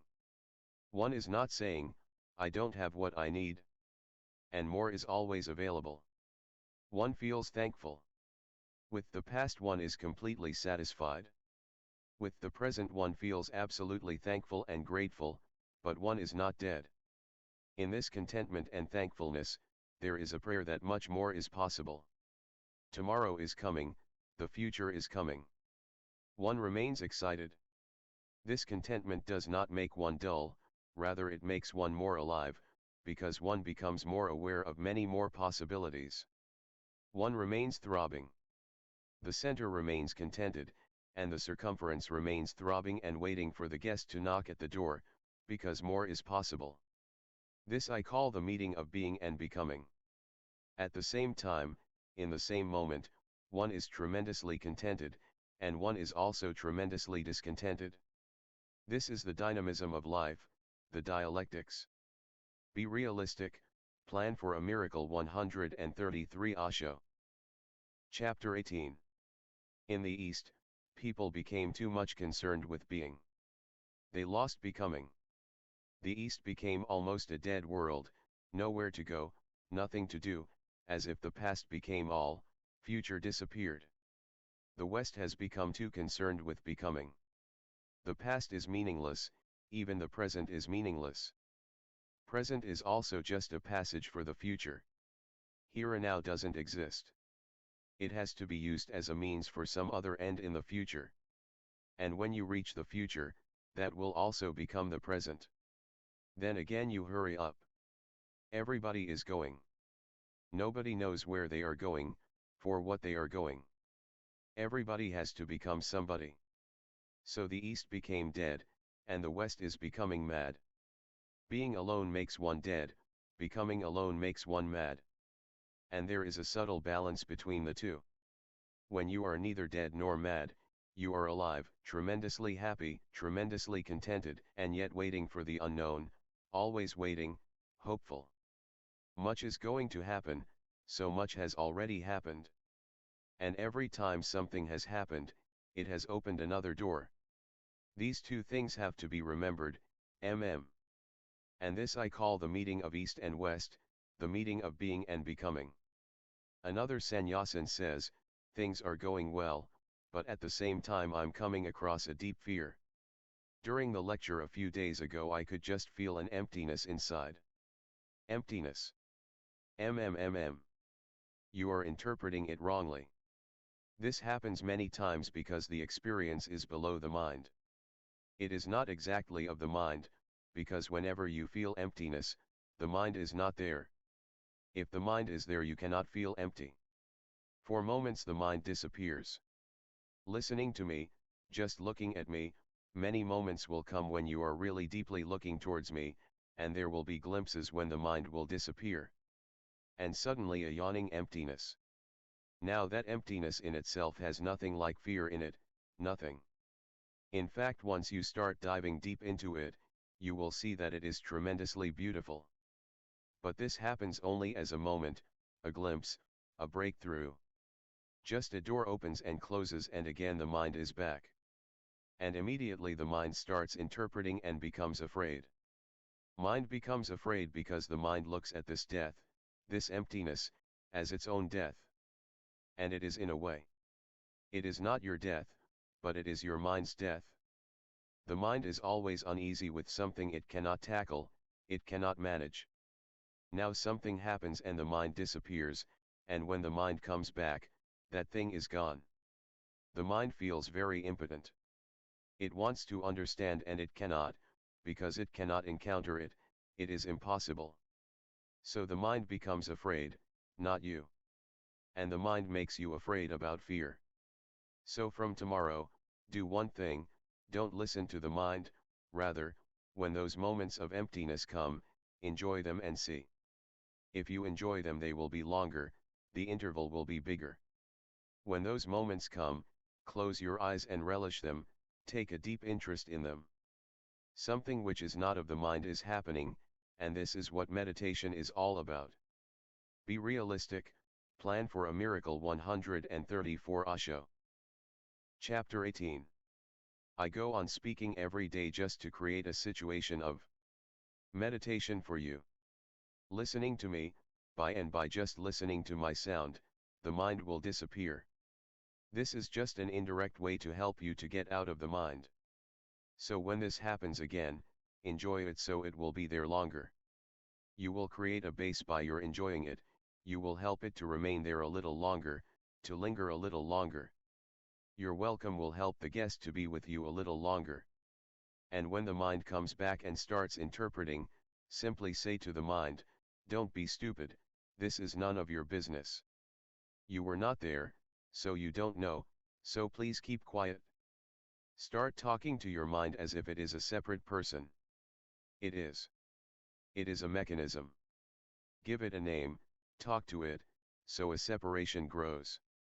By and by you will start functioning completely separately.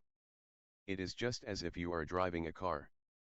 Everything goes well, the engine is humming, the road is beautiful, the scenery is lovely. If the driver of the car is really in tune with his car, he feels one with it. Your hand and your will are not separate. An identity comes. Just a slight movement of your hand and the car moves with you. Just a slight pressure of your feet and the car accelerates its speed. Everything goes with you. The feeling as if you are one with it arises. That's why it is very difficult to sell a car if you love it, one becomes emotional. I have seen people crying when they have sold their car, tears coming to their eyes. What has happened with the mechanism? They have started to love it. They became part of it and the car became part of them. With a car you are sometimes in it, sometimes out of it, sometimes driving, sometimes not driving, so your separate identity remains. But with the mind it is totally different. You have been driving it since your birth, and till your death you are going to be inside the car as far as your mind is concerned. So you have never known yourself separate from it, that's how it has become too much of an association. Now these are moments when you are getting out of the car, the mind becomes afraid. So tomorrow when it happens, just enjoy it. Remember that the mind is separate from you. You are the consciousness. Mind is just a storing system, a computer, a biocomputer. It knows only that which has been fed into it, it knows nothing else. And it cannot know emptiness, because emptiness cannot be fed into it. Something can be fed, nothing cannot be fed into it. Nothing will be just a gap. Nothing will be nothing. Just for 1 month try this, then tell me. It will disappear. There is no need to worry. Another sannyasin says, I can't be involved in these superstructures of activity and feeling which I create. How can I succumb to this nothingness? I keep fighting it. Don't fight it, because if you fight it you will be missing something tremendously valuable. Nothingness is the greatest thing there is. Everything comes out of nothingness and goes back into it. In the East we have defined nothingness as God. All comes out of nothingness.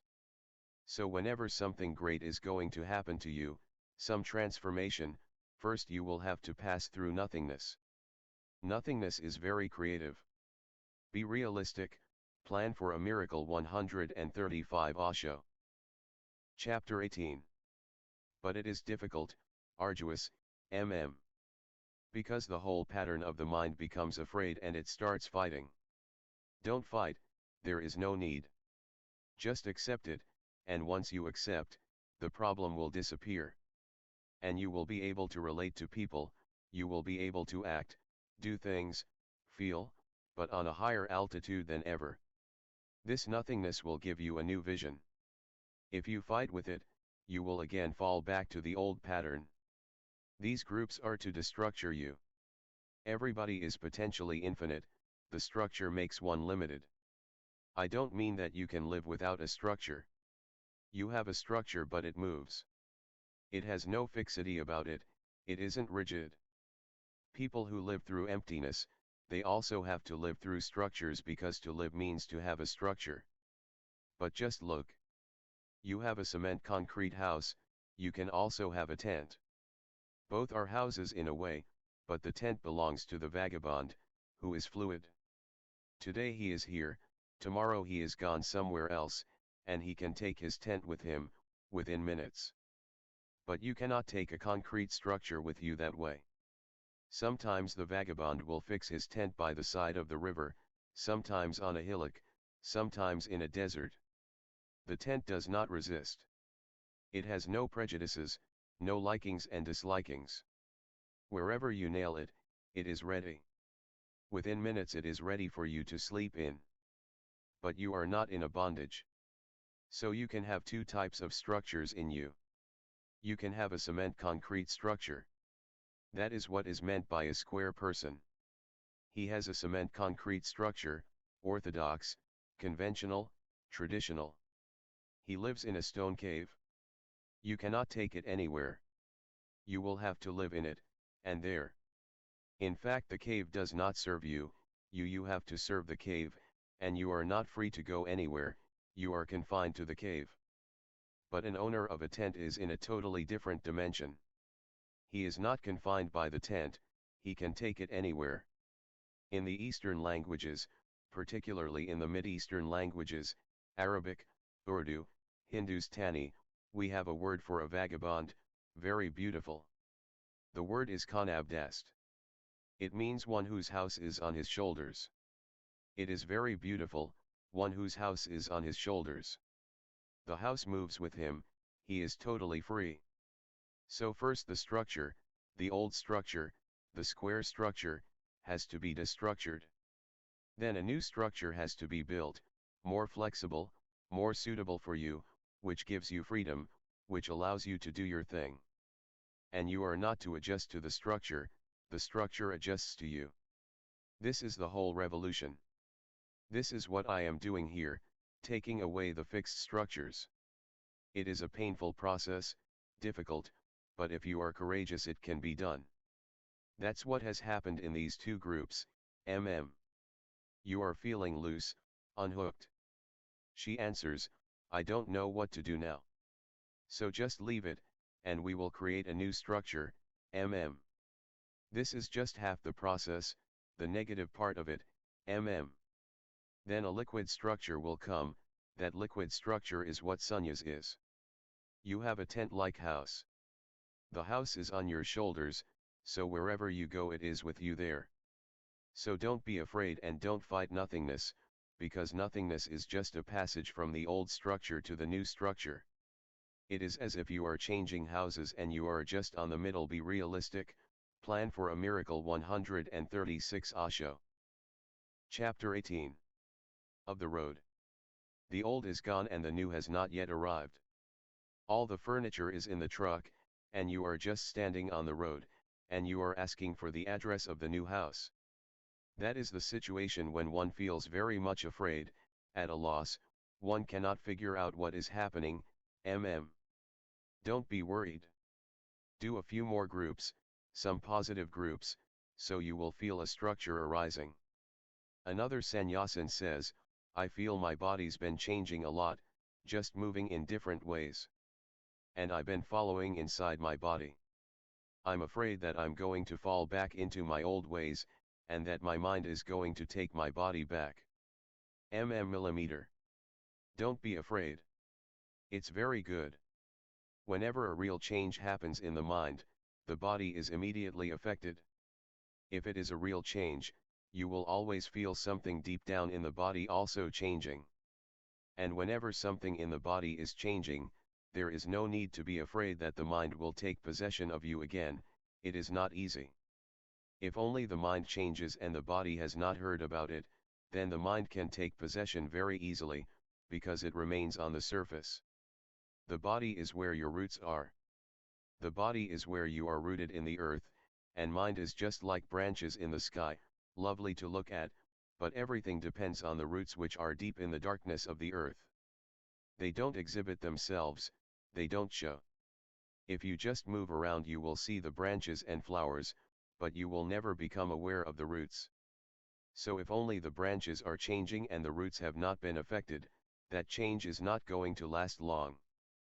But if the roots are affected, then this change is going to last, and the process cannot be reversed easily.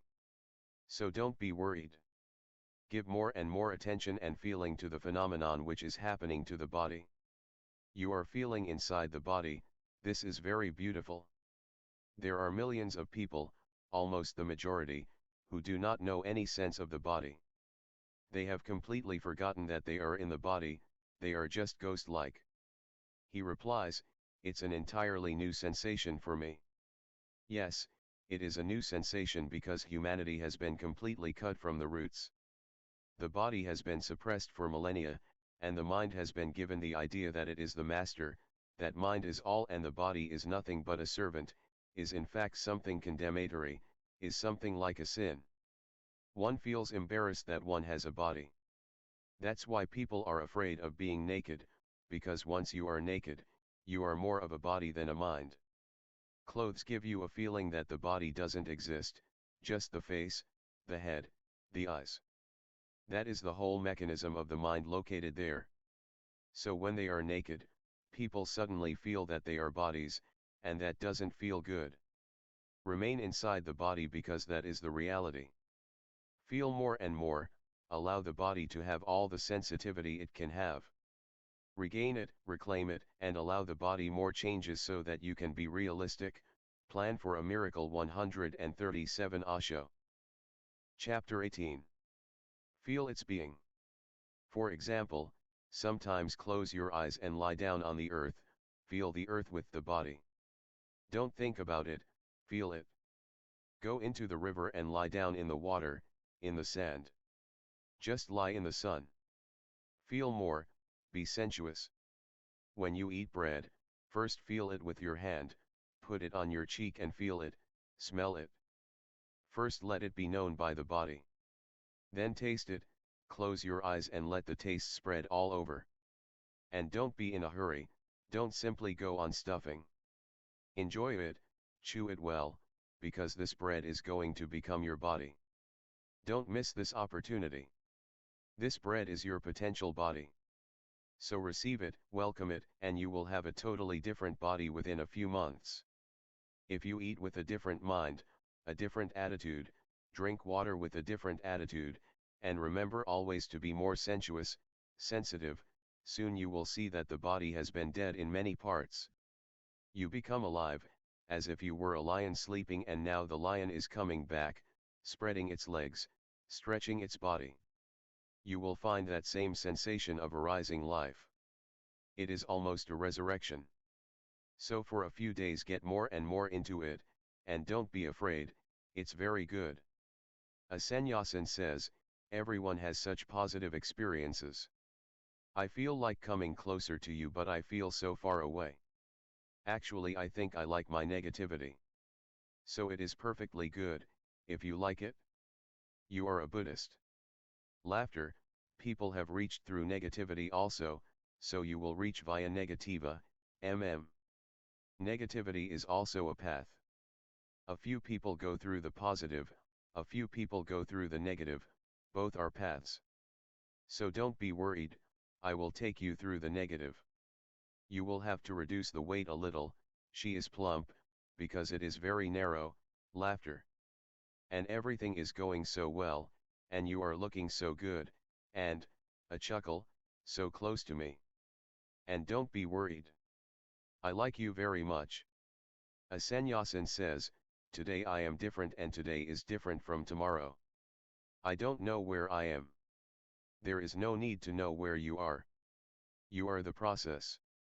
The sannyasin replies, yes, but I'm afraid, I feel like the mind is leaving the body. Very good, allow it. Let it go, and when it is gone, then you will know for the first time who you are. The mind is like a disease. It is a constant feverish state, a turmoil, a chaos. When it is gone you will feel so silent, and you will come in contact for the first time with your being. The mind is the barrier. So don't cling to it. Feel happy and let it go. Say goodbye, and never see you again. Much laughter, be realistic, plan for a miracle. 138 Osho. Chapter 18. A sannyasin says, I'm speechless at the moment, yet I feel so much is moving. I don't know if you can see. It is good, let it move. One should be afraid of life becoming static. One should be happy and grateful that so much has happened. When nothing is happening, then one should feel a little worried. If so much is happening, then it is perfectly beautiful, and if you accept it, more will be happening. One has to learn the confidence, the trust in life, in change, in movement. Ordinarily the mind is very orthodox. It doesn't want to change. The mind is a Tory, laughter. It wants to cling to the old because that seems to be the more convenient. The mind would like to die if it is convenient, if it is more convenient than life. Mind chooses convenience. A comfortable death is better than an uncomfortable life. And because of the mind, whenever there is change you start feeling uncomfortable. It is the mind which says it is uncomfortable. In fact, one should be happy, because change is life. And if you can change moment to moment and you are always new and never old, you have defeated death. Then you have attained to eternal youth. This is what I call virginity. You have become virgin, and nothing can corrupt you. If you become addicted to the past, you are corrupted. So change, and always remain open for more change. Never close your doors and windows. Let all sorts of winds blow. Even if the house goes with them, let them blow. You will get a bigger house, the very sky will become your roof. So never be afraid of change. This is what I call a radical being, a revolutionary being, or a religious being. Mind wants to repeat the same old rotten. It is like a gramophone record. It goes on repeating the same song again and again and again. Always do something new, so something new becomes possible. Or always be something new, because when you are new you attract new things towards you. So perfectly good, You should be grateful, and much more is going to happen, so get ready. A sannyasin says, I keep having this feeling that I am really ugly. I call it my warty witch syndrome. And I'm hypnotizing my friends and people that I'm meeting here, that it's not much fun looking at me. But who told you that witches are not beautiful? Laughter, I have come across many witches who are very beautiful. Beautiful witches. Ponder over it. And go on spreading this. This is a very good idea, telling people don't look at me, it is not much fun. They will look more. Laughter, that's how their minds work, you have found a clue. The mind goes on creating unnecessary problems. But that is the whole function of the mind, to create baseless problems. And once it creates them, you are caught, and you try to solve them. Don't try to solve them. Simply see the baselessness in it. The very irrelevance has to be seen, that's all. If you start doing something, then you have accepted the problem. Just see the irrelevance of it. Be realistic, plan for a miracle. 139 Osho. Chapter 18. Every face is beautiful. Every face is differently beautiful. Every face is a separate face, and every face is unique. In fact, there is no comparison and no possibility of any comparison. If you accept, you will become beautiful. Through acceptance, beauty happens. If you yourself deny and reject, then you will become crippled and ugly. Now there is a vicious circle. First you reject, you don't accept, then you become ugly. Then others will start feeling the ugliness, and you will say, right, so that's true. I was thinking on the right lines. So you reject more. This is how the mind goes on fulfilling itself. And all its prophecies are bound to be fulfilled once you miss the first step. The first step is that you are you. There is no criterion of beauty. In fact, for almost 5,000 years philosophers have been trying to define beauty. And they have not been able to, because there is no criterion. One person is beautiful to someone and to another he is not.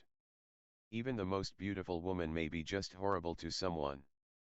It is an absolutely personal choice.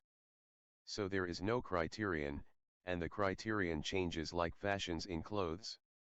For example, in India, if a woman has not very big breasts and big buttocks, she is not beautiful. Now in the West, buttocks are almost disappearing, breasts are also getting smaller and smaller. A different concept of beauty is arising. And whatsoever the concept, the body fulfills it. This is something to be understood. When in a country the concept is that big breasts are beautiful, women produce big breasts. Just look tomorrow at Indian women. Look at their buttocks, they have big buttocks, because for centuries it has been the idea that a beautiful woman has to have big buttocks. If you read Indian novels, ancient stories, always big buttocks are described, but in no Western novel are buttocks described. In fact, the woman is not described from the back at all. Ordinarily people say that novels, poetry, literature, reflect society. But it works the opposite way also. Novels, poetry, literature, create society also. Once you have a certain idea that gets into people's minds, it works. There is no criterion of who is beautiful and who is not. It is a personal liking, in fact a whim. But if you don't accept yourself, in the first place you are creating a situation in which nobody can accept you. Because if you don't accept, you won't allow anybody to accept you. You will create all sorts of disturbances, troubles for him, because he is going against your idea. If somebody falls in love with you, you will destroy that love, because you will say, how can you fall in love with an ugly witch? Or you will think this man has a very funny idea of beauty. If you don't love yourself, then nobody can love you. So first, everybody has to fall in love with himself. Jesus says love God. Love your neighbor like yourself. That is the basic thing. If you love yourself, then you can love your neighbor and then you can love your God. But the basic commandment is, love yourself. If you love yourself, if you are happy with yourself, you will attract many people. A woman who loves herself must be beautiful, has to be beautiful. She creates beauty out of her love for herself. She becomes a grace, a dignity. Be realistic, plan for a miracle. 140 Osho. Chapter 18. So just drop this rubbish, Try. Good. A sannyasin says, I have been practicing staring at myself in the mirror, which I like immensely. But could you tell me about the blackouts I get sometimes when I'm doing it?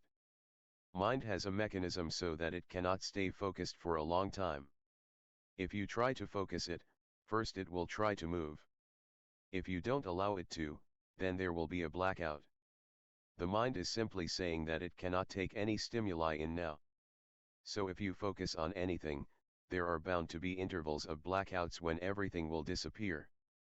But this is very good, because in those moments when the mind is so tired that it cannot function in the normal way, it simply stops. In those stopped moments, you are unmindful, no mindful, and those moments can become great insights. When the mind is not functioning and you touch your being. So all these methods are just to use the mind mechanism. The mind cannot be continuously in one focused concentration. It tends to change, it wants novelty. If you go on staring at your face for a long time, the mind is bored. It says either you change the stimulus, or I am going to drop. I am not going to take it anymore. And you insist, so the mind simply drops. But that's very beautiful. Enjoy that moment, it is very beautiful. The Tathata group was very beautiful, but now I feel like a lot of people. I feel I am not just one person, and it's very confusing. It is a good insight, that you feel that you are many people. Everybody is many. Everybody needs to be one but is not. Everybody thinks that one is one, but one is not, that is illusory. That is just lack of insight. You have not looked into yourself, so you go on believing that you are one, otherwise you are a crowd. And you don't have one mind. You have a polypsychic phenomenon, many minds. Not only different, but contradictory and diametrically opposite too. At first, To know this will be very confusing, because to feel that one is many, one feels that one is almost on the verge of going mad. How is one going to manage? So many people inside and all running in every direction possible, nobody listening to anybody else, just like a marketplace. And there seems to be no director, no single voice. One feels confused. But it is good that you understand it, that there is no one person in you. Now this is the beginning of creating the one. Once you understand that I am many, the one has already been born. Who is understanding this, that I am many? This understanding cannot be one member of this crowd. This understanding is standing far back, looking at the crowd. First you become aware of the crowd, and then by and by you will become aware of this one who has become aware. Then you become aware of this awareness. And then you attain to one. In the gap there will be a little confusion. Don't be worried about that, And don't lose this understanding and insight. Good. Be realistic, plan for a miracle. 141 Osho. Chapter 19 April 3, 1976 p.m. in Chuangzi Auditorium. A couple returning to the West. The man had recently had hepatitis and was feeling apprehensive about trying to cope with the weakness it had left him with. For a few weeks, just go and rest, don't do anything, Sometimes weakness of the body can be used in very creative ways. Osho went on to say that usually people abuse and waste their health and times of high energy, because they don't know how to use it, they become accidental, and they start drifting. That's why young people become drifters. That's why whenever a society is very healthy, rich, rooted, affluent, the young generation starts drifting. It has been happening in the past, it is happening today. It has always been so. If the society is poor, not healthy, not rich, and bread and butter is a great struggle, then the youth never drifts. Hippies never happen in a poor country. They cannot happen because a poor country cannot afford them. The same that happens to a society, happens to an individual. When you are healthy you start indulging, you lose all direction. The very health gives you a sort of dizziness. The very vitality which could have been very creative, may have given you a new birth, a new being, becomes a wastage. So this is my observation, that whenever people are ill, confined to bed, and they don't have any energy to do any nonsense, any nuisance, and they cannot indulge, these moments can be used. These moments can become very meditative. So I will suggest to you to use this opportunity, and everything is an opportunity. Even a misfortune is an opportunity. It depends always on you how you use it. A great blessing can become a curse, and a curse can be transformed into a great blessing. A blessing as such is not a blessing, a curse as such is not a curse. It depends on how you make use of it. 142. Chapter 19. So go back home and move to some resort and for 6, 8 weeks, simply rest. And when I say simply rest, I mean just rest. Don't do anything, not even reading, writing, talking. Just rest in bed and curl up like a small child, as if you are again in the womb. You have become very small, and the warmth of the womb surrounds you. To his woman, and you be his mother for these 8 weeks. Forget all about being a beloved, a girlfriend, just he a mother. Because whenever somebody is ill, he is not in need of a lover, he is in need of a mother. A totally different quality of love he needs. A love that doesn't demand, a love that simply gives, a love that is unconditional. A love which is not a passion but a compassion. A love which is simply a warmth around him. So become a womb around him for this time. Don't make any demands, even for him to talk. And that will be a great experience for you also. Just take care of him. Love is caring. Much is being missed in the West particularly, because love has become almost just passion, excitement, thrill, a kick. That too is part of love, but not the heart of it. A very superficial part of it. Good, Sometimes one needs excitement also, but it is just like salt in the food, not the food itself. Care is a real ingredient, the very element of love. So just take care of him and let him relapse back. That will be a great meditation for him, he will come out of it totally new. To the man, so this bodily illness can be used. And hepatitis in a way cleanses the stomach. After it you are almost in a condition of someone who has had a long fast. So don't take it as an illness, rather take it as a long fast.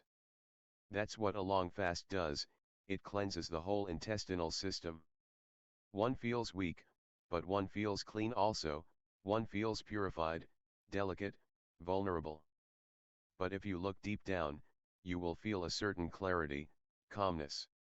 To the woman, these few weeks will be a meditation for you also, because to love somebody without demanding is a great lesson, a great experience. Once you learn you never forget.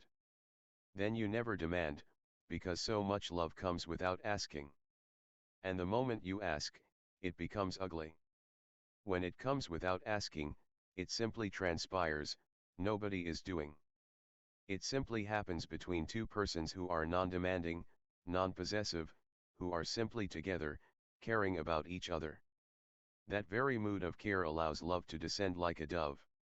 So for these weeks, simply be a mother. For a woman there is no greater meditation than to be a mother. Hence I call my sannyasins ma, that means mother. There is no greater meditation than that. A woman finds fulfillment in being a mother. And when I say that, I don't mean that simply by giving birth to a child you can become a mother, no. That is very very physical. It is not necessary that you become a mother, you may not. Producing a child is biological. Becoming a mother is spiritual, it is a different dimension. So there are so many women who give birth to children, but rarely you find a mother. If you become a mother, then there is no need to become a saint.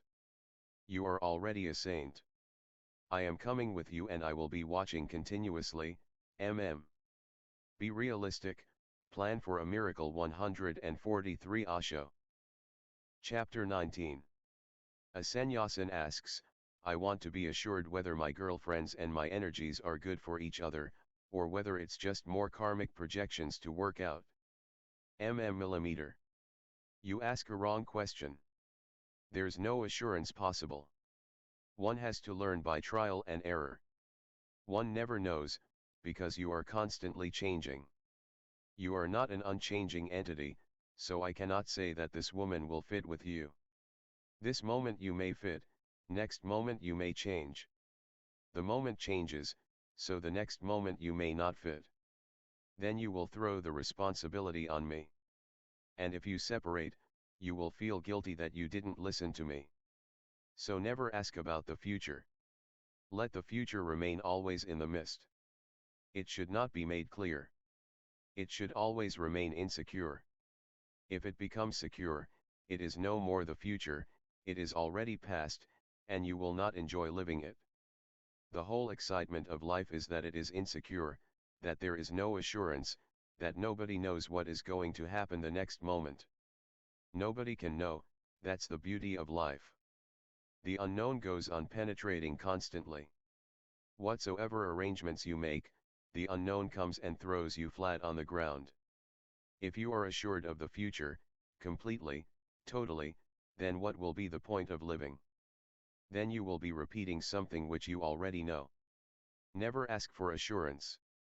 My whole effort is to take all securities from you, to make you insecure and to send you into an unknown world where each moment is going to be strange, each moment is going to be a mystery, and each moment is going to be a challenge. You are never going to be secure, and that's how life is, that's the way to live it.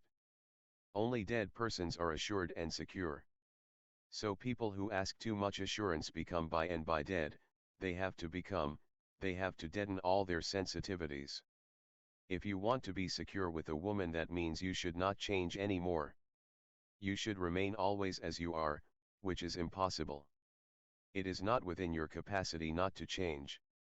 You are changing all the time. You can have a mask which will always remain the same. you will go on changing behind it, and a mask, a dead mask, will remain the same. That's what husbands are doing, wives are doing. A dead mask, a face to show, a pretension, a hypocrisy. And inside the mask, everything is changing. And you carry the mask because you ask for assurance. That is one of the most wrong questions to ask, because that shows a very wrong attitude towards life. Why bring these words in, karmic patterns, karma, past? There is no need. That's again an effort of the mind to explain things which are not explainable, which don't come within any explanation. For example, karmic. You don't know what you are talking about, what karmas. But in life you may find many things that you cannot explain. For example, you see a woman for the first time and you feel suddenly in love. Now the problem arises, where does this love come from? The mind raises a question because it is constantly trying to convert the unknown into the known, the unexplainable has to be reduced to some explanation. The mystery has to be dissolved and analyzed, dissected. Maybe in dissection you kill it, but still the mind feels satisfied. Now you know that this is a karma. Be realistic, plan for a miracle. 144 Osho. Chapter 19. Relationship. In the past you have been together, and now you have to fulfill the remaining karma. The mind is at ease. What have you done? You have simply reduced something unknown. Falling in love is a mysterious phenomenon. It has nothing to do with karma, it has nothing to do with the past. It is happening right now, here and now. Why bring the past to explain it? What has the past to do with it? Life is bumping into you, new every moment.